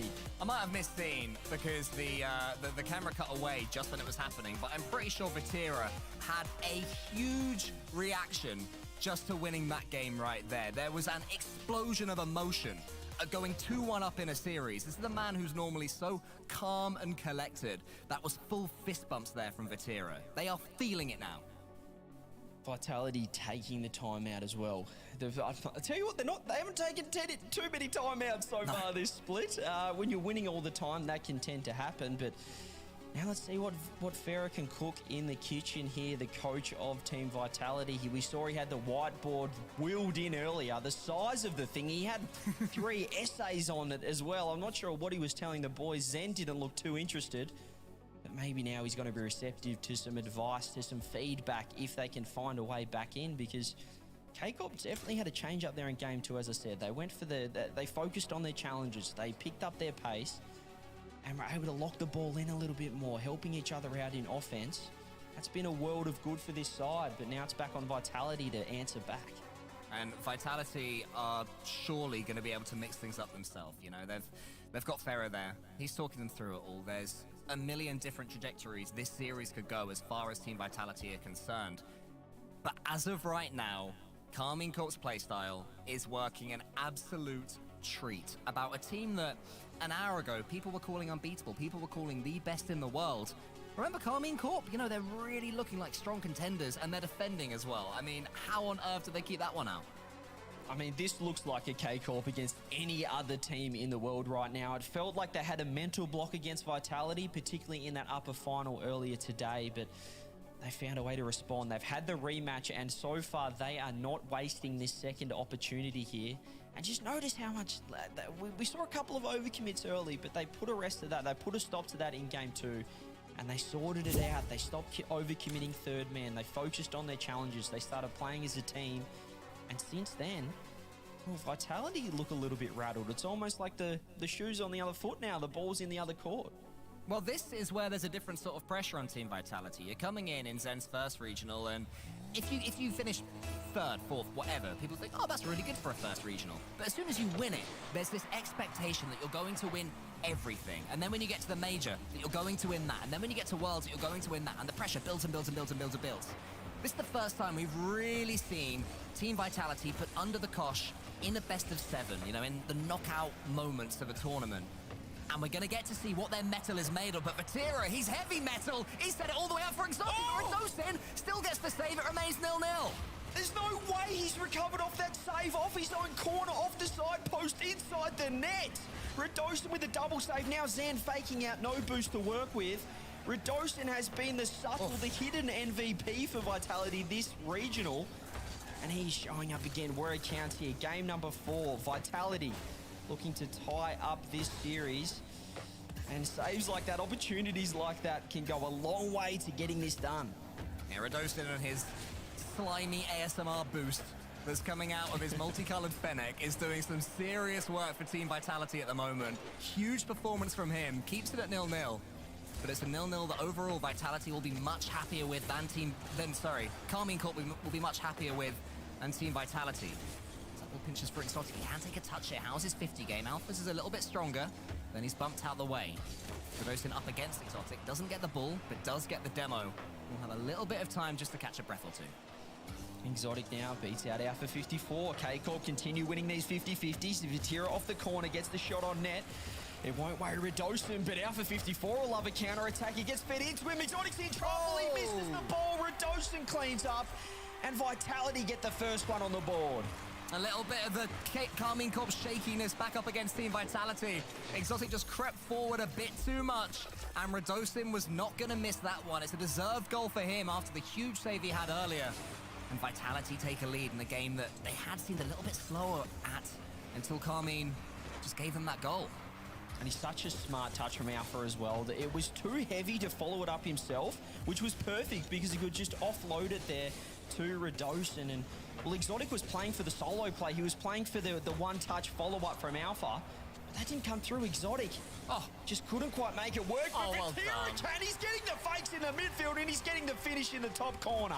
There was a demo that came in right when Vatira started his jump, and he just slowed down, turned it into a backflip, baited Zen out, and prods it home. It's great play from Vatira. More good teamwork as well from Carmine Corp. And so far we've seen games where one team has been dominant, even if they haven't won it. You think of game one that Vitality won 3-0, but Carmine Corp had all the pressure. This one's a little bit more back and forth. This is a shootout, and I cannot wait to find out who comes out on top. I love this as well because it just feels like Vatira has leveled up. We've seen this at LANs where it feels like he's 1v3 in teams, and obviously Itachi and Exotic getting to work as well, but Vatira seems so locked in right now, perhaps motivated by that 4-0 sweep against him in the upper bracket, and certainly coming alive so far in this series, except not quite right there. That might have been a caster curse. He misses the ball. Zen misses the ball as well, but finds Exotic in the meantime. Itachi, a poor clear. Could be dangerous here. Zen doesn't quite get the touch off the corner, and K-Corp trying to clear the ball out. Vatira with so much speed and almost a dunk through in the net as well. He is just feeling it right now. Not too worried about where the ball's going, but just trying to get anywhere as fast as possible. So desperate for this ball as well. He is very much the man with something to prove. Always chasing it, always there, closest to the ball at all times. Charging forward in front of the ball, chased down by Zen, those two. If they have a proper, most goals win shootout, it'll be something entertaining to behold. Vatira's going to chase this one as well. 24 boost in attack to play with. Exotic in the center. He can flip reset his way to him. Actually, he doesn't. But he gets the perfect challenge. Down the corner for Vitality. Carmine Corp keeping forwards, but Itachi's touch is a little bit weak, and Radosin can clear for now. Zen does get 50-50'd out again. The ball just laying around in midfield. Now there's a bit of space to work with, but Zenot just opts for the shot. Vatira ready for it. Exotic fakes out Radosin, who still gets a touch on it somehow. Past infield. Vatira is there. Vitality trying to attack, trying to get some 50-50s, but it might mean that K-Corp can counter unless Zen, well, he's pre-jumping down one end, now he's pre-jumping in defense as well. Vatira, though, he's got other ideas off the shot. He can't get the touch off the ground. Alpha 54 now, counter-attack Vitality. Game one on repeat. Radosin's awkward. He's trying to own goal. Please stop doing that. Oh, my goodness, bailed out by Alpha. But he knew he had Zen. It was Zen behind him, and he thought, Zen's on the goal line. He'll be all right. He'll be able to deal with this. Thankfully for Radosin, he was absolutely correct. Vatira, though, he goes high, gets it almost over the top of Alpha. But Carmine Corp still coming forward. Itachi is met by Radosin on a mad one. Chain dashing all the way. Trying to up the pace, trying to drag Vitality onwards. Get them marching again, put them back in control. They haven't been in control of this game at all. Exotic wants to get the double tap, does get the double tap. Itachi's there. It's set high. So much danger for Vitality, but finally they clear their lines. It feels like there's so much aggression right now from K-Corp, but it's controlled aggression. It's smart. They're not just throwing themselves away. They're making the challenges when they need to. Radosin again, 50-50'd out. Itachi doesn't get the touch, but it just forces a poor clear there from Radosin. Here we go. 1 second left. Maybe down to Vatira. He's been enormous so far. Or is it going to be Itachi here? 0 seconds. He's off the ceiling. Show us the magic. Alpha gives us overtime here in a crucial game number 4. A huge moment in this series And a huge moment in this split. Carmine Corp, if they can get one more goal, they're so close to forcing a bracket reset, to toppling Team Vitality, and they do have their goal. It's exotic, and it's the exact finish he was after. He just slams it home, top corner. It felt like he wasn't going to be able to get the angle. Zen's there. Alpha is ready for the shot, but he's not ready for the top left slot. Bang, K-Corp 3-1. What a response. What a way to start this first best of 7 potentially. And it's the back and forth game that Carmine Corp were desperate for. You know, they wanted one like this. They wanted to suck Team Vitality out of their own goal line. That's exactly what's happened there. And Team Vitality as well, CJ, they've used their timeout. There's nothing left. They have to roll this one straight forwards onto the next map. Carmine Corp have them exactly where they want them. And isn't this brilliant for European Rocket League and Rocket League in general to see a team stand up to Team Vitality? It's just such a mental game, Rocket League, Cole, and you've just seen the swing here. K-Corp in the first series, in the upper final, you know, Vatira said it himself. They were inside their own heads a little bit. They didn't know what they were doing. They weren't focused. They weren't playing the K-Corp way when they came up against Vitality. And then all of a sudden, K-Corp get one win on the board. They win that game too. And now Vitality are almost not playing their way. Zen's being a little bit quiet. Obviously, Radoson's still stepping up in defense and offense. But really, it's been Vatira to swing things around, try and show why he perhaps is still #1 in the world. It's not this new kid on the block. But can Vitality respond here? They're facing match point, or series point, should I say. Bracket reset on the line. If K-Corp can land this one, I don't know if Vitality wants another best of 7. A bracket reset is on the line, and across all the regions in the RLCS, there has not been a single bracket reset this season. Carmine Corp trying to change recent history in so many ways. And maybe Deadeye Canyon is the stage upon which they do so. As Vatira launches this ball towards Exotic, you can already tell what Carmine Corp are planning. Radosin could tell as well, and he gets the clearance. But again, it's Carmine Corp that start the better and have more of the ball. Feels like Vitality are opting for the counter-attack strategy again, but I'm not sure it's going to work against this locked-in K-Corp or this Itachi sitting downfield going for the cherry picks. Zen, again, going for the counter-attack meta. I don't mind it. It did work in game 1, but it hasn't worked since. Alpha 54 passes it across, but well, he's got no one there, no support. Shot on net is very, very wide there from K-Corp. Radosin walks it out. And now maybe a one-on-one here. Exotic steps up this time. He didn't in the first series, but he's doing it now. I thought he'd been faked out horrifically for a second there, Exotic, but he just about managed to get a little wedge of his car on that ball. Alpha keeps it coming. This is better from Team Vitality. Radosin, he has the ball again. He's got the bracket reset off the wall. It's just wide. Carmine Corp would claim they were confident that one wasn't going on target. I'm not so sure there weren't any sped up heart rates on the goal line there. This is so much better from Vitality though, so much more control. This is the real them that we're seeing again. Yeah, this is game 1 Vitality, but I'm not sure if it's game 1 K-Corp. That might be the problem down the other end. The blue wall is growing, it's getting larger, and it's pushing into the offense here. Alpha 54 tries to pass it central. Radosin's under it.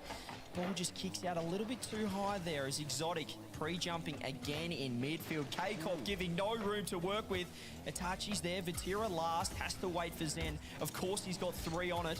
When does he not have an extra touch? Alpha 54 goes for the skim. Let's get it up high. Exotic dealing with it for the meantime. K-Corp looking comfortable right now in defense. Yeah, they're reading all these Team Vitality solo plays, almost dunking it in. It works out in the end. Exotic scores. How has Exotic got this back on target, and how has Vatira nearly put this ball in? I've got so many questions, but Exotic has all the answers. He's almost bumped Radosin, which has just leveled his car out to get the angle to find the shot on net. And K-Corp again getting the first goal on the board this game. I don't know if Vitality can play counter-attack anymore, Cole. They need to step forward. They need to create some offense. Yeah, they don't appear to have the read on Carmine Corp anymore. It's the complete opposite. Vitality's solo plays, free jump. Vitality's passes met in the center. Vitality's 50-50s going against them. And Vatira, his dribbles, his floor game has been flawless. Into the middle it goes, though. There's Alpha. He picks out Radosin. Again, it's met by Exotic. Nothing Vitality are attempting is working. Carmine Corp beating them away at the door. It remains 1-0 KC.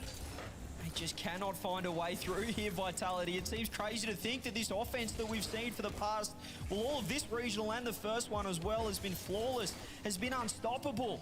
Maybe it is stoppable here. Exotic goes the low 50-50. Almost, well, should be grabbing the corner boost, does so. Pass across Vatira. Alpha 54 blocks it out. Almost puts it into his own net here. And Vitality, they need to find a goal. They've got to concede another one if they're not too careful. Vatira does get the clear down. Field, Radosin, left last man. The top here has just been exceptional. The midfield dominance. Every single time, they just always have someone there. Ooh, and the three of them combined to make that save. Alpha, can he beat Itachi? He can, but he puts it wide. Radosin, surely it's on target. Finally, Zen tips it in, and Vitality do equalize. There it is. That's what they needed there. Zen just gets the shot in the net, buries it in the top left corner, finds a way through. Vitality do get that equalizer, that all-important one right here, right now. And we have parity between these two teams. Itachi, he's up. Sends that one to the side, and Vatira is chasing it down. Can Vitality make the most of their momentum? It's completely shifted for KC in recent times, and even Zen's missing double taps. That shows how precarious their position is as the undefeated team in EU since bringing in Zen. Now Vatira, he wants to get the charge down on Alpha. Itachi's coming in. Radosin gets there as well. Alpha to the side. 1 minute remaining. This one is so delicately poised. And 55 here, counter-attack. Exotic goes for the quick double touch. Alpha 54 does get the read in the midfield. Itachi has to backtrack here. K-Corp don't want to let this one slip right now. They could lock it out 4-1, force the bracket reset. Vitality, right now they've got other ideas. Exotic gets the touchdown field. Itachi's chasing it, so's Vatira. With 32 seconds left on the clock, Alpha 54 forcing it forward now. Vitality, do they get the last attack on the board? Radosin, 50-50'd out by Exotic. K-Corp again winning these challenges in the midfield. Vatira trying to go to work, trying to cook. He's got a flip reset. He fakes it underneath, but Zen meets him in a titanic battle. Both teams, though, playing this well, playing this bravely. Zen backflips it as far as Itachi. Saved by Alpha, but Itachi hasn't gone away yet. He'll have a chance to get back into the attack. Got 100 boost. Vatira just smashes it to the backboard. Here he is, the Moroccan. Closed down by Zen. Surely this is going to be overtime. No, Exotic. He keeps it up. Radosin also keeps it up. Everyone's desperate for that 0-second moment. All these players believe that they have it in them. They can be him, but none of them are. And it is next goal wins. Everything on the line for both teams right now. K-Corp, they don't want to let Vitality back in. They don't want to give them that one game because this could all of a sudden be a game 7 before you know it. And well, Vitality, they want to lock this one out, not force that bracket reset here. The touchdown field for Tira. Could he get the double touch? The drop down. It's wide. It's almost in, but it's not a touch. He's there as well. Trying to force it infield. The 50-50s come through from Vitality. The defense holds on, but that was almost for Tira's moment. If you had a trillion channel points, you'd have put them on Vatira scoring that one. And you may well have lost, but here they come again. Carmine Corp's then. He's just camped in the goal line. Vatira does not miss twice. We're going to have the first bracket set in any region of the season. Ladies and gents, run it back because we're going all over again. It's Vatira. Guess who? Who else for K-Corp? Putting it away in the overtime. 4-1 K-Corp. What a response. What a statement from the previous major champions. And now Vitality have 15 minutes to work out what went wrong. That whiteboard is going to be wheeled out. There'll be a blackboard as well. There'll be some cones. There'll be all sorts of thoughts going through the Team Vitality camp because Carmine Corp did what Vitality did to KC earlier, CJ, and got 4 games against them in a row. Unprecedented stuff. Man, oh man, what a after game 1, it felt like the upper final again. It felt like Vitality were going to walk away with this series. It was 3-0. K-Corp couldn't get a goal on the board. But since that game, since just finding that response, they didn't need the timeout, K-Corp, but they found a way and they responded big time. Vitality were shoved against the wall in game 2, pushed back, they were pushed through the wall in game 3, Cole, and ever since then, it has been one-way traffic for the blue wall. What a series and what a statement piece from them. Brilliant from Carmine Corp, and thanks to them, there's going to be even more Rocket League to come. The bracket reset is going to be coming up right after this break, and please do not go anywhere.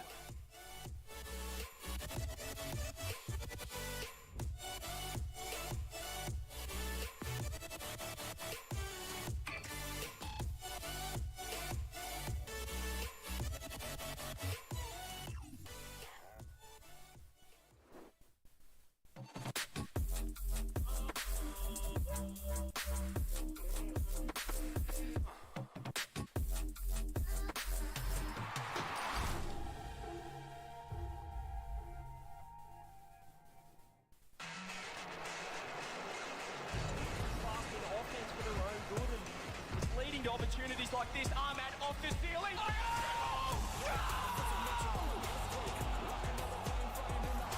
Armad with the 7 from heaven. Can they get control of this? Pop back from a towel as he takes control. Are you kidding me? This is really happening. It's really happening. It actually happened. Fortune favors Liquid. See this one without first killer. Does he have a flip? He's trying to use it. The pass down. It's unbelievable.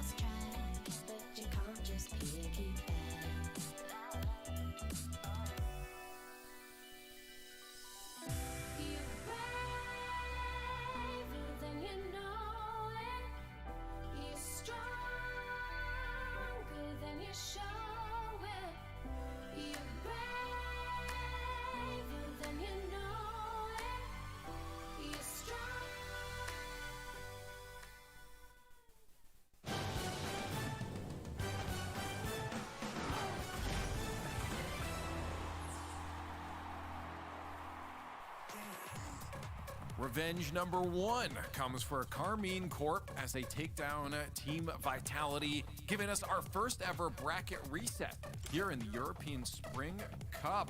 Championship Sunday, but they have to do it again. I'm Leif Jorby. Shogun, you got it right, but it doesn't count. I haven't got a point for it yet, but I'm a believer at this point. And imagine saying that after what we got in the upper bracket, Jorby. I'm a believer. You're a believer. You're a believer. Come on, man. Jorby believes. Well, Shogun's not putting words in my mouth. Jorby believes. He told me. I believe in he didn't want to tell you Vatira. guys. That's who I believed in that series. He came online after that first game. Vitality won 3-0, and I mean, all of us in the green room were like, well, all right, chalk it up. This regional's done. Move on to the next one. And then after that, not just Vatira, but Exotic. Exotic looked excellent in that game. And Vitality, they just couldn't get anything going on offense. They tried a bunch of different plays, but there was one off the post. They finally got it in. There was a lot of struggles like that for Vitality later on in the series. K-Corp never gave it up. And Vatira popped off. He was angry after the first series. He was desk slamming. Someone should trademark that at this point. But they get the bracket reset. Vatira looked amazing, and this is anyone's final now. Honestly, it really is. And just in case people aren't aware of what's going on here, K-Corp did get a win, sure, but they had to come from that lower bracket. And since Vitality hadn't lost to this point, it's only fair that K-Corp has to take Vitality down once, and now they're on even playing ground. So now it's just one more best of 7, and that's the winner. That's the champion here in the European Spring Cup. And K-Corp will have the momentum, of course, off their win 4-1. But you look at that scoreline just before that, Shogun in the upper finals there, and it doesn't look the same at all. It was dominating for Vitality. Yeah, it really was Vitality's tournament to lose coming into this grand finals, but they're up against the ropes now. I mean, we have seen from Zen in those 1v1s that he was playing where he was on such a long undefeated streak, finally took a loss, and then quite a few losses followed after that. If that one sounds familiar too, it's because that is the storyline I'm kind of hoping for to get my predictions back on track. Johnny was talking about it in the green room that Zen, when he was going on his insane 1v1 run before the spring split, that when he did finally lose, the losses started coming a little more quickly. But for what that's worth, Zen did bounce back after that and started clutching up in those games later on. So I think the regain on the mental should be expected for Vitality, especially with the team environment that they have. I don't expect K-Corp to just run away with it from this point. I just think they had the momentum and they took advantage of Vitality, who hadn't lost anything up until this point. And then they go down 2-1 in the series. Now it feels real. Now losing I'm feels looking real. at this room. There's something missing. But it's gone. Where has the whiteboard gone? Where's the whiteboard? Oh, no strats. They've This got is no the strats. strat They're out final of right ideas. here. They have nothing left to beat KC. Farah, with such a big Rocket League brain, has no idea what to do against an angry Vatira. It took too much processing to decode his hand signals earlier, and there was too much information. So it's like, you know what? No, they're going back to they're just going. They're saying, you know what? Zen knows what to do. Just play rock. Don't overthink it. Let's just play our game. I love the idea that you're going into this without a plan. You know what? I'm good with that. And, you like that for your. I feel like potential. KC I don't will know. get pretty good Vitality with winging that. it might not be good for you, Shogun. That might not be good for you. Wait, this is it. Come on, it can't get worse. Fair is actually going to sub in for Radosa. He's happening. right. All right, so that's my. Oh yeah, he's changing his settings right now. He's like, sorry, give me a this minute. is the wheels you need. Here's the decal. Yep. He's like, all right, where's my email? I need to get the two-factor sorted out. Oh yeah, changing Radosa's preset. He's like, those wheels are too heavy, man. Yeah. Okay, so this one is the Airbus preset. I've been here before. Look, we got multiple. How many it'll work. Vitality staff does it take to fix Radosan's computer? Well, one right now. Well, then there's two. There's two surrounding him. He's there to give. There's only one really doing something. Look at here, Zed and just that's by Farah. himself. Well, he's just in the zone. He's like, okay. He's just ready to go. Yeah, I don't know. I mean, you talk about mentality though, Jorby, and I don't know. I mean, this is let's say overanalyzed. That was the body posture of someone that's shutting down. That's someone that's just took their first loss and doesn't know what to do with it. I don't know. I don't know. I think that's just Zen's. That's his Zen position. Is it? Like before he's kind of like sitting a little lazily in his chair. He's not really paying attention. Now he's just waiting because Verdosen's having issues. He's like, is Verdosen done fixing his PC Like, yet? bro, Can come we on. get into the next game? I think he just wants to go. Well, on the other side, I mean, this is good for Karmine Corp because again, they're coming in with momentum now. They come off a 4-0 against Team BDS, and then you get a 4-1. I mean, we've seen a fired up Vatira before, and this is a Vatira seen red Shogun. Yeah, it very much is. He is unhappy with what has happened previously. He is ready to go. It looks like we might have a... that is either problem solved or problem given up on. I don't know which one I like from that one. Hey, all right. It looks like they are locking in. So I do appreciate these cams because this means that we do not get the start the game calls anymore. Like you know, all right. This is what we're sorting out. Right We want here. the games to start too. We like watching them, but yeah, there's. It's getting really late for CJ. Okay, the fact that this was a bracket reset is already kind They need to of get some catching him. wire zippers in that Vitality room, though. There's just wires like strewn about everywhere. It's like the Wild West in there. Keep your boys clean. Come on now. Wow, this is for Vitality, I guess. What's the switch up? Really, I mean, I wonder what. Like, it can't possibly, Jorby, just be. Well, I don't have a plan. Go in. Like, there has to be some sort of switch up or plan to deal with what K Corp just threw at them. Yeah, I think it's hard to say. I don't think there's anything Vitality need to do differently in terms of like play style or the way they should approach the game, because I think it just came down to the challenges and how both teams were challenging the ball. I think that the margin is that thin here. And as soon as Vatira figured out where exactly he's supposed to be challenging and how exactly he's supposed to be challenging Vitality, they kind of took a step back a little bit. They weren't as aggressive or confident in their approach. So maybe I'll slightly take back what I said. Like a more confident approach is really just a byproduct of you winning your previous touches. So constantly focusing on that next challenge and not so much getting concerned about the pressure you're under or the multiple steps ahead that you have to think about. It's just winning that first challenge and that follow-up, ever so important. Whoever wins that, gonna win the series. Well, I'm very curious to see in a few moments. So you guys have been spamming for a while now to see what the tally is, because it was very much in favor. Me and the blue wall are back, baby. Me and the blue wall are Yeah, back. this very well could swing back towards KC. Now the question for the analyst, is there any flips going on here? I have to say, I'm not moving because if K Corp wins this, I want Shogun to have this glory alone. Personally. What about you, Jorby? Are you joining him or are we giving this to Shogun? Unless he's flipping. That would be quite the move. Look, Vatira just reminded me that he's the protagonist. So put me on the blue wall. I'll lay another brick down. Taking it away from I'm the show. changing to blue, baby. Give me Vatira. Give me Exotic. The plastic Give me has Itachi. joined us over on the blue wall. Can't believe it. This is going to be full KC for the picks, surely. Oh, there we go. Whoa, okay, all right. 51 glorious percent. Leaf, I'm happy. The world believes. All right, and I'm happy too, because the game is ready. Let's get into our grand finals again as Vitality suffers their first loss into regionals, and it comes from none other than K Corp, the previous top dogs of EU. Can K Corp regain the title, or was one series all they could muster? Vitality have stumbled for the first time this split and just maybe awoken the beast of the blue wall in the process. It was K-Corp who handled business in the first series, and now they meet their rivals on a level playing field. For the final time here on Championship Sunday, we've got 7 games to decide who truly rules Europe. And which team is better to get the first bracket reset anywhere this entire season than Karmine Corp? The team that we were talking about as saying, oh, they're going to get a Grand Slam, they're going to win everything, they're going to do it all, until along comes Team Vitality and Zen. Alpha has been just reinvigorated since Zen has come on the pitch. Verdosen is looking better than ever. Team Vitality petrifying, but Karmine Corp CJ give them their first series loss since Zen has joined the team.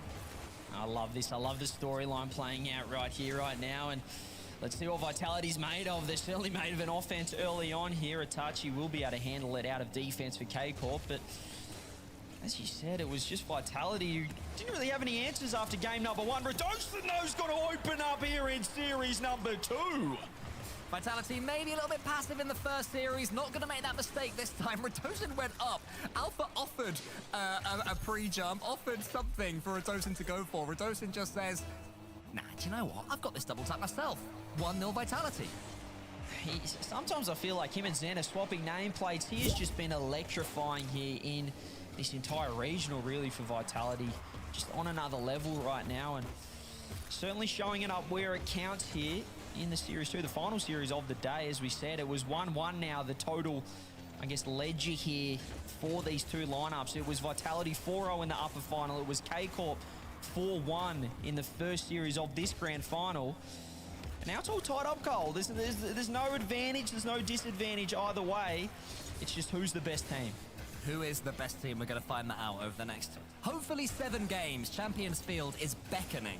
I'm desperate to see us make our way over there. I know, CJ, you're pretty early on in the day there, but it'll keep you awake, I hope, seeing these two go to Game 7. As Materia puts that one to the side, Zen is already there. Tries to get it over the top of Itachi.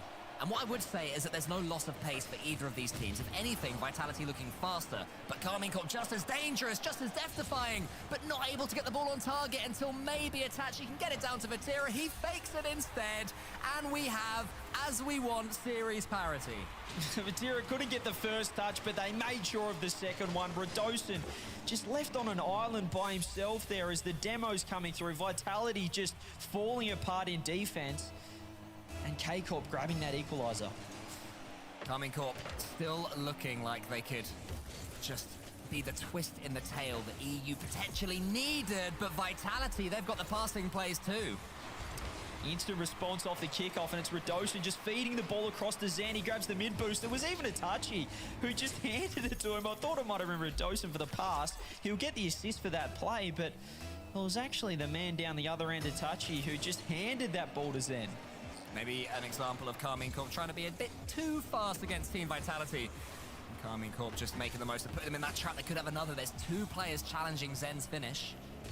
Exotic shows great composure. See that ball away. Anti up Vatira. Now Karmine Corp can counter themselves. Alpha puts it to the side. And Zen can only feed it towards Itachi, who has Exotic beneath him. It could be an easy early equalizer for Karmine Corp. If Exotic could get around this ball, it's not going to happen this time.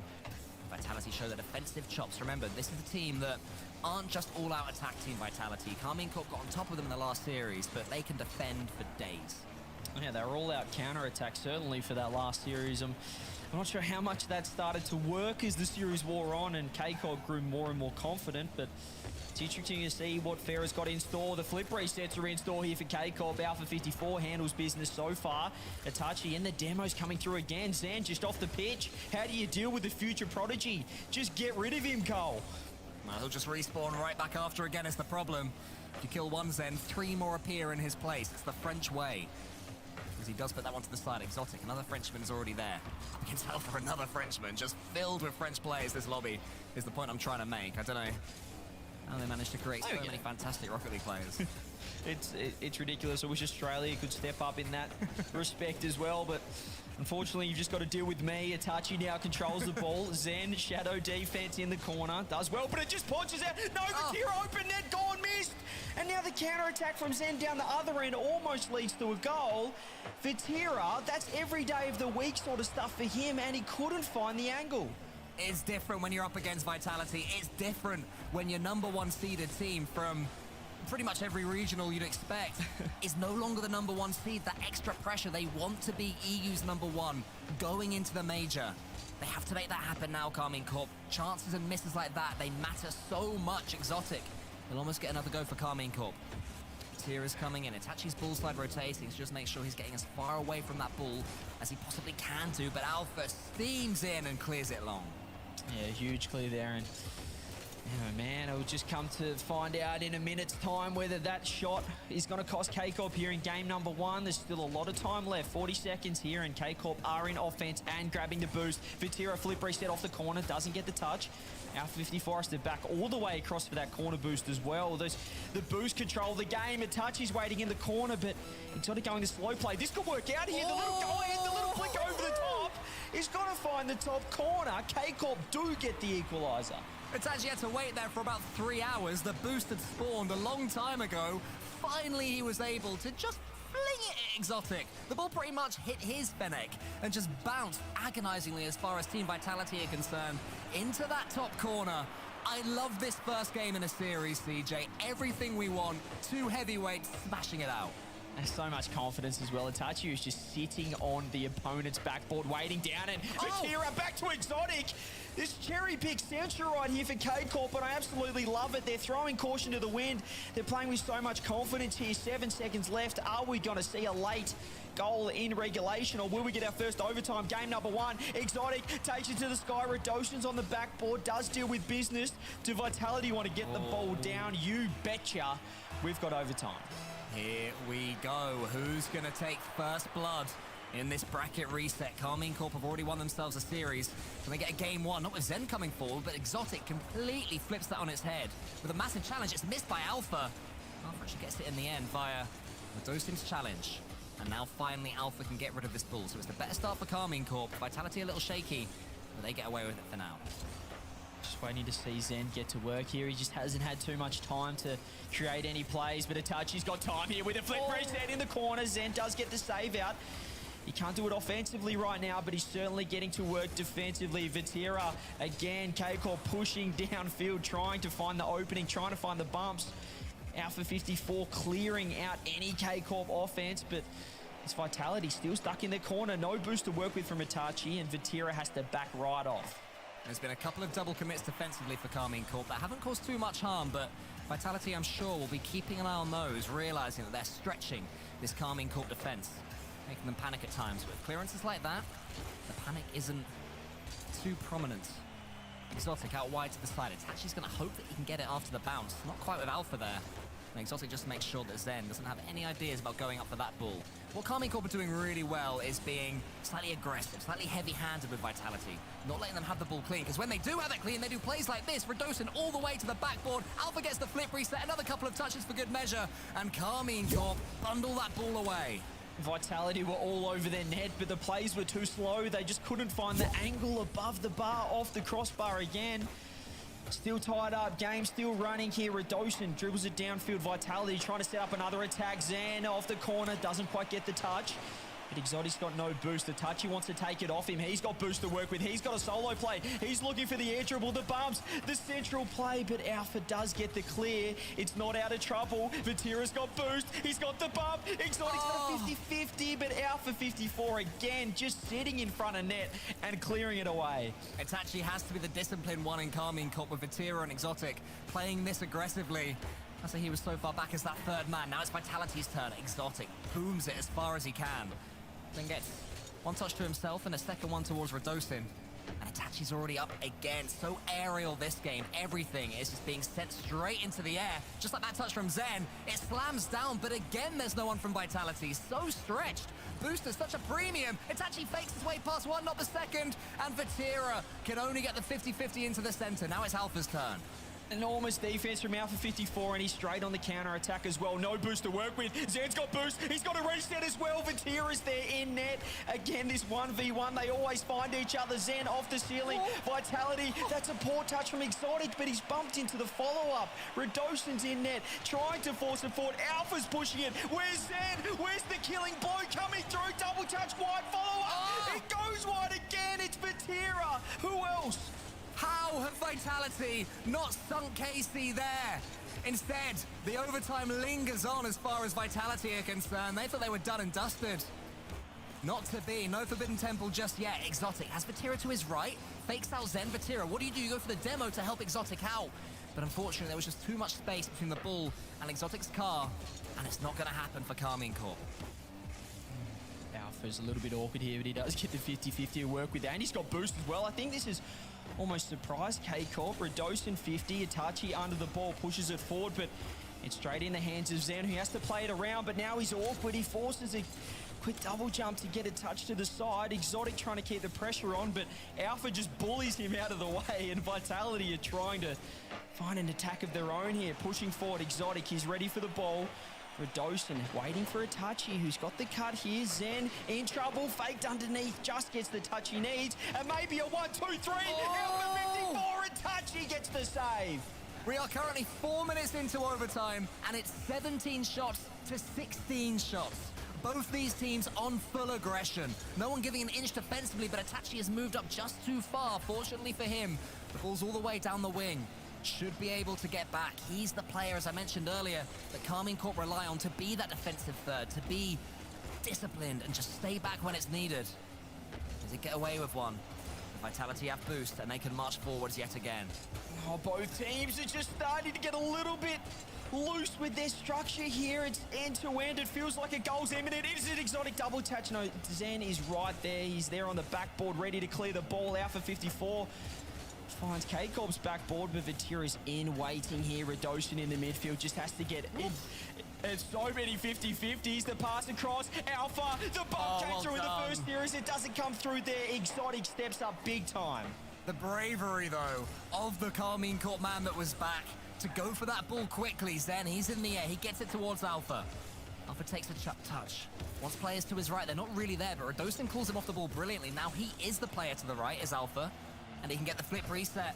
Zen's waiting. He wants to pounce, but Itachi sends it to the side. Radosin there. Forces it over the top. And Vatira can come forward. Knock out Zen. This ball's almost going in, but it's saved by Alpha. Yeah, guess who? Alpha just always finds himself in front of net to help out his teammates, but Vatira almost got the touch. The demo coming through. Alpha 54 is removed from the pitch. It's got other ideas. It's an open double touch on net ball. Radosin. It's Vitality getting the first on the board. And there's the emotion from Team Vitality. We question them. How can they handle it when things are against them? There's your answer right there. Zen with the double tap. Radosin following through. And then Zen and his teammates having that reaction, having that emotion, having that fist bump. Team Vitality take game one. Almost a 6-minute overtime to open up the first, or should I say the second series here, the bracket reset. And it is Vitality doing what they did in the first series, getting game one. That didn't quite work out for them, but I tell you what, that feels like such an important overtime to win, just for the mindset, for the mentality. That was almost, well, it was 2 games of Rocket League in one there. And boy, oh boy, Cole, this is peak Rocket League right here, right now. Yeah, there's not too much more you can ask for than that. A 5 or so minute overtime with 20 odd shots each. That's pretty much the dream for anyone who likes watching this esport. And Team Vitality and Karmine Corp are elevating it to levels that EU regionals haven't seen before. I just still am overwhelmed with joy, CJ, that Karmine Corp are playing like this. I was worried they were going to be scared again and play scared. There's been nothing like that in these last couple of series. It's been phenomenal so far, and just to see, I guess, that overtime as time went on, you could just see almost the mental tiredness coming in, the fatigue as the structure started to get a little bit loose from either side. There were chances, there was rotations that they're a little bit slower though. Everything was getting a little bit more sloppy, and it's just who can really lock in for that moment and find their opportunity. And it was Zen to find that angle. Radosin did clean it up. But it was a great finish there, and Alpha with no boost has beaten 8 people to the ball. I'm not sure how he's done that here in game number 2. But what did K-Corp do? Can they respond? Oh, Zen, he almost gets that ceiling play. No way. Just as I was about to say that if there are any blue wall bricks that need some hopium, after losing that overtime, Karmine Corp lost the first game in the first series and then won the preceding 4. Are we going to see that history repeat itself in the first bracket reset in the world in the RLCS this split? Karmine Corp is surely hoping so, but Vitality has started off game 2 brilliantly, thrillingly, so quickly. Alpha digs out a pass from nowhere from the opposition backboard. Zen can keep it going until Vatira clears. Yeah, Zen just working the ball in the corner, but Exotic does deal with it. Radosin with a huge 50-50 just to push the ball forward and keep K-Corp in a little bit of trouble. They've got no boost to work with, but they are able to send it downfield here. Exotic tries to pass it to Vatira, but a double pre-jump, but almost a double kill him into midfield from Vitality. Just so ready for the pass plays from K-Corp. They do handle business. Vatira, last man now, does kick the ball to the side. Alpha's there. He's got boost as well. He's got a flip reset. Central, Zen, no blocked out Itachi again. K-Corp so many times over have stepped up when they needed to with huge plays in defense. The difference between this series and the last one, though, is that Karmine Corp are having to defend from game 1 onwards. Vitality not giving them the decency of playing defensively this time. Attacking Karmine Corp every step of the way, sinking their teeth into their opponents. Hoping they can do even more damage then. He's flipping his way towards this ball yet again. Vitality keeping the ball in boot territory. Redosin almost beats Exotic. That was close. But finally, they can get it away. Exotic has it in the Vitality corner. Zen just ducks out and then sends it home. Beautiful fake there from Zen, but Takeoff still pushing forward. They're not out of trouble right now. He's got 100 boost to work with here, Zen, and a beautiful first touch. Exotic somehow ready for it, and almost an open net. It is going to be a first goal on the board. Itachi just makes the most of nothing there. Yeah, Zen, his touch was a little bit heavy. Exotic got him so quickly, and Alpha, despite his despairing dive, Redosin couldn't do anything with the shot. And Carmine Corp, CJ, now they're the counter-attackers. One shot, one goal. Yeah, they've certainly changed it up. The styles here, I guess the versatility of both sides here on display. 2 series now, or 3 series they've played so far today. And we're seeing a different side of each team every single game here. Redosin gets the kick on the backboard, but Exotic's there to handle business. Itachi with bumps downfield. It's got to be open. Is there a follow-up? No, Alpha just has to trust that the shot's going to go wide, which it does. Now they get to counter-attack. 1-0 here, K-Corp. Half the game gone. Doesn't really feel like they've been dominant, but they do have the goal to answer for it. Vatira tries to get the fate to work with, but Zen does get the pass back. Exotic peppers the backboard. Vitality happy to let it go through. And for good reason, they get the clear. Yeah, but now Carmine Corp starts sprinting. They're attacking the defense so much more, but actually, finally, Vitality made their way through. Zen with the pre-flip, just out of nowhere, he couldn't get the touch off the first. Oh my goodness, he's just found so much power, found the perfect position on his car. The pre-flip is ridiculous. He wasn't going to be able to reach it any other way off that pass, and he still was able to put it behind over the top of the K-Corp defender. Zen coming alive here, that's scary for K-Corp. Pretty much a perfect finish there from Zen. Carmine Corp, for all their good work, find themselves equal, and now look how much space there is for Team Vitality. They've gone in behind the Carmine Corp defense. Vatira sends them away for now, actually stays behind it too, and gets some dribbling time. Brilliant from Vatira. Exotic, though, tries to continue his good work until Zen dribbles it away into the center. Vitality with even more time and space to play with. That's just a snapshot there from Alpha from the ceiling. Carmine Corp having to do some tough defending. Vitality not too shaken after Carmine Corp took the lead. Well on top now in game 2. Exotic does get a huge beat out. Zen is very awkward, but just finds the best touch possible. No, this is the best counter-attack in Rocket League history. Redosin follow-up shot. Vatira can't get the touch. K-Corp save it.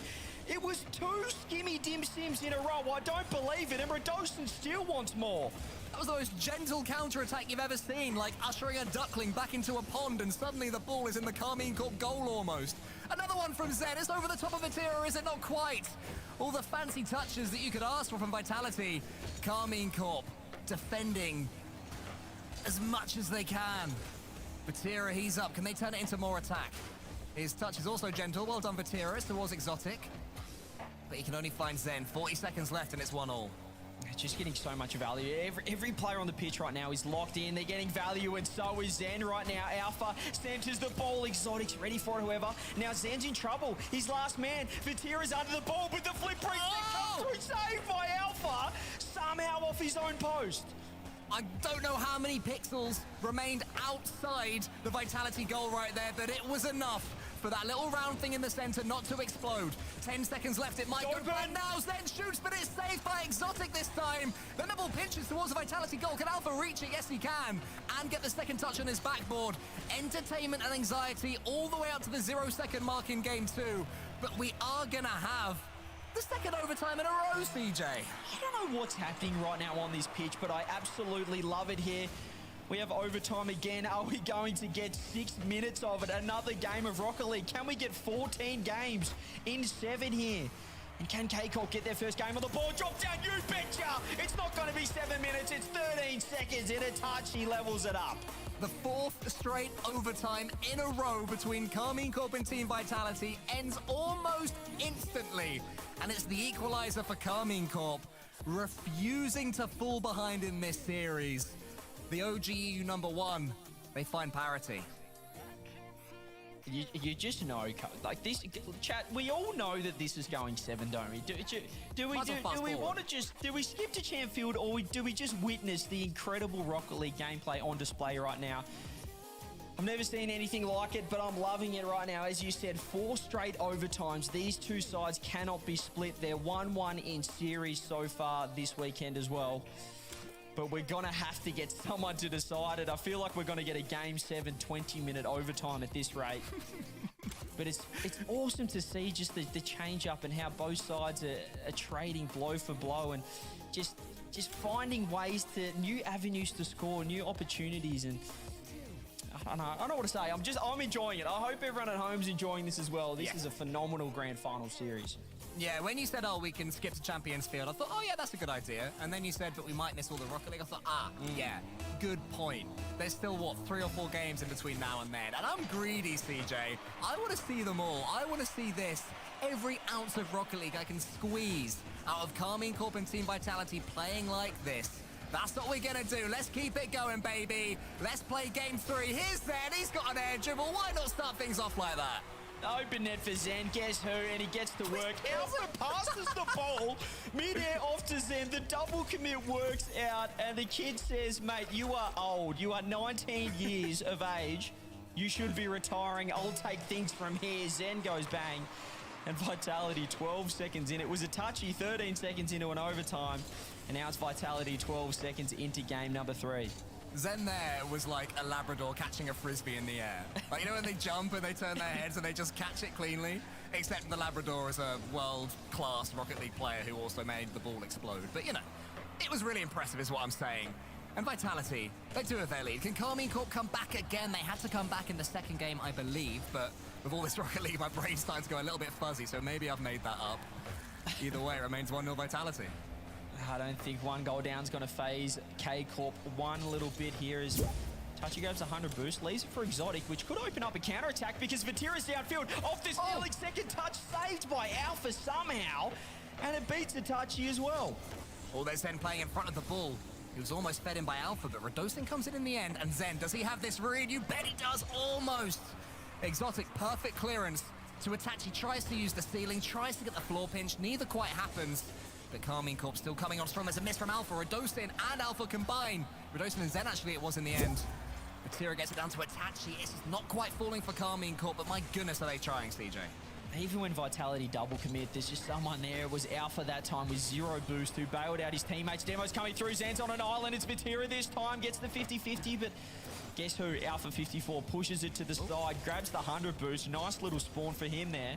Radosin, awkward front post, but let's get the clear in the meantime. And the 50-50, at least pushing Vatira out of the way. K-Corp trying to find the level up, trying to find the equalizer. It's Zen. Can he get to work here? The first touch just too high. Can't quite make it happen. For a split second earlier on in the corner, the ball was almost still, and I practically got whiplash. Because this series, this gameplay is so speedy that when it does slow down, even for a split second, you can't quite believe your eyes. Look at it now, look at the ball, it just carries on going. 100 million miles per hour, you can't even jump without being bumped. Zen finds it on net, but Alpha 54 does the rest. He sweeps through, he knows the shot's coming on, and it's Exotic who just can't find any way to avoid that one. Vitality getting their second on the board in style. They're going to keep on pushing, I bet. They want 3. They want to make a statement right now against Karmine Corp. Alpha's almost got the pinch. Vatira, though, could get the flip reset underneath Radosin. Now over Zen! Brilliance now from Vatira! He just made something out of nothing again here. Off the kickoff, he finds it off the sidewall, fakes the flip reset, fakes the shot as well. Zen had to respect it. But Vatira didn't respect any defender there from Vitality. They do get one back, and there's a lot of time in this game left. Exotic's done well from that kickoff as well. The ball's just a little bit too above him. Didn't have the angle to go at it, but it does give Karmine Corp some decent territory against Vitality. Until Zen gets the triple dunk against Karmine Corp. Sends them scampering back. Tachi can start again, but so much work from Zen for something so simple there. I love it.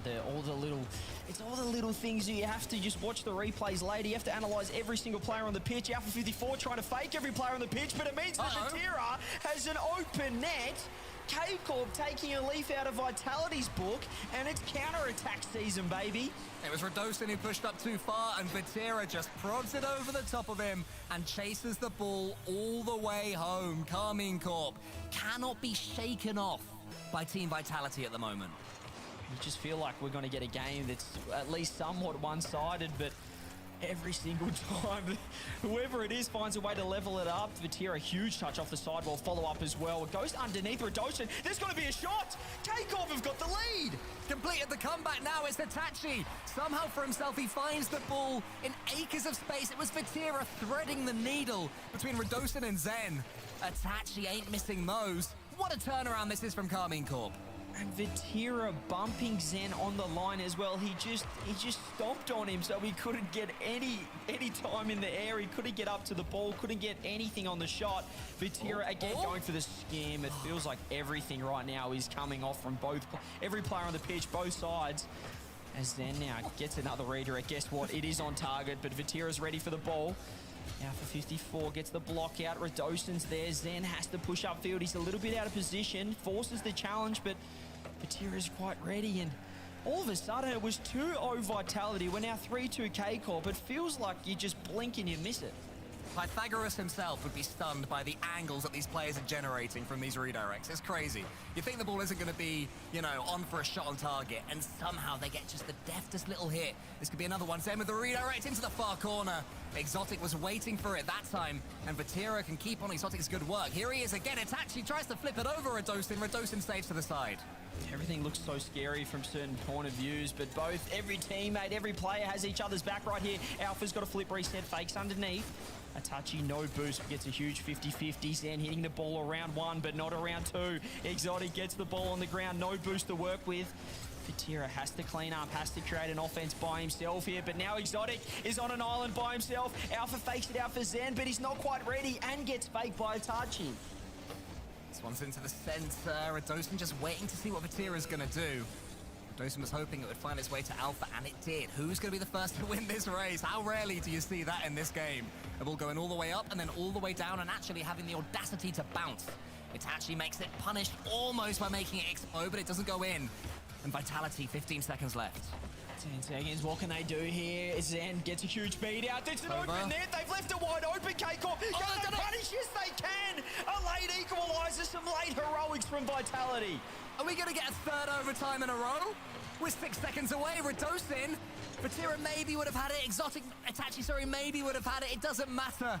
There's bumps all over the place. We might be about to see 2 kickoffs in a row. Can either one cause a goal? 3 OTs in a row this series and 5 overall. Looking at the last one as well. Or are we going to get an overtime here? There's still time for either side to find an avenue, find a way. Here we go.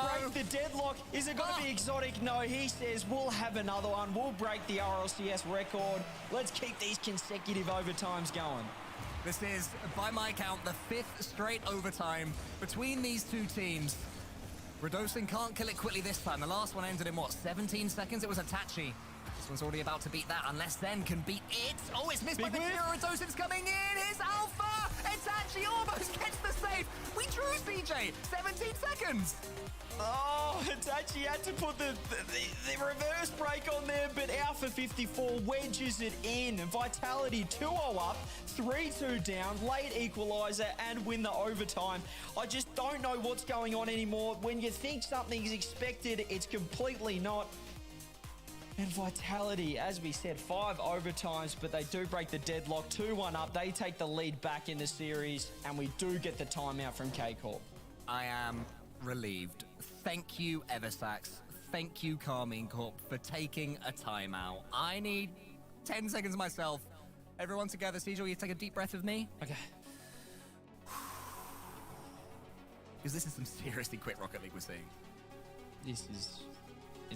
It is, as I said, it's nothing short of ridiculous. Seeing 6 players, world-class players, all locked in, it's phenomenal. The touches coming through are second to none. Everything feels like it's on target. There's always a chance out of nowhere. And as we saw with K-Corp, they were 2-0 down. All of a sudden, they're winning the game in the matter of 45 seconds there. But Vitality answered straight back. 8 shots to 11 there. So K-Corp getting more shots on the board, but it didn't mean much. 4 goals for Vitality. Whatever happens here as well, CJ, you have to praise Karmine Corp with the way they have dug out these results against Team Vitality. It seemed that with Zen, they'd pulled away. Karmine Corp were being not forgotten, but not discussed about in the same conversation. And they've stepped up so much, they've changed so much, they've completely refreshed their mentality. And what we're seeing now is the result of that hard work. There's a reason why I retired, ladies and gentlemen. It's this series right here. There is no way that people can humanly keep up with this. They're robots. They're absolute robots. I'm not sure what's going on. Check PCs. The French is something special. The EU is something special right now. This region is phenomenal, and we are seeing the absolute pinnacle, the creme de la crop, if you would, of Rocket League right here, right now, Cole. How'd you like that one? That's absolutely beautiful, CJ. You really got the accent dead on as well. And these French robots, they're not coded in C++ or Java. They're coded in pure French adrenaline. Just the energy they have to keep on going. I don't know how Ferrer's still standing. That's what's impressive to me. I'd be slumped in my chair by now if I was in that room. God can only imagine the heat that's in there with all this pressure going on. And somehow they're still smiling. I'm still smiling too. We have got at least a couple more games of this. Team Vitality 2-1 up in the series. And we're 1 overtime away from equaling an RLCS record. So that'll be fun too. It's been overtimes galore. This series and the last one, and I want more. Give me some more here, ladies and gentlemen. K-Corp Vitality putting on an absolute show. So's Radostin. Fires one across early on. We're just going to whack off the bat straight off the overtime. Oh, I'm having so much fun right here. So's out for 54. Drop down past Radostin. Just fires it in an open net and puts a hole through the crossbar. Keep the shot low, lads. I know the crossbar's probably stolen lots of goals of yours. You don't have to take it out against it. Alpha tries to do just that. And it's read by Itachi. And then Exotic with a clean couple of touches can send it back to Vitality territory. Now Vatira can G out Radostin. Exotic scores somehow. Oh no! This might be the worst pass back in RLCS history, ladies and gentlemen.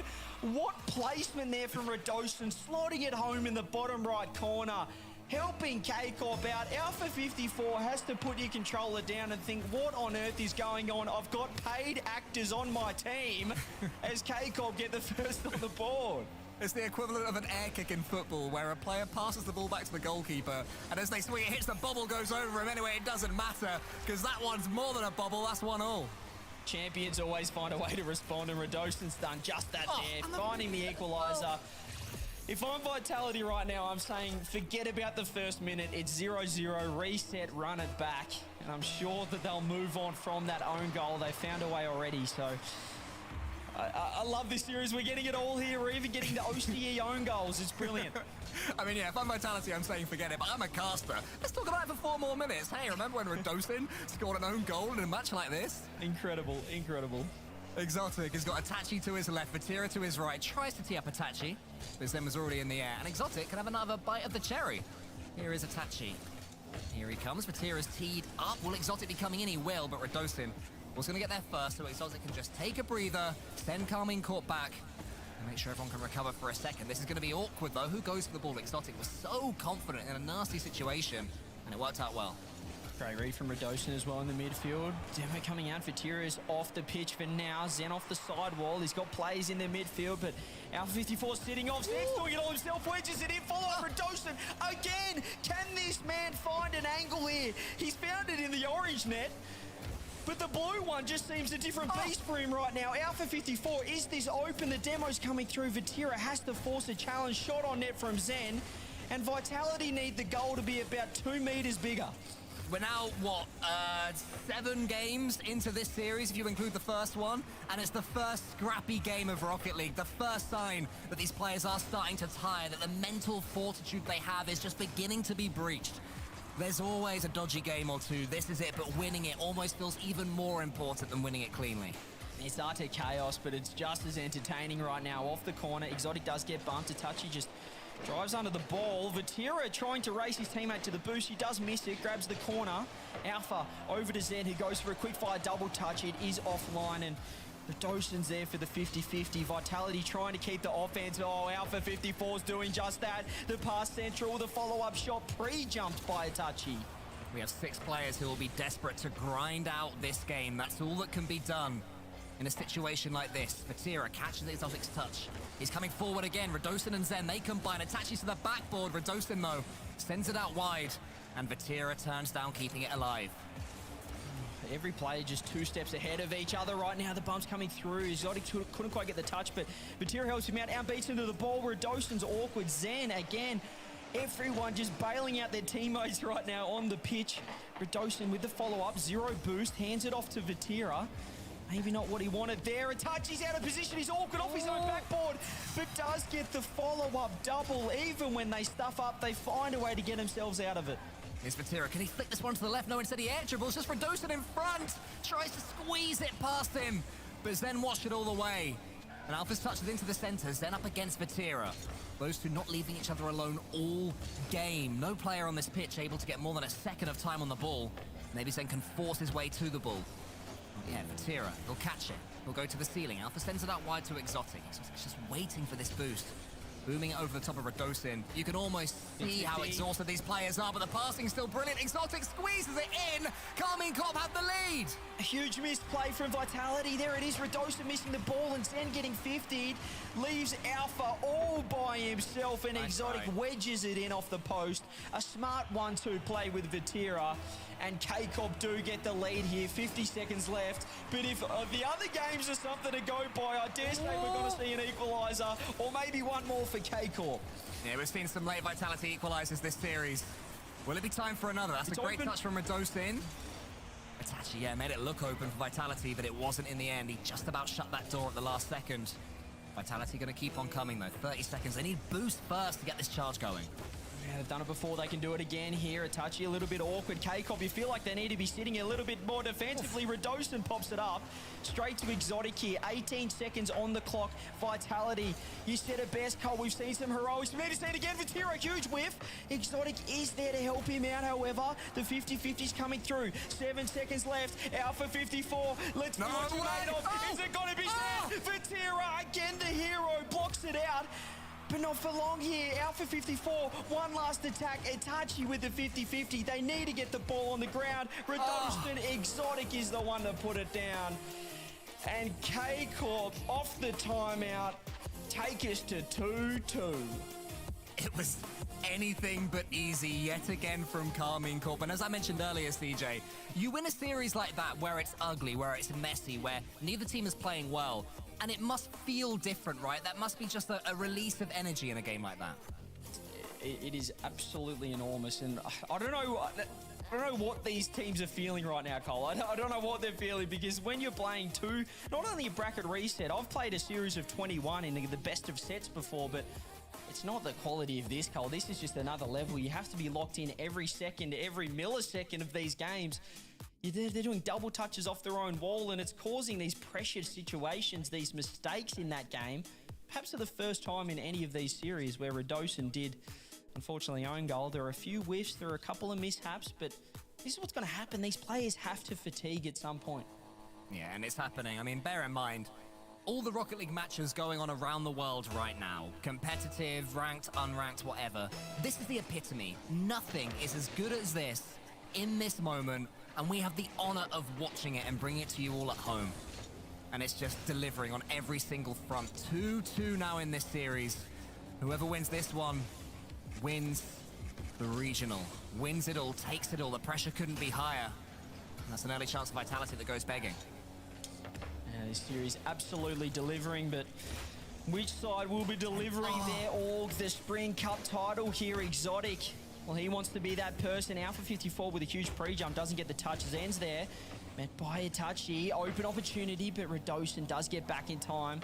Vatira, just feels like any time there's a ball in front of net, there's certainly like a shark, the big 50-50. But Itachi's back there. It's charged down by Alpha. Vatira.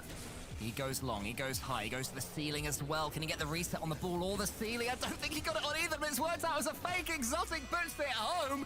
Improv from Casey. He faked out absolutely everyone, including me. I wasn't sure when the flip was coming. It didn't come at all. As Exotic gets the follow-up shot, easy as you like, open net. Vitality have been absolutely bamboozled by Vatira. Vatira's completely locked in as well. If you look at his face cam, he's in a dark room. It was light earlier, but as the sun's going down, so too were Vitality's hopes, but Alpha gets them back in charge. He just can't afford kickoff goals here in the grand final of all places. Vatira with the 50-50 that he'll come to regret as Alpha just slots it away. That is just that's a piece of cake for a player of his caliber there. Open net and Vitality out of nowhere. Just get a freebie, get a free goal. I think Vatira tried to bump Alpha out the way as well, but Alpha jumped too quickly. Was too aware to fall for that, so he got himself that goal. Now Alpha's bumping Itachi out this time. Vitality upping the pace yet again. Both these players, both these teams, should I say, trying to wrestle that initiative after the dodgy game they had before. As Exotic comes in, up against Radosin, clears it long. Itachi gets the catch, does he? No, he just lets the ball go past him, takes the boost. And now, Casey have the advantage boost-wise, but Vatira can't quite get underneath the ball. Yeah, he had to go for the chain dashes there. 10 boost to work with. Zen with a big beat out the 50-50 as well. Has he got the shot on net? He does, but Exotic gets the 50 dunk. Zen out of nowhere again. Radosin now, can he channel some magic? He's been enormous all weekend long. Huge 50. Zen's under the ball. He's awkward. Has to find his teammate. Or the fake out in the open net. Radosin puts it away. K-Corp just went missing. It was then he was up. Radosin round the corner. I don't think they expected that half rotation from Radosin, especially this late in the series, this late in the day. Vitality playing aggressively still to this moment and returning their lead. 2-1 now, Vitality. 3 minutes on the clock. This is an all-important game, number 5. You'll be going up to match point, series point, regional point here. If you can take this one out, Exotic almost gets a touch. Radosin blocks it out. Feels like every avenue's blocked by both sides here. As Vatira gets a 50-50, tries to get another one, Itachi with a huge pinch. When I say huge, I mean not very big at all, as if Alpha 54 has to rotate out there. Radosin's in the corner. Vitality trying to get another goal, their third of the game, and perhaps a little bit of a spacer in between this lineup here. Zen off the corner. He loves it over here. Shot on net. Itachi blocks it out, but they're still in a little bit of strife here, K-Corp. Vitality pushing forward, going for these pinches. Finally, they find some room to breathe. I'd say Zen's looking a little bit greedier, and I don't mean that as a bad thing. It's the good thing for Vitality when he's desperate for the ball. Look at him already up, calling off Radosin, getting the flip reset, and teeing Radosin up into the skies. Karmine Corp dealing with Zen so far, although they are behind in this game. Have to change that quick. Itachi, the double tap, it's looking good, it's looking brilliant, but the finish wasn't quite there. Alpha can dribble away. How much more damage can this be to Karmine Corp? Not that much as Exotic catches. Yeah, Itachi just got a little bit impatient there. That shot is, it's pretty simple, I'd say. I don't mean that with a lack of respect for him, but he just rushed himself a little bit. That's what Vitality's defense can do. You just know you don't have too much time to work with. Couldn't quite get the angle, couldn't get the equalizer, but there's still a minute 30 left. There's still a lot of time remaining, and well, if I know Vatira Cole, he'll be wanting to get that equalizer and put him to the sword. Yeah, he'll want to be the man. He's storing his 100 boost. Really good reserves at the moment for Karmine Corp. If they can just get hold of this ball, but Vitality aren't letting them have it. It's Radosin, he's coming in again. Vatira, he's waiting so awkwardly underneath this one. And Exotic was a little bit too close to the ball as well, so couldn't do too much with the save. Alpha's turn to the sky. Exotic, though, calls him out. Oh, no way. Then starts backwards. He gets the flip reset, but Vatira was up there with him. Just feels like K-Corp running so low on boost, but they found a way out. They found an opportunity. Radosin gets a huge touch. Double demo. We've got a 2v2 briefly. Crew battles is imminent. As now they both spawn out. Crisis averted there. Don't worry, we're still in the 3v3. Vatira pushing forward. Zen's a little bit awkward in the corner. Vatira trying to get the double blocked out. Exotic. Itachi demoed here. Last man, this is big trouble. But he does find a huge 50-50. Zen has to bail out his team. Both sides stepping up when it counts. That's Itachi's job, dealing with moments like that, but it's been left completely open now. Vitality get a 2-goal lead. It might actually be the first 2-goal lead of this series. K-Corp perhaps pushing a little too hard there. There was still 30 seconds on the clock, but Itachi found himself underneath Exotic. Vatira hadn't rotated back in time. And the overcommit there from K-Corp means that Vitality, with a 2-goal lead, surely have locked away this game number 5. Oh, you say that, but Exotic almost got himself on the score sheet. Itachi couldn't quite get it around the corner the way he wanted. Vatira's going on. Karmine Corp still going. They want to do a little bit more damage at least before we go over to Neo Tokyo. It's Itachi, but they're running out of time. And it does seem like Vitality are going to be able to just relax for 5 seconds or so. The first time they've been able to do it at any point in this series. Unless there's a goal here, it'll be a slightly sweaty kickoff. It's not going to be. And Team Vitality, via that Radosin double tap, do go within 1 game. They've broken the overtime streak as well, so we can be a little bit sad about that one in chat, ladies and gentlemen. But Vitality, that was a clinical game. And have a look at this guy. MVP of the regional for Vitality with 2 goals. MVP, as we said, for this game. 6 shots on the board as well. He's been enormous. He's even scoring goals for K-Corp. That's how much he's feeling at this guy. I'm starting to forgive him for moving away from the Team Vitality decal just a bit. If he can win this regional as well, I'll say fair play, Radosin. You knew what you were doing, and he knew what he was doing there as well. As soon as he caught that ball, it was like the Karmine Corp Red Sea had parted, just punched it through their defense and gave Vitality the lead that ended up being the winner. But you can see there the wipe of sweat. This is just pure pressure for these players. I mean, I'm exhausted, so I can't help but feel sorry for the players right now. But, I mean, they won't be worried about that at all. They're running on pure adrenaline, both sides. It's all about rivalry at this point. It's ego, it's pride on the line. And as we said, Vitality getting the huge go-ahead game. 3-2 up. They got reversed. They got beat in the first series, should I say. Bracket reset, but they don't want K-Corp to complete the job here. They've got one game to get the job done, or we might have Champ Field. I am praying to the heavens that we are going to get Champions Field at the end of this series. We said it all the way back in Game 1. We said it all the way back in goal number 1, CJ. This had Champions Field stamped all over it. The Champions Field announcer was saying, hey, this one's coming over to me soon. But Karmine Corp have to make that happen, and they have to make it happen in the next 5 minutes. There's nothing stronger than plot armor. It's stronger than diamonds here, and well, Vitality, it'd take a super player, maybe the likes of Zen, to break this. But it just feels destined for a Game 7. But I'm sure Vitality, should I say, have other ideas right now. Not another own goal. Please, Radosin, stop doing that. It is getting ridiculous at this point for Tira. The attack, no, he's got to get down the other end, almost an open net. Maybe a 200 IQ play in the end by Radosin, but both sides get away scot-free. Radosin, the scariest man in the RLCS right now. Give him the ball at your peril if he's on your team. Gets away with this one. Team Vitality have started to deal with it. They've wheeled out the whiteboard and it said, beware Radosin. It remains 0-0.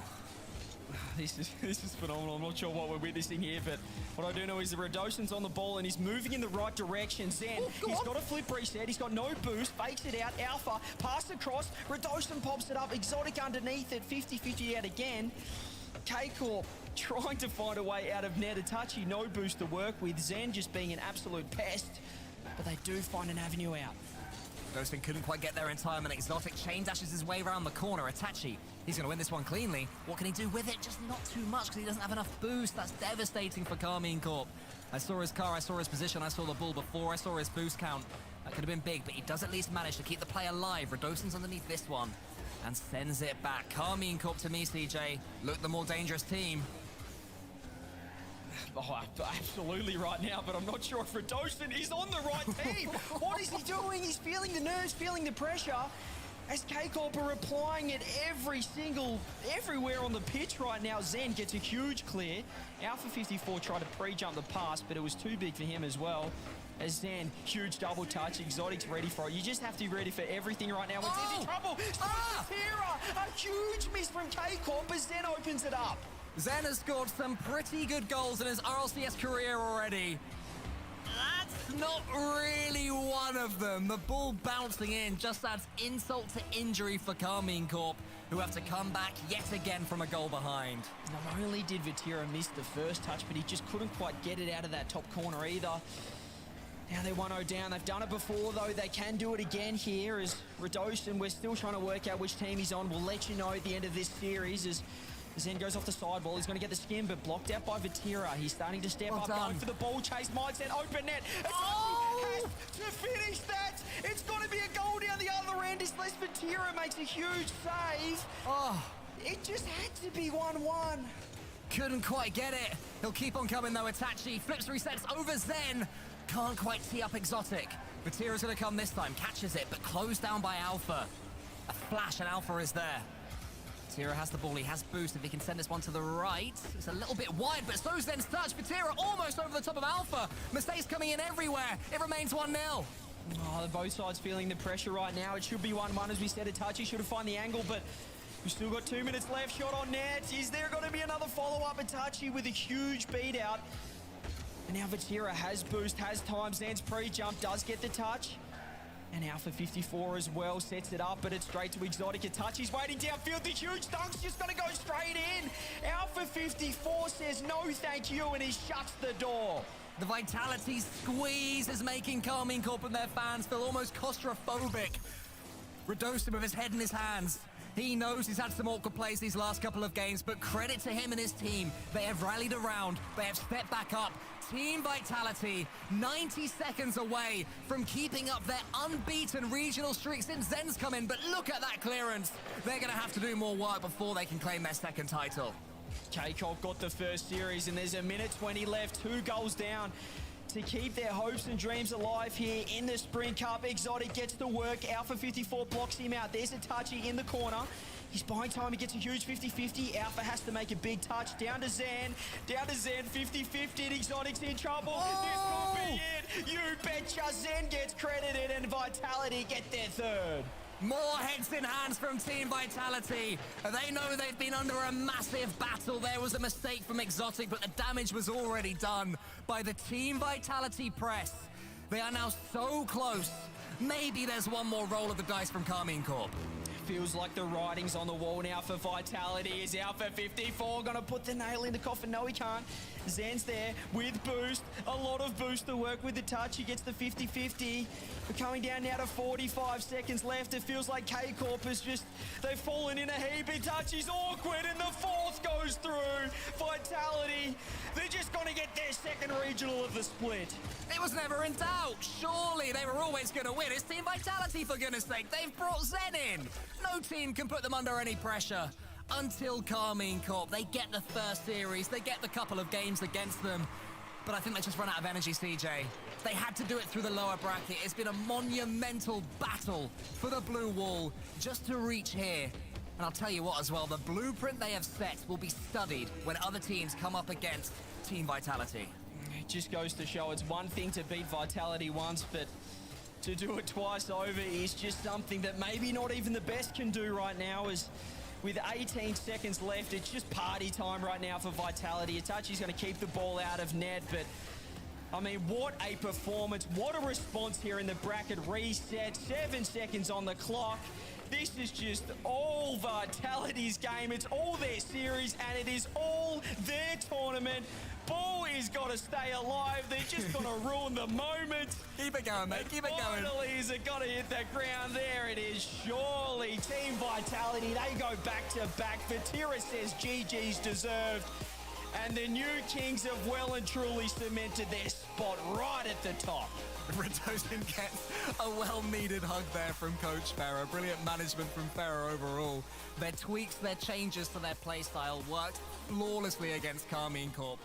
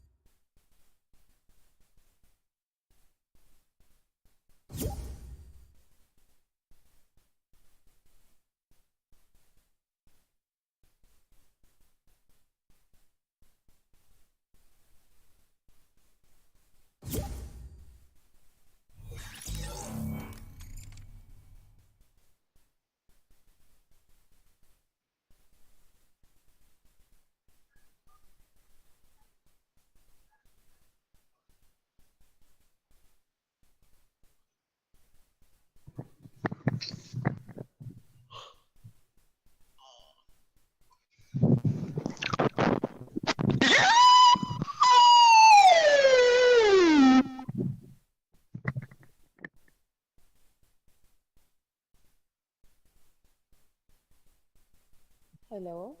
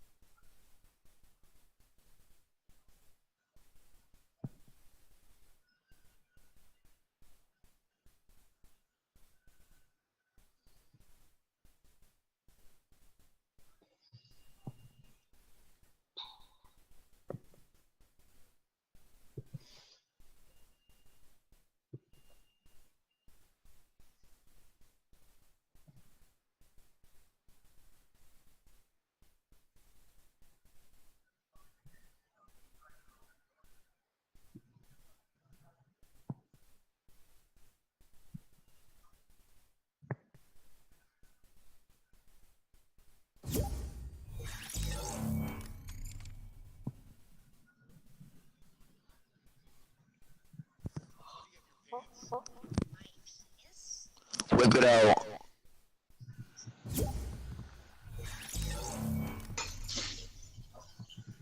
Gay black men kissing.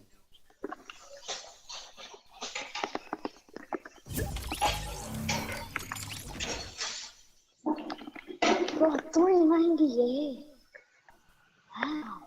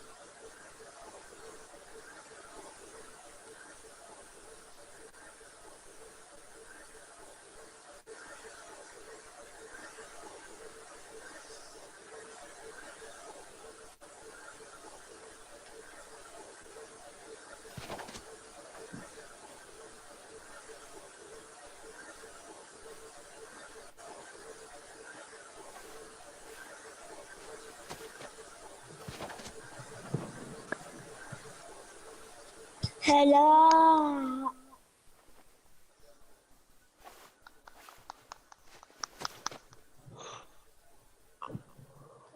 Just raise one person ready up.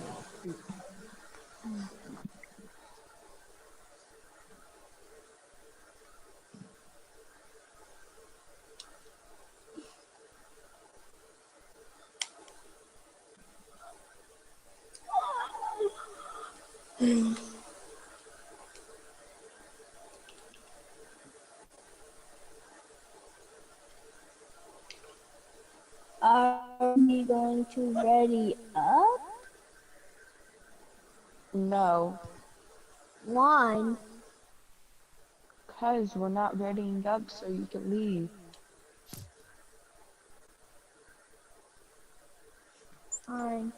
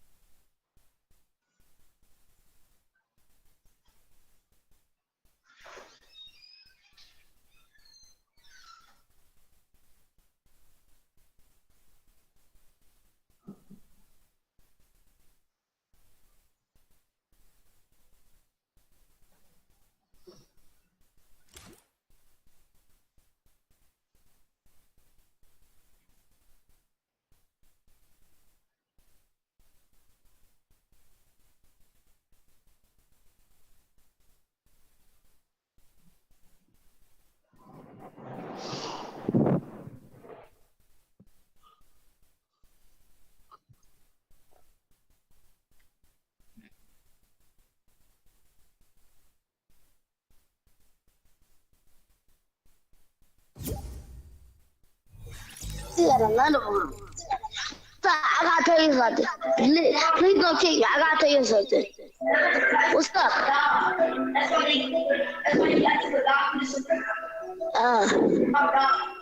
How?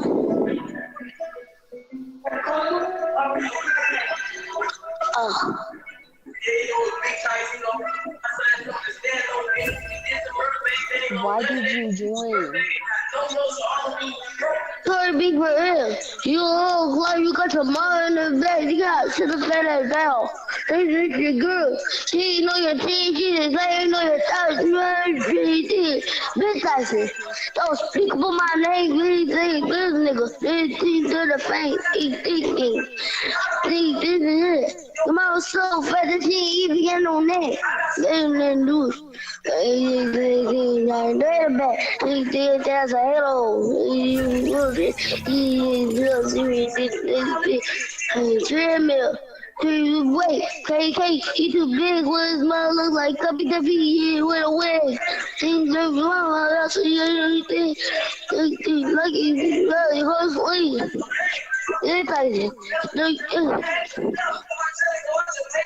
I'ma say Victoria this track. What's up? Hello? Yeah, about that. Sorry for making it friendly.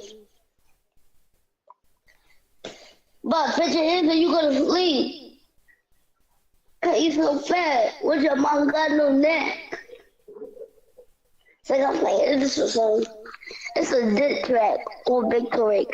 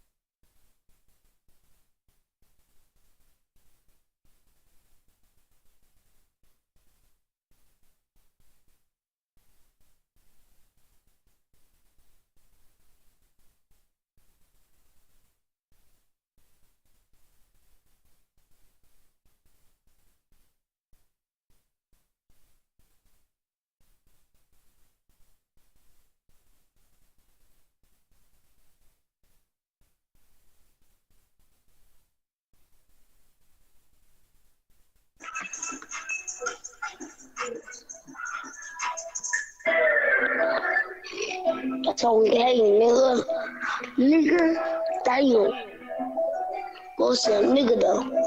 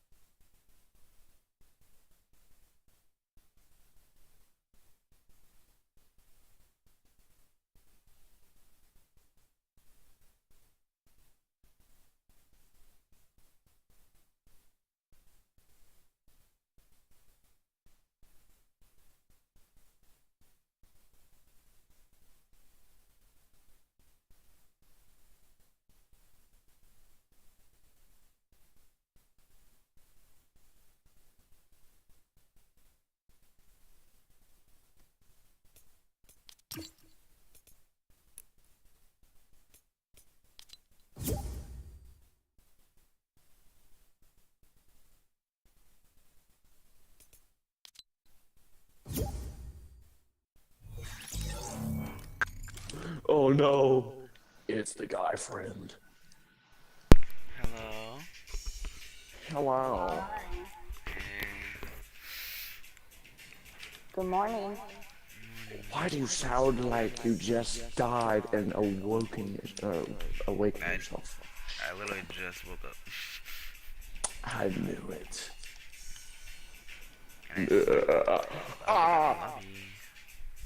That's what you get. What I get? What? What did I do?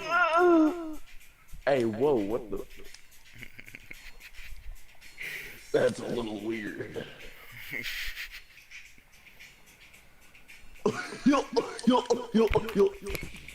Oh, what the? Dang, that's not weird, bruh. Hey, Stinky! Hush.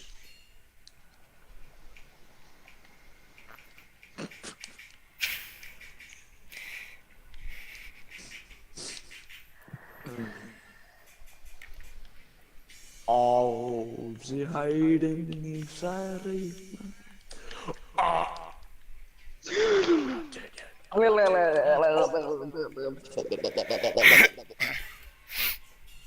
You know, I'm just gonna. Wee!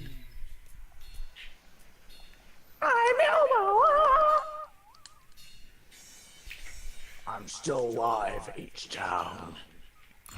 Ha! Lava flats. Ah! All the hiding inside I fever.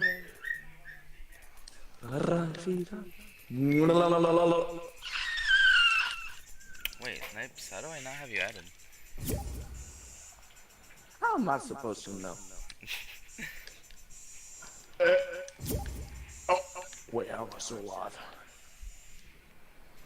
Cause you're built different. We.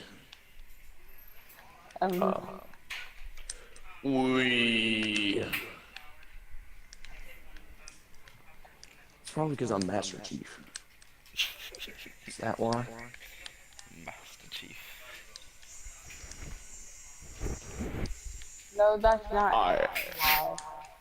I am Halo. Escape the world parkour.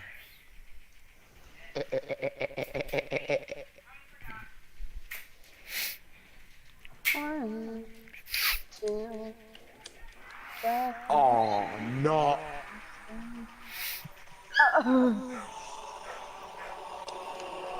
Yo! I forgot I did that. What the?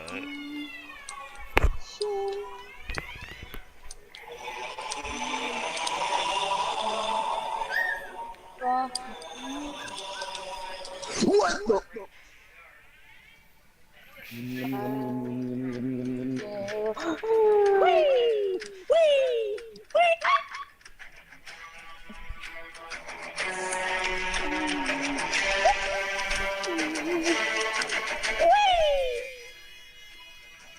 I can't see. You goofy young child. I can't see. This is blinding. I know, right? Ah, children. Children are scary. Very, very scary. Pick one, goofy. What the heck? You let me die on purpose. Oh, I made it. Unlike you. Stop jinxing yourself!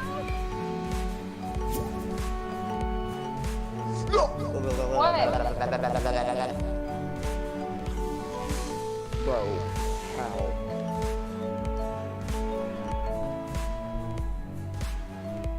You are a goofy child.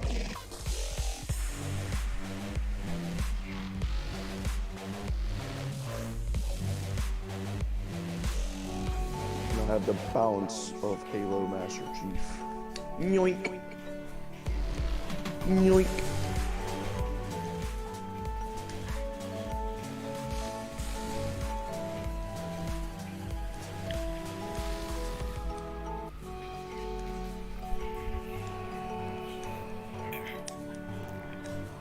Oh no.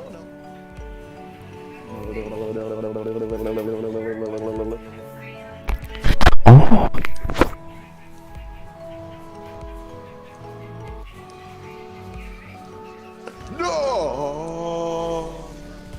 Oh.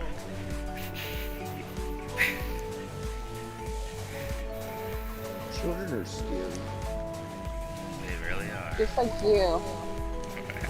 But wait, I'm scary? Yeah.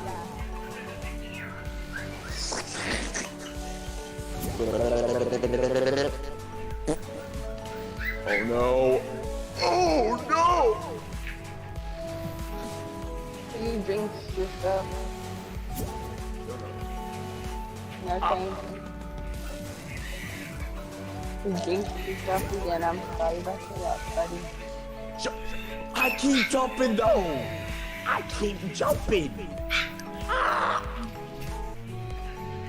Jump this time, you get there. Now feel better. Wee! Wah!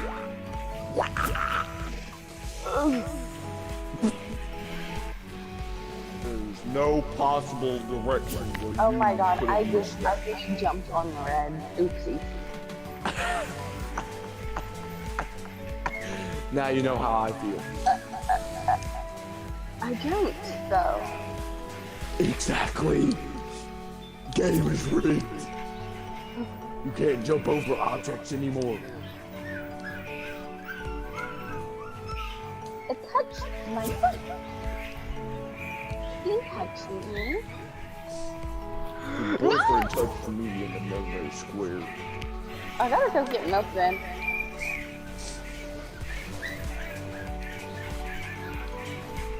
I'm gonna go pick up Monkey Girl and do. Wow! Wow! I'm gonna go pick up them two and we'll go get milk and you and him can stay and do things. Bet. Excuse me? Why are you behind me? What do you mean by that? What do you mean by that? Nah, that's a little goofy. Nah, get me away from this goofy. But good luck, you can't get away from me. Get away from me, you goofy turtle!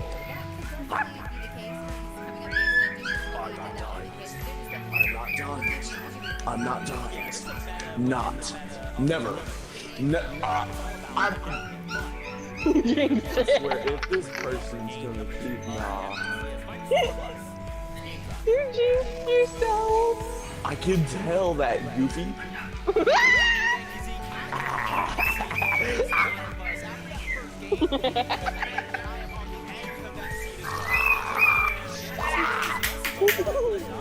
Yes, fall. Fall to your demise. I don't like it. I don't like you either. Help me. Help me.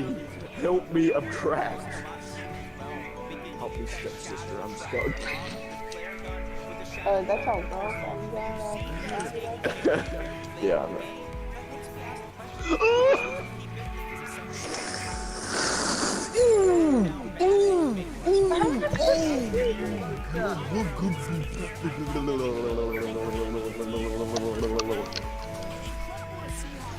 Yeah, I'm just gonna do that because I only have like 40 health left and I like having 100.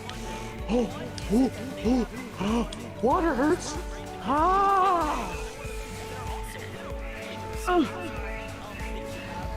Barely anything to jump on, let's scurry.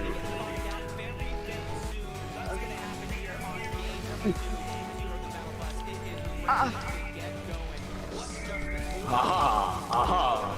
Yes, I'm finally. What did she say? 6. I'm actually getting distracted here. Boyfriend, come get your girl out of here.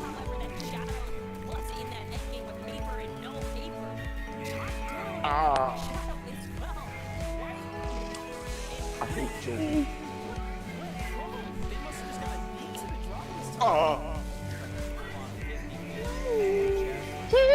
Look at my shoes. Look at my shoe, 3, 4, buckle some more, 5, 6, Nike kicks. Oh, that's so fire, bro. You're done?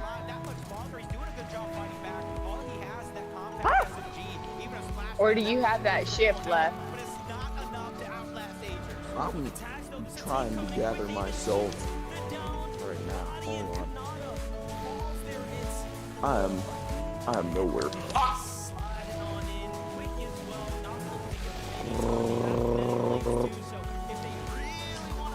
Go die in a hole, you stupid rock. You just don't need to go do that, and I died. No, thank you. I wasn't talking to you. Yeah, you are. No, this time I wasn't. Oh, I was about to jump. No. Sweet Wow! Ooh, disappearing rocks. Ooh.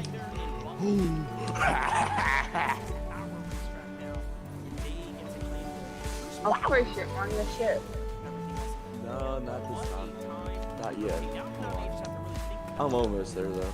Why? Because you're dying, Amat. Amat? What the world is Amat? What the frick? Ah! Woo! I am Master Chief. I can't die yet. Not yet. Please don't let me die. I'm different. No!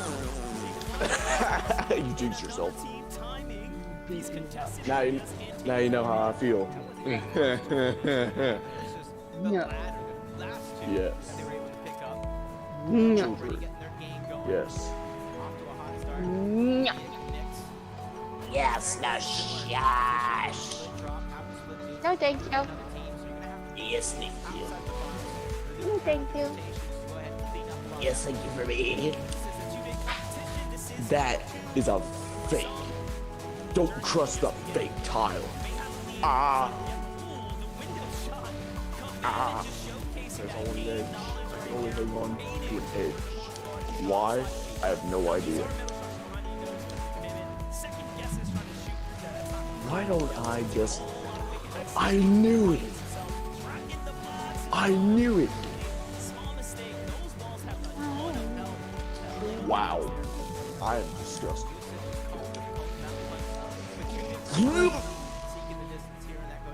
What do I do now? I'm in the red tunnel. The tunnel of... Watch the blocks disappear. Oh, you finally got to that part? Yeah, the blocks disappear. Oh my...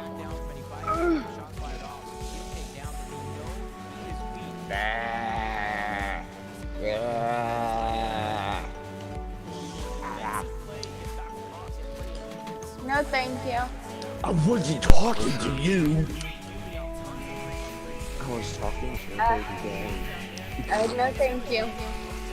Yes, yes. No. Come here, give me some look. Come on, Sapphire, give me some look.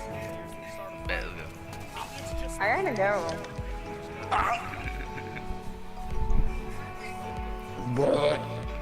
I gotta go. Go die in a hole.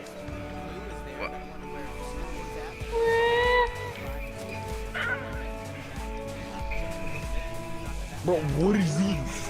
What is these? What is these? Oh my god. Easy. Come on, bring the blocks back. Thank you. What in the world? What in the world? What in the world? Ah. What is in this world? A lot. Things. I jumped in the hole. Good. I'm glad. Die. For almighty's sake. Ah, why? Show me. freaking videos. I thought we were I love you too, Saffron. Wait, what? What happened? Is that my name? I'm what? joking. How dare you? Nick. Yep. Bruh. No, this, no. No. No. No. Oh.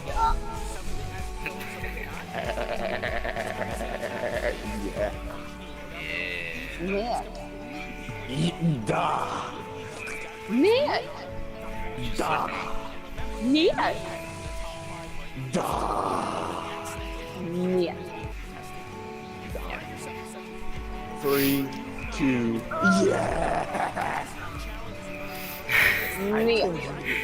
I told you would die, you did. It's so evil.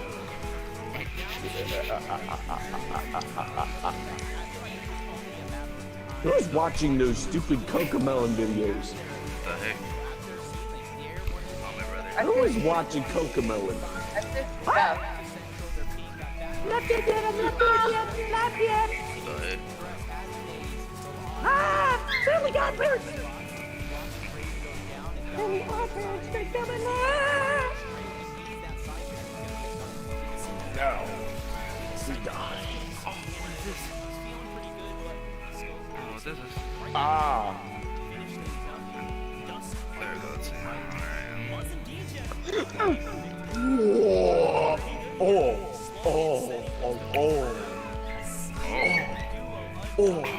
Oh. I'm still alive. Oh. Still alive. Oh, you're still alive. I'm not. Good. I thought we were playing. We are. Idiotic fool. I know. I'm dead. I wonder what you are. I'm a Yeah. smooth I thought it's my old character. She's a slut. No, thank you. Okay. You goofy. Nick. Da. Nick. Da. Da. Nick. Da. Nick. Da. Da da da da da da da da. Nick. Nick. Die. No, thank you. I'm talking to myself.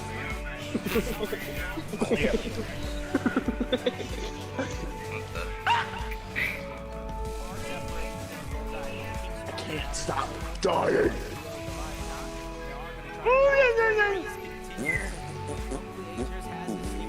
Wait, can't I just go on the red one too? Or do they No, you idiotic fool.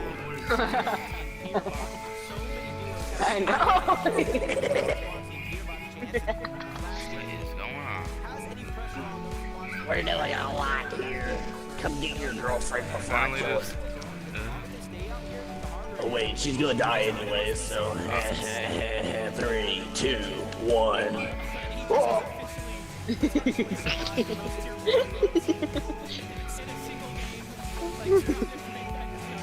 So happy and innocent. Next thing you know, I just start dying.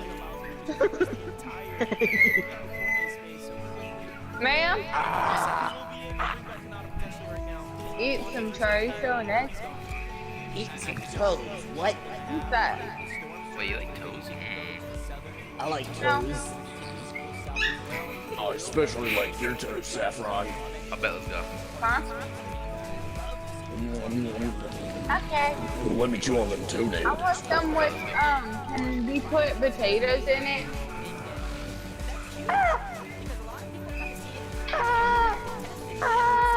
Potatoes and eggs.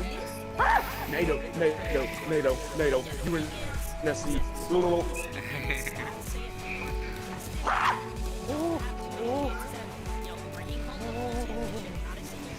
Nummy in my tummy.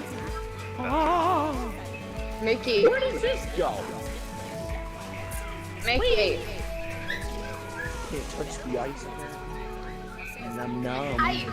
Num num. Ice, baby. No, thank you. Yes. No. Yes, thank you. Please. Please and thank you. Ah.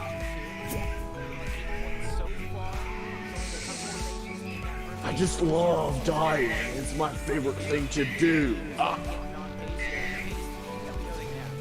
You know. Yeah, just kill me again. I quit. No, I don't survive with quitters. I survive with winners. Now get your butt over here. Win.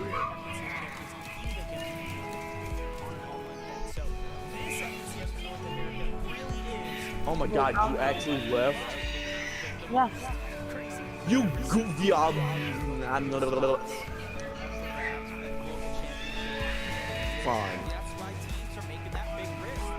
Fine, I'm going back to the water. Like, yeah.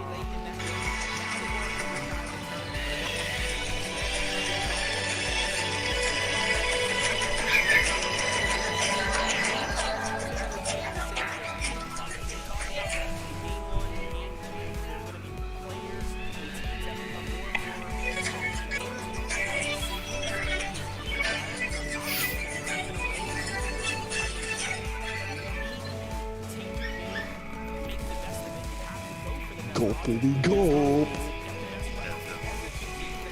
Let me gulp and gulp on them toes. Alright, man. Now.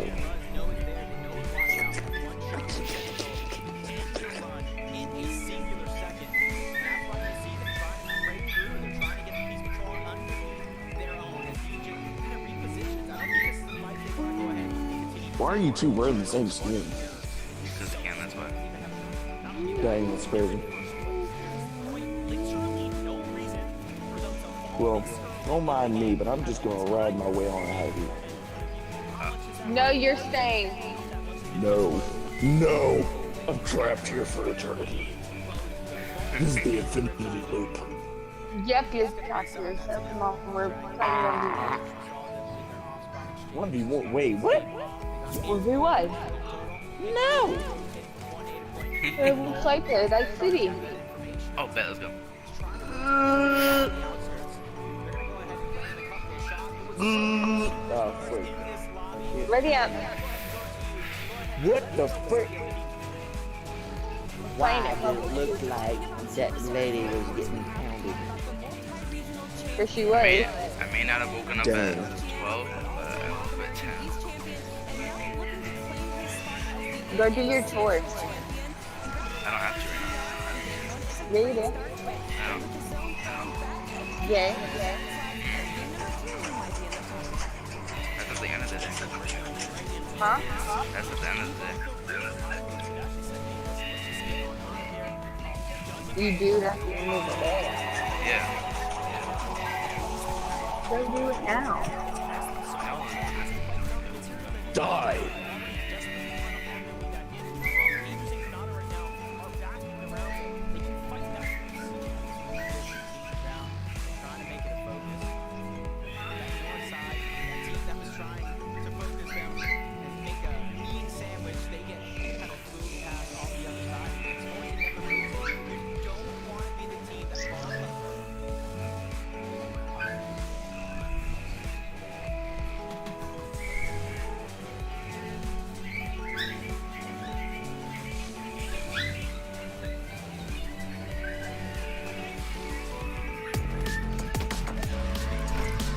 Ready out. Sit out, Saffron. Ready up, Saffron. No. Dang it. I don't love you anymore, Saffron. You're goofy.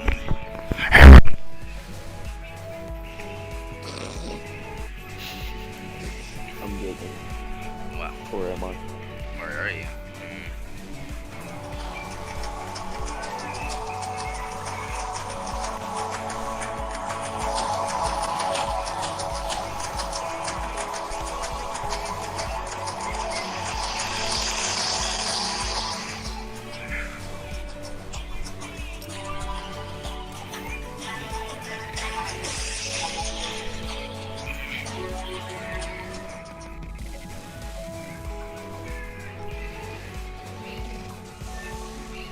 No, is this the place I think it is? It is that city. Why did you bring me here? Because I had to. I don't like you. I'm kidding.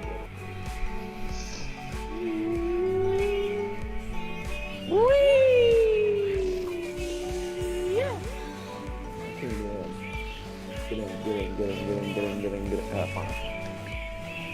I'll just use my baby warthog.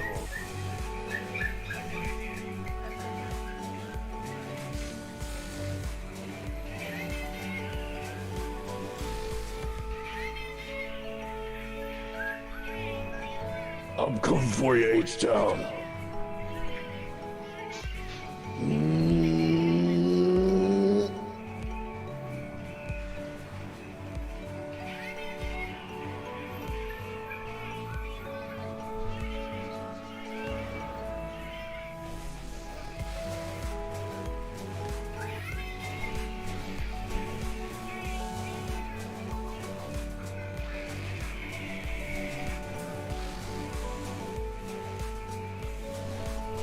Better not run me over, you goofy ass. Goofy ass child with a bunch of children.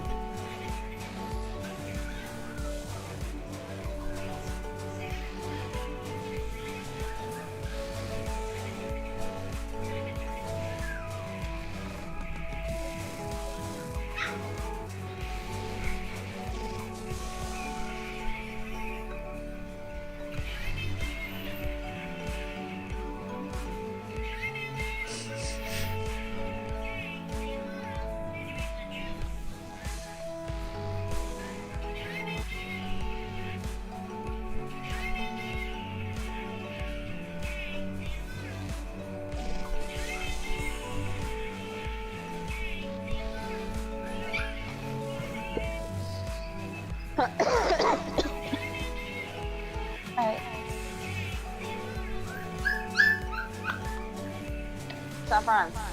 What? It's 1 + 1. 4. No.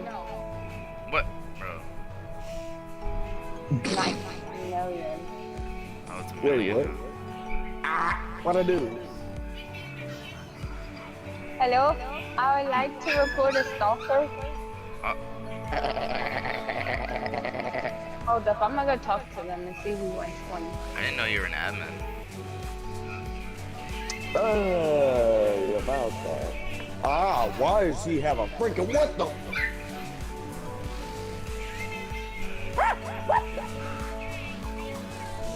I don't have a weapon, you goofy up. Oh, monkey girl. It's the monkey girl. No, the man who killed me is a monkey. Wait, so wait, you guys are playing public? Yes. Wait, how much coins do you have? How many coins do we have? Yeah, I know each one has like 1 billion. How much do you have? Yeah, I got 550 mil. Point two. Well, on Saturday, I'm gonna be duplicating coins so I can get you both to the max. Where is the town gun shop? Where is it? It's near the bridge heading towards that one gas station. Right, how much coin do you got? You said you had like 500. I saw, yeah, 550. 500. 500 mil. Yeah, 550 mil. Hey, look. What? H-Town, don't do it. H-Town, don't do it in public. Don't do it in public. It's too What you doing? You come back over here, I'm gonna spank you. Spank you? What did you say? What did you I didn't do nothing. I didn't do nothing. What did I do? What did I do? What did I do? I'm gonna swim for it. I can't take it. I gotta swim. Swim. Hey, Quandale Dingle here. I just escaped prison. I am staying at my friend Wandale Pringle's house. As I was running away from cops, I fell and scraped some of my foreskin off. A guy named Garfield Jensen bent me over in the shower while I was in prison. My baby mama Shaniqua Anderson told me to pay child support, so I gave my baby to creepy old guys. Oh yeah. Hey, yeah. That's what snipes would do. What? I don't want a child.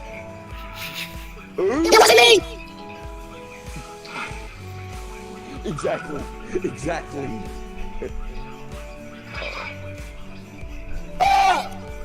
That's right, it's okay. Get out the trash can. Look, Spidey Gamer. Uh-oh.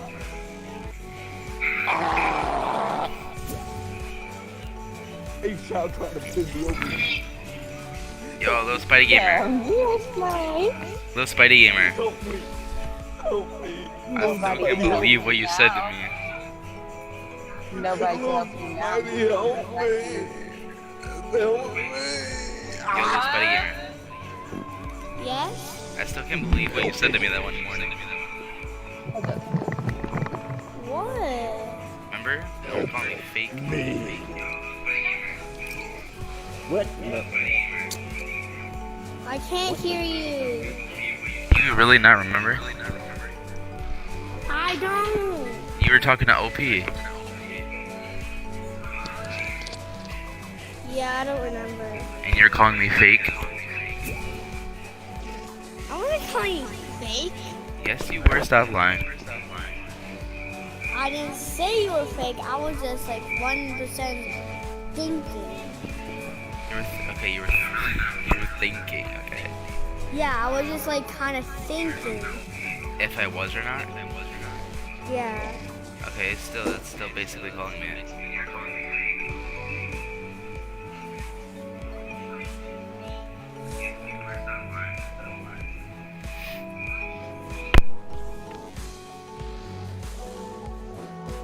I mean, like, I know now. I'm giving up of thinking you're a faker now. Because you would be level 1000.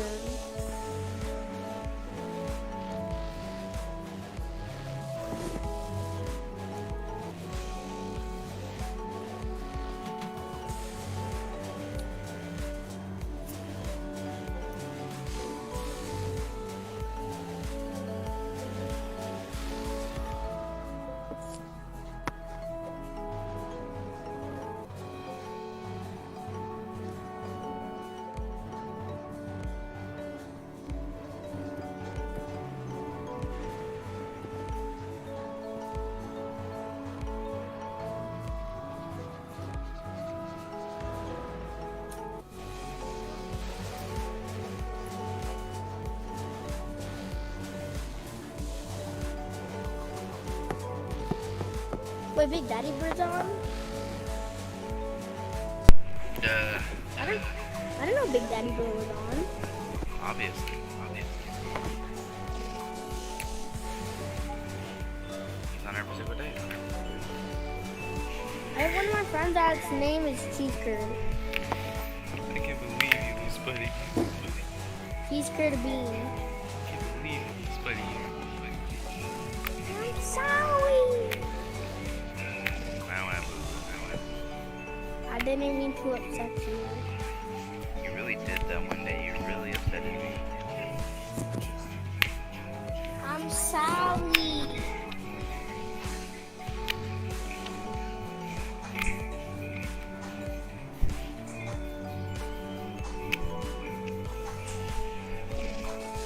But are these two different games?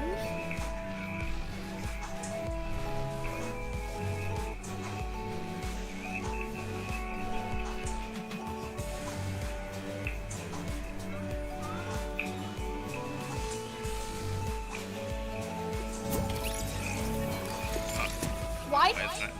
It's Snap Sleeve. What do you mean? Hey, Sean. My Snap Sleeve. Close it there.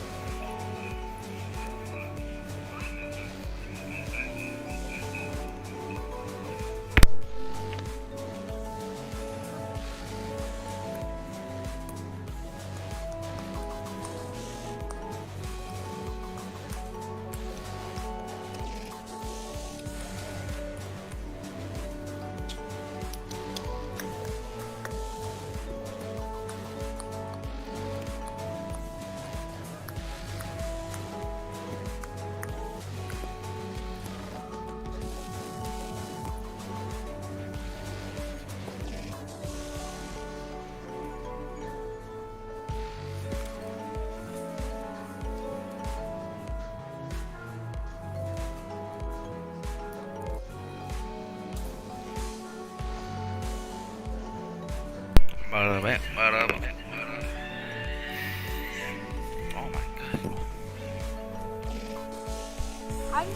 god. Hey, Quandale. Dingo here. I just escaped prison. I am staying at my friend Wandale Pringle's house. As I was running away from cops, I fell and scraped some of my foreskin off. A guy named Garfield Jensen bent me over in the shower while I was in prison. My baby mama Shaniqua Anderson told me to pay child support, so I gave my baby to creepy old guys. Oh yeah. Oh no! Hey, Stinky!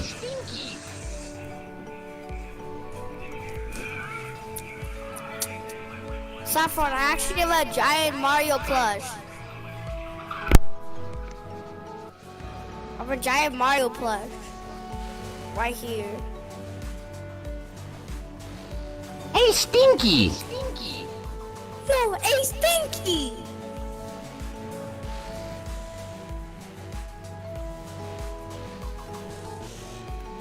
I am the real Mario! Not you, faker! Wow, you call me fake again? Wow. No, Mario did. Mario said you weren't the real Mario.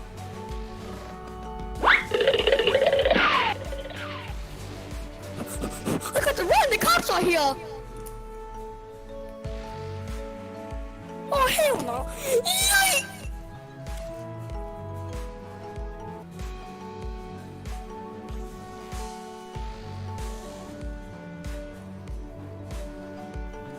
I don't want to exit YouTube. What the hell?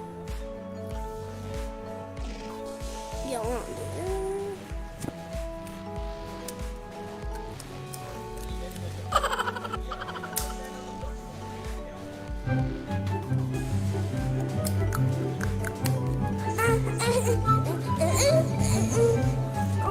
Mario has a pink booty cheek. I can smack it for hours.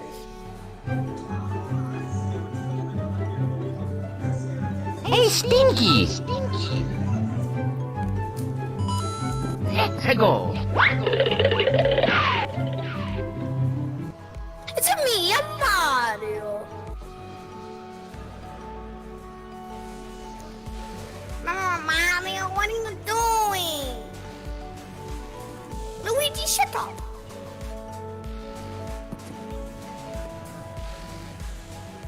I am the real Mario. Not you. I am Mario.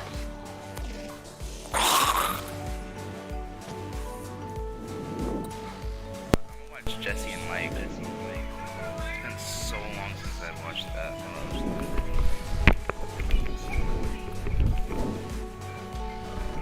Alright. I'm just Wait, Saffron. Are you friends with Tico? yes, obviously. Is he on? Yeah, he's not right now. Saffron, I'll do anything I'm not close to him, but if you ask him to add me. Is the Adam? Hey. I was about to Jesse and Mike. Chicken wing, hot dog Malone, chicken macaroni, chicken macaroni. Do you know what Jesse and Mike even is?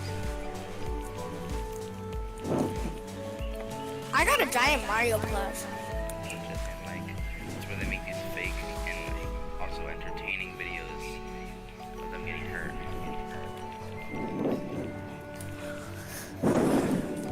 These things.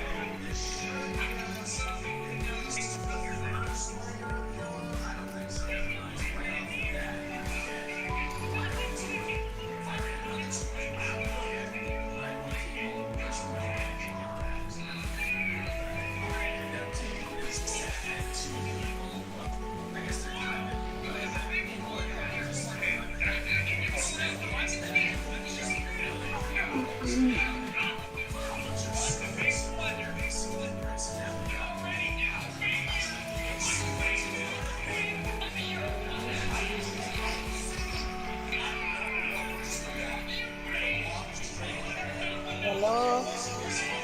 Yes. Hello? Please.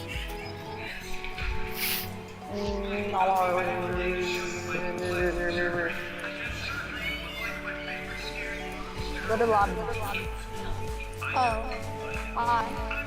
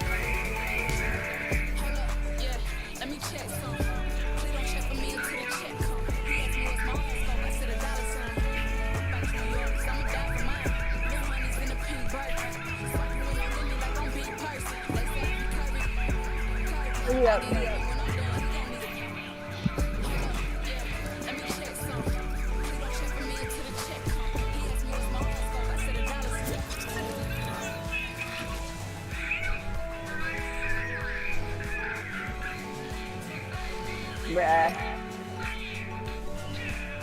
Hello? Hello? Saffron. Dang.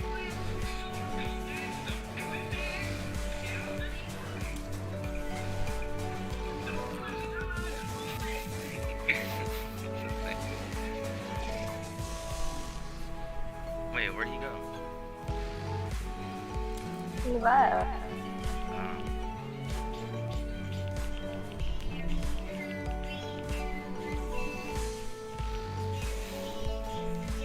What are you doing?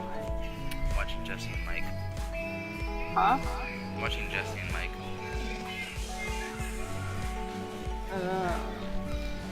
That's why they make these fake videos of them getting hurt.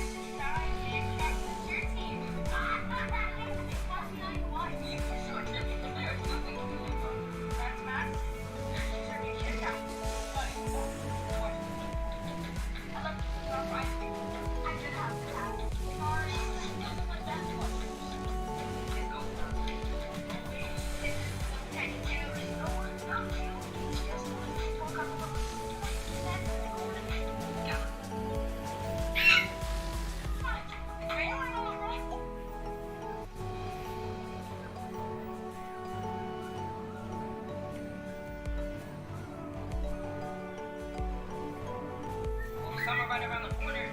How am I ever going to afford to go to basketball? I have to find a way to pay for camp. How? You saw what happened with Doug. I cannot give us up. I've never even seen these pretty houses. Wow. Inflation is really something. I guess that's what I was going to know when I had to do it. Oh, what's this? What?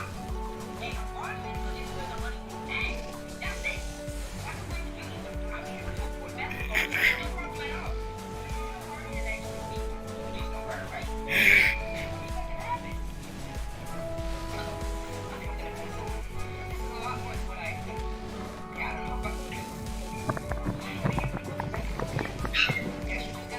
Hello. Hello.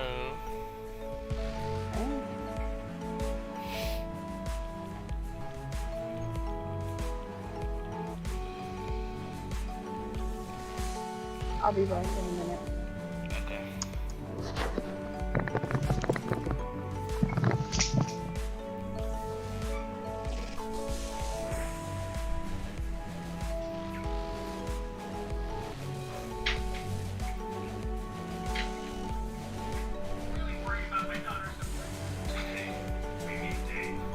His daughter is chronically obsessed with TikTok. Ever since he downloaded that hot dick app, she's been acting so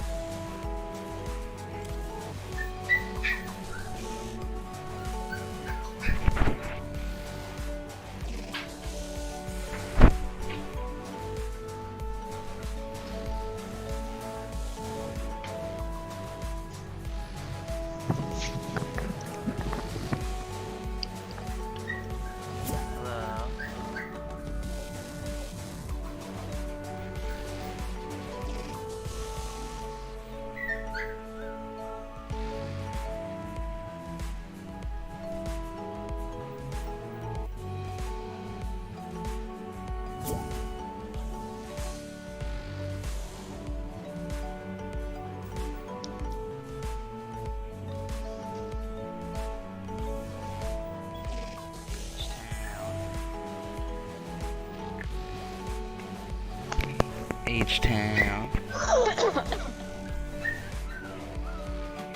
Yeah. What? What? Hey. Hi.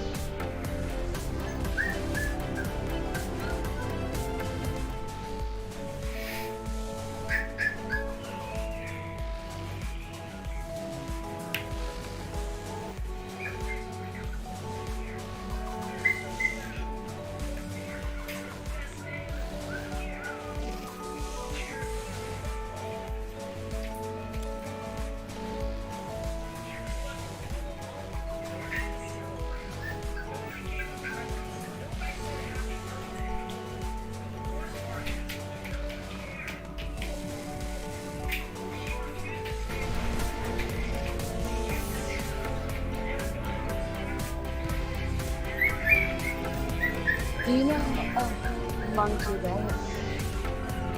Wait, what? You know Monkey, right? Yeah. He was playing with his ex. Really?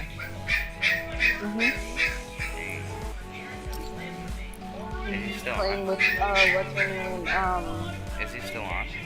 Winter Joy. Yeah. And he is on.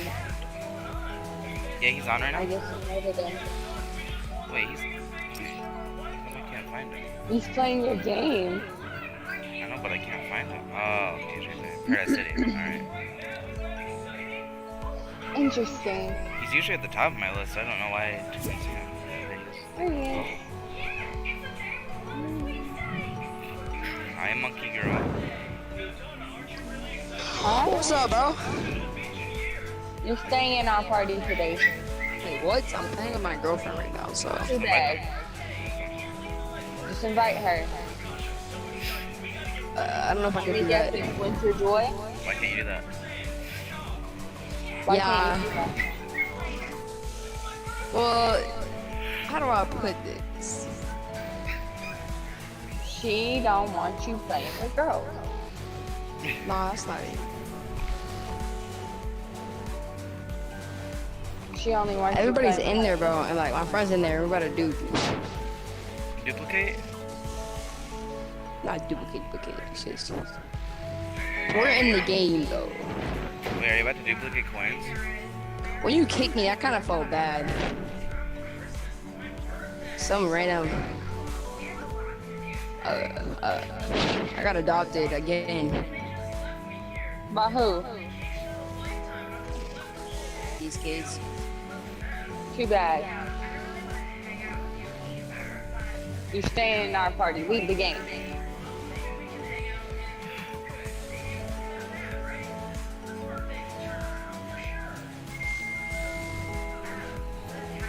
Monkey girl, I know you hear me.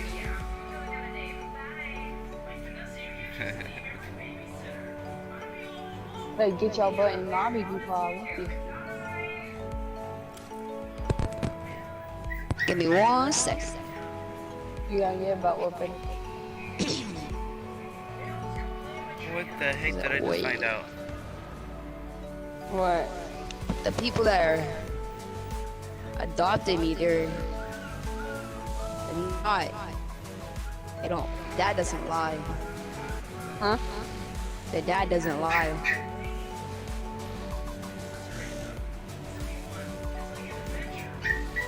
So you rather go with them?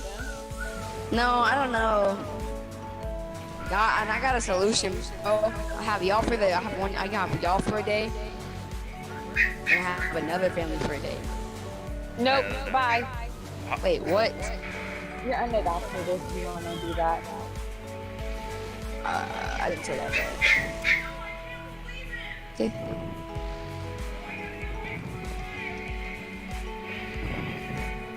You could go join your pygmy ass. Ooh, that's kind of mean. See what I mean? I lied about that. And you're being rude to me. No, I'm just saying you could go join me. I'm not trying to be rude or anything. I'm just saying. I don't like your girlfriend. I never will. Like what? Knowing his girlfriend's probably already cheating.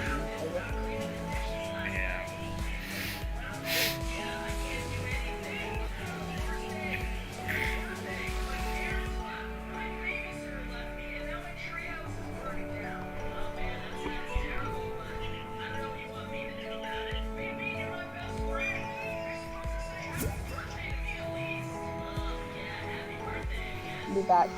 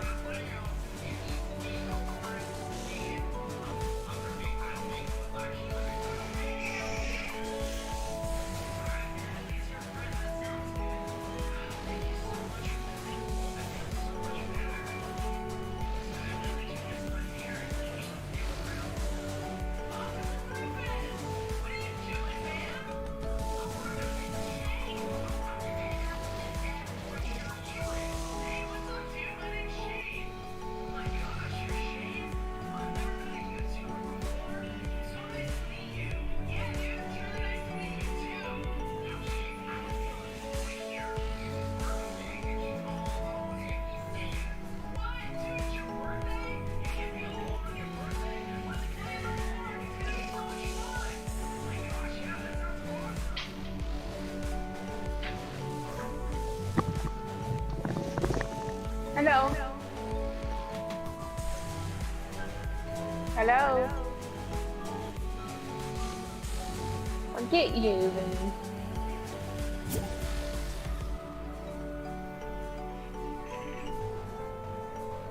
Saffron.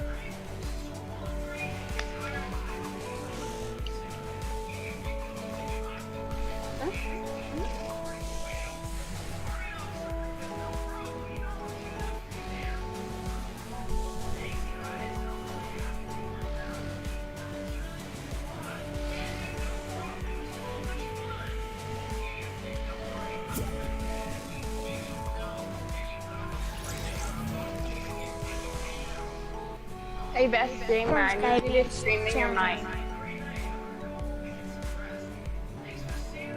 I need you to stream in your mic really loud. Alright? Okay. 3, 2, 1.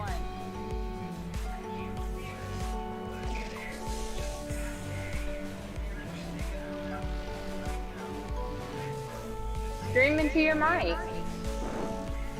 No. Why? You gonna kick me? I'm not gonna kick you. Why? Once I scream on my mic? Because Saffron's doing something and I want to wake him up. Probably fell asleep. Saffron!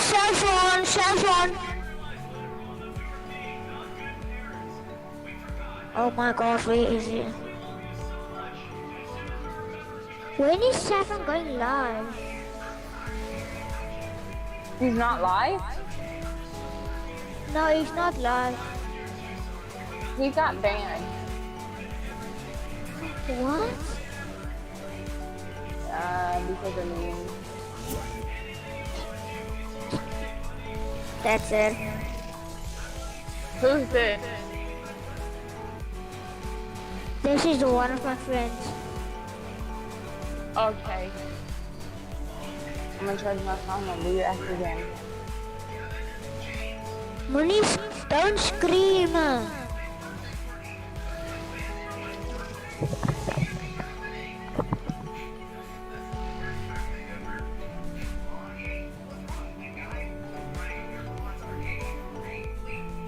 Alakan.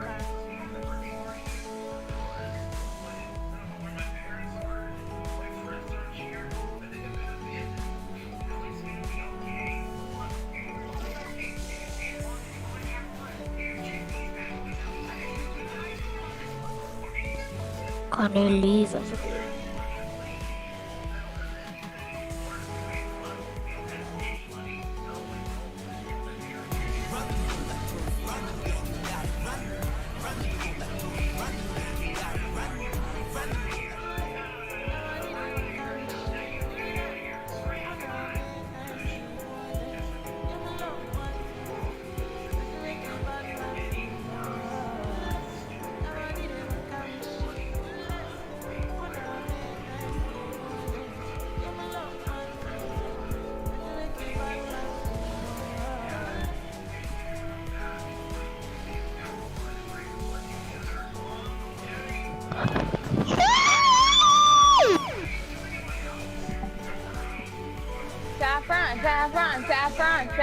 Saffron.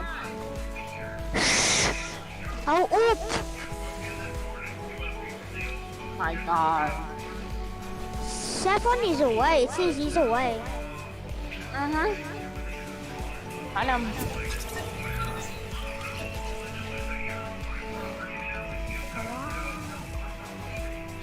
We don't wake his butt up, man. What is he doing? Hello? Hello? Who are you? Who are you? I am. My name starts with a J. You finish it. Jules? No way.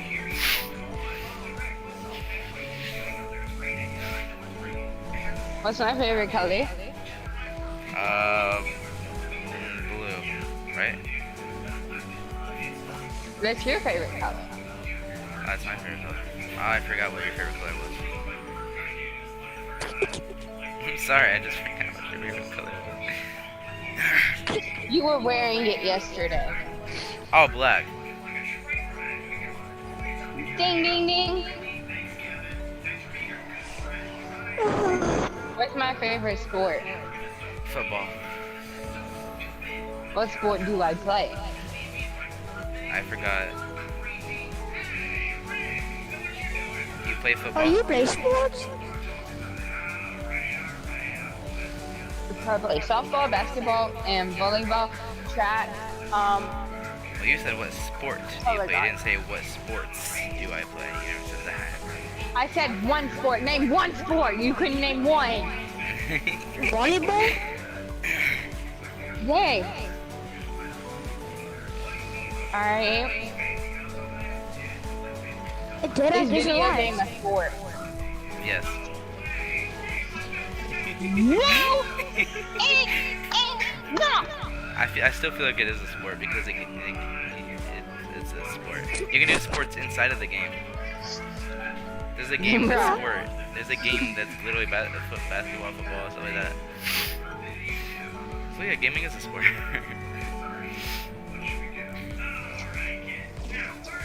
Gaming does not count as What about the That's sporting you games though? just being lazy on your butt and eating all day constant.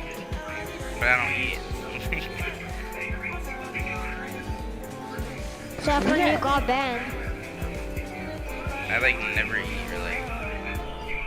Okay. I haven't eaten today yet. I know. You've been sleeping. That's what you've been doing. Yeah.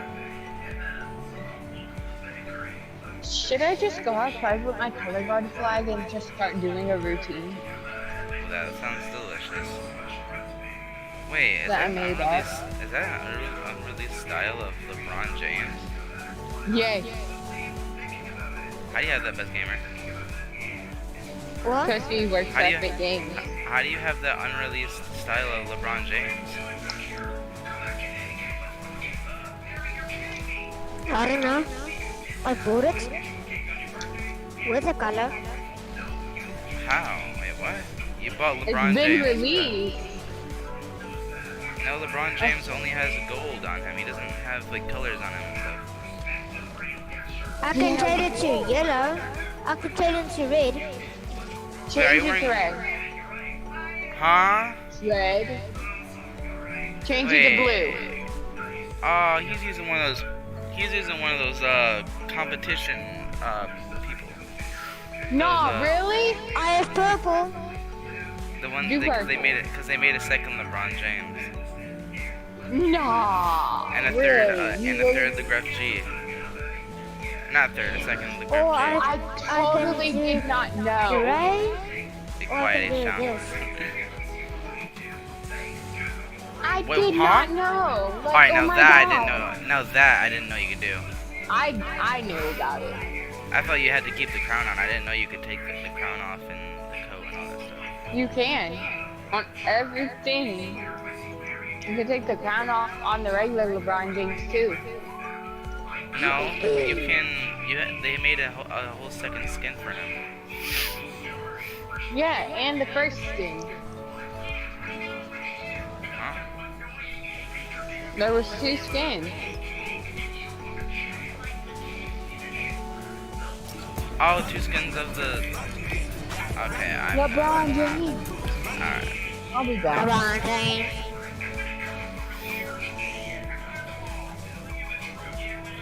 I can change it to green.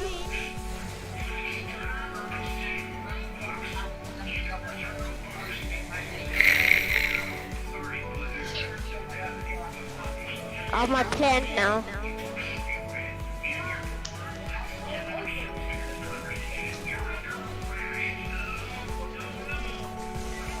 ยังไม่ค่อยสี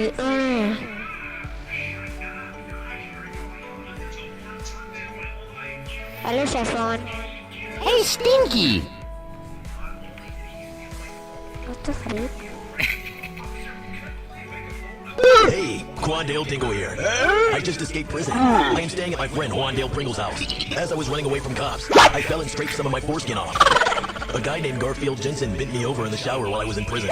My baby mama Shaniqua Anderson told me to pay child support, so I gave my baby to creepy old guy. Oh yeah. Bending it over in the shower. Okay. Hey, Stinky! Hello. Oh, no! Hey, Stinky! Hello. Let's go! What the freak? Saffron.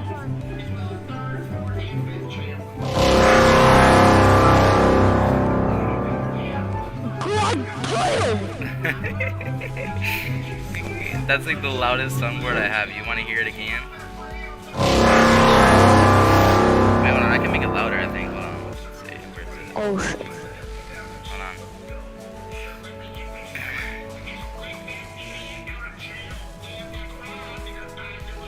Soundboard.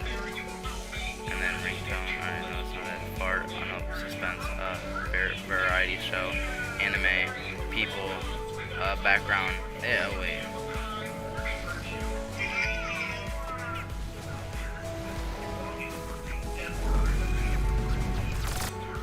That's not it. Oh, what's that? Fantasy. Horror. Jason Voorhees. It's this one.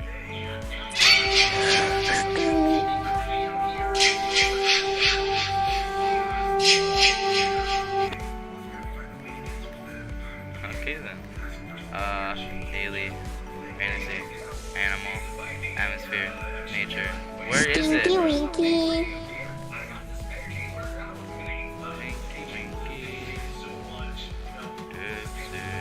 Alien. Found it. Are you ready?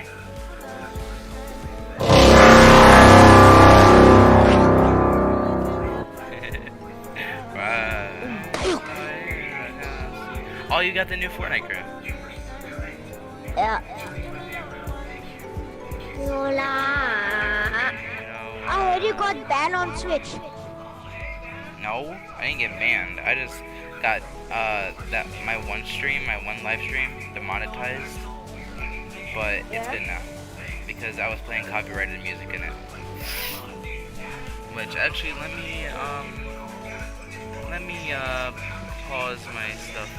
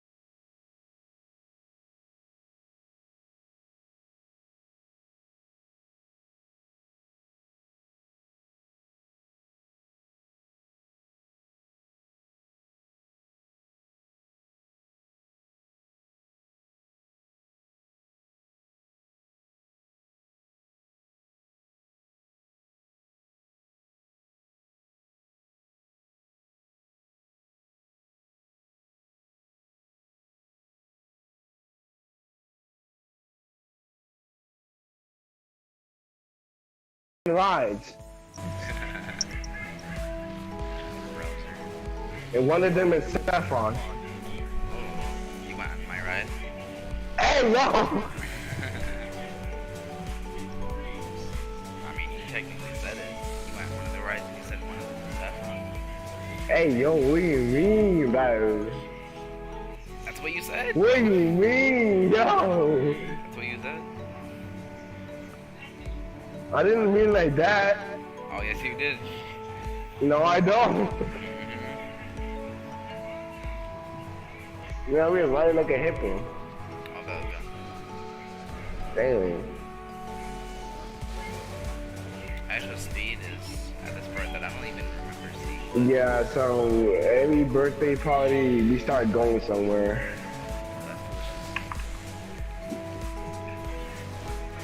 We might go to the park. We're gonna play some basketball. We're gonna play basketball, and then we're gonna play a monkey in the middle with Saffron.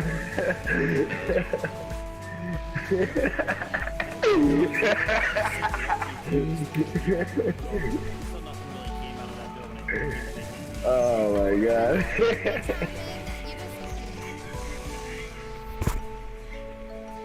We're gonna play monkey in the middle.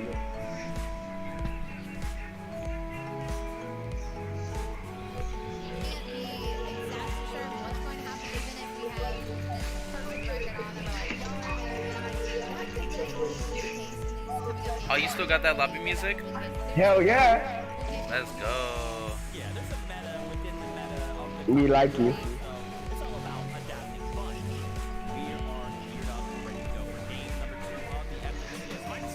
This is my favorite part. The one that it shows this song. This is my favorite part.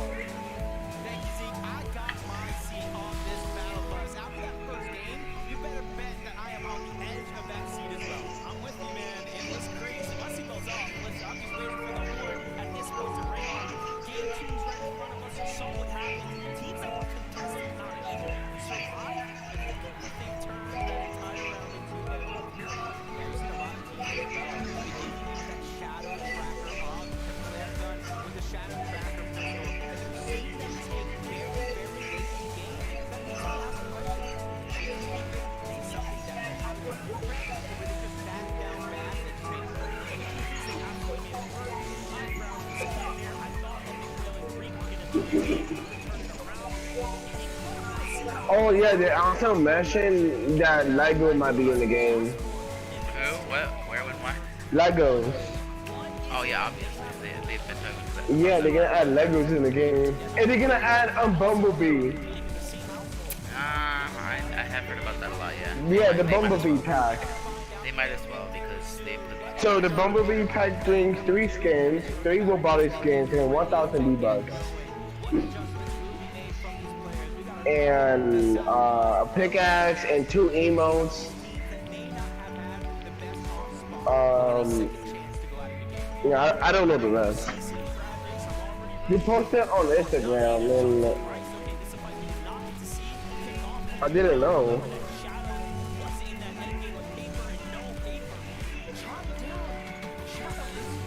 No. This is the same server. Don't believe it. No.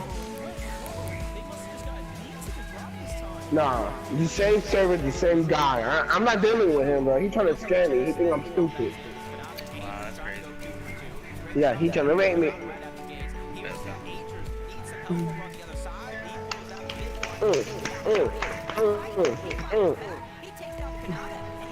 I kind of like the song. I like it, but let me see.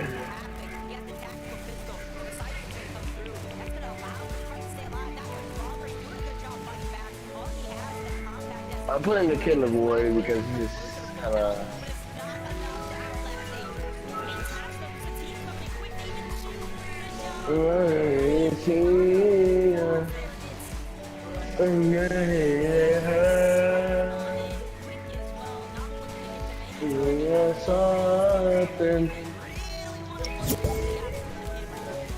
Screaming in my ass.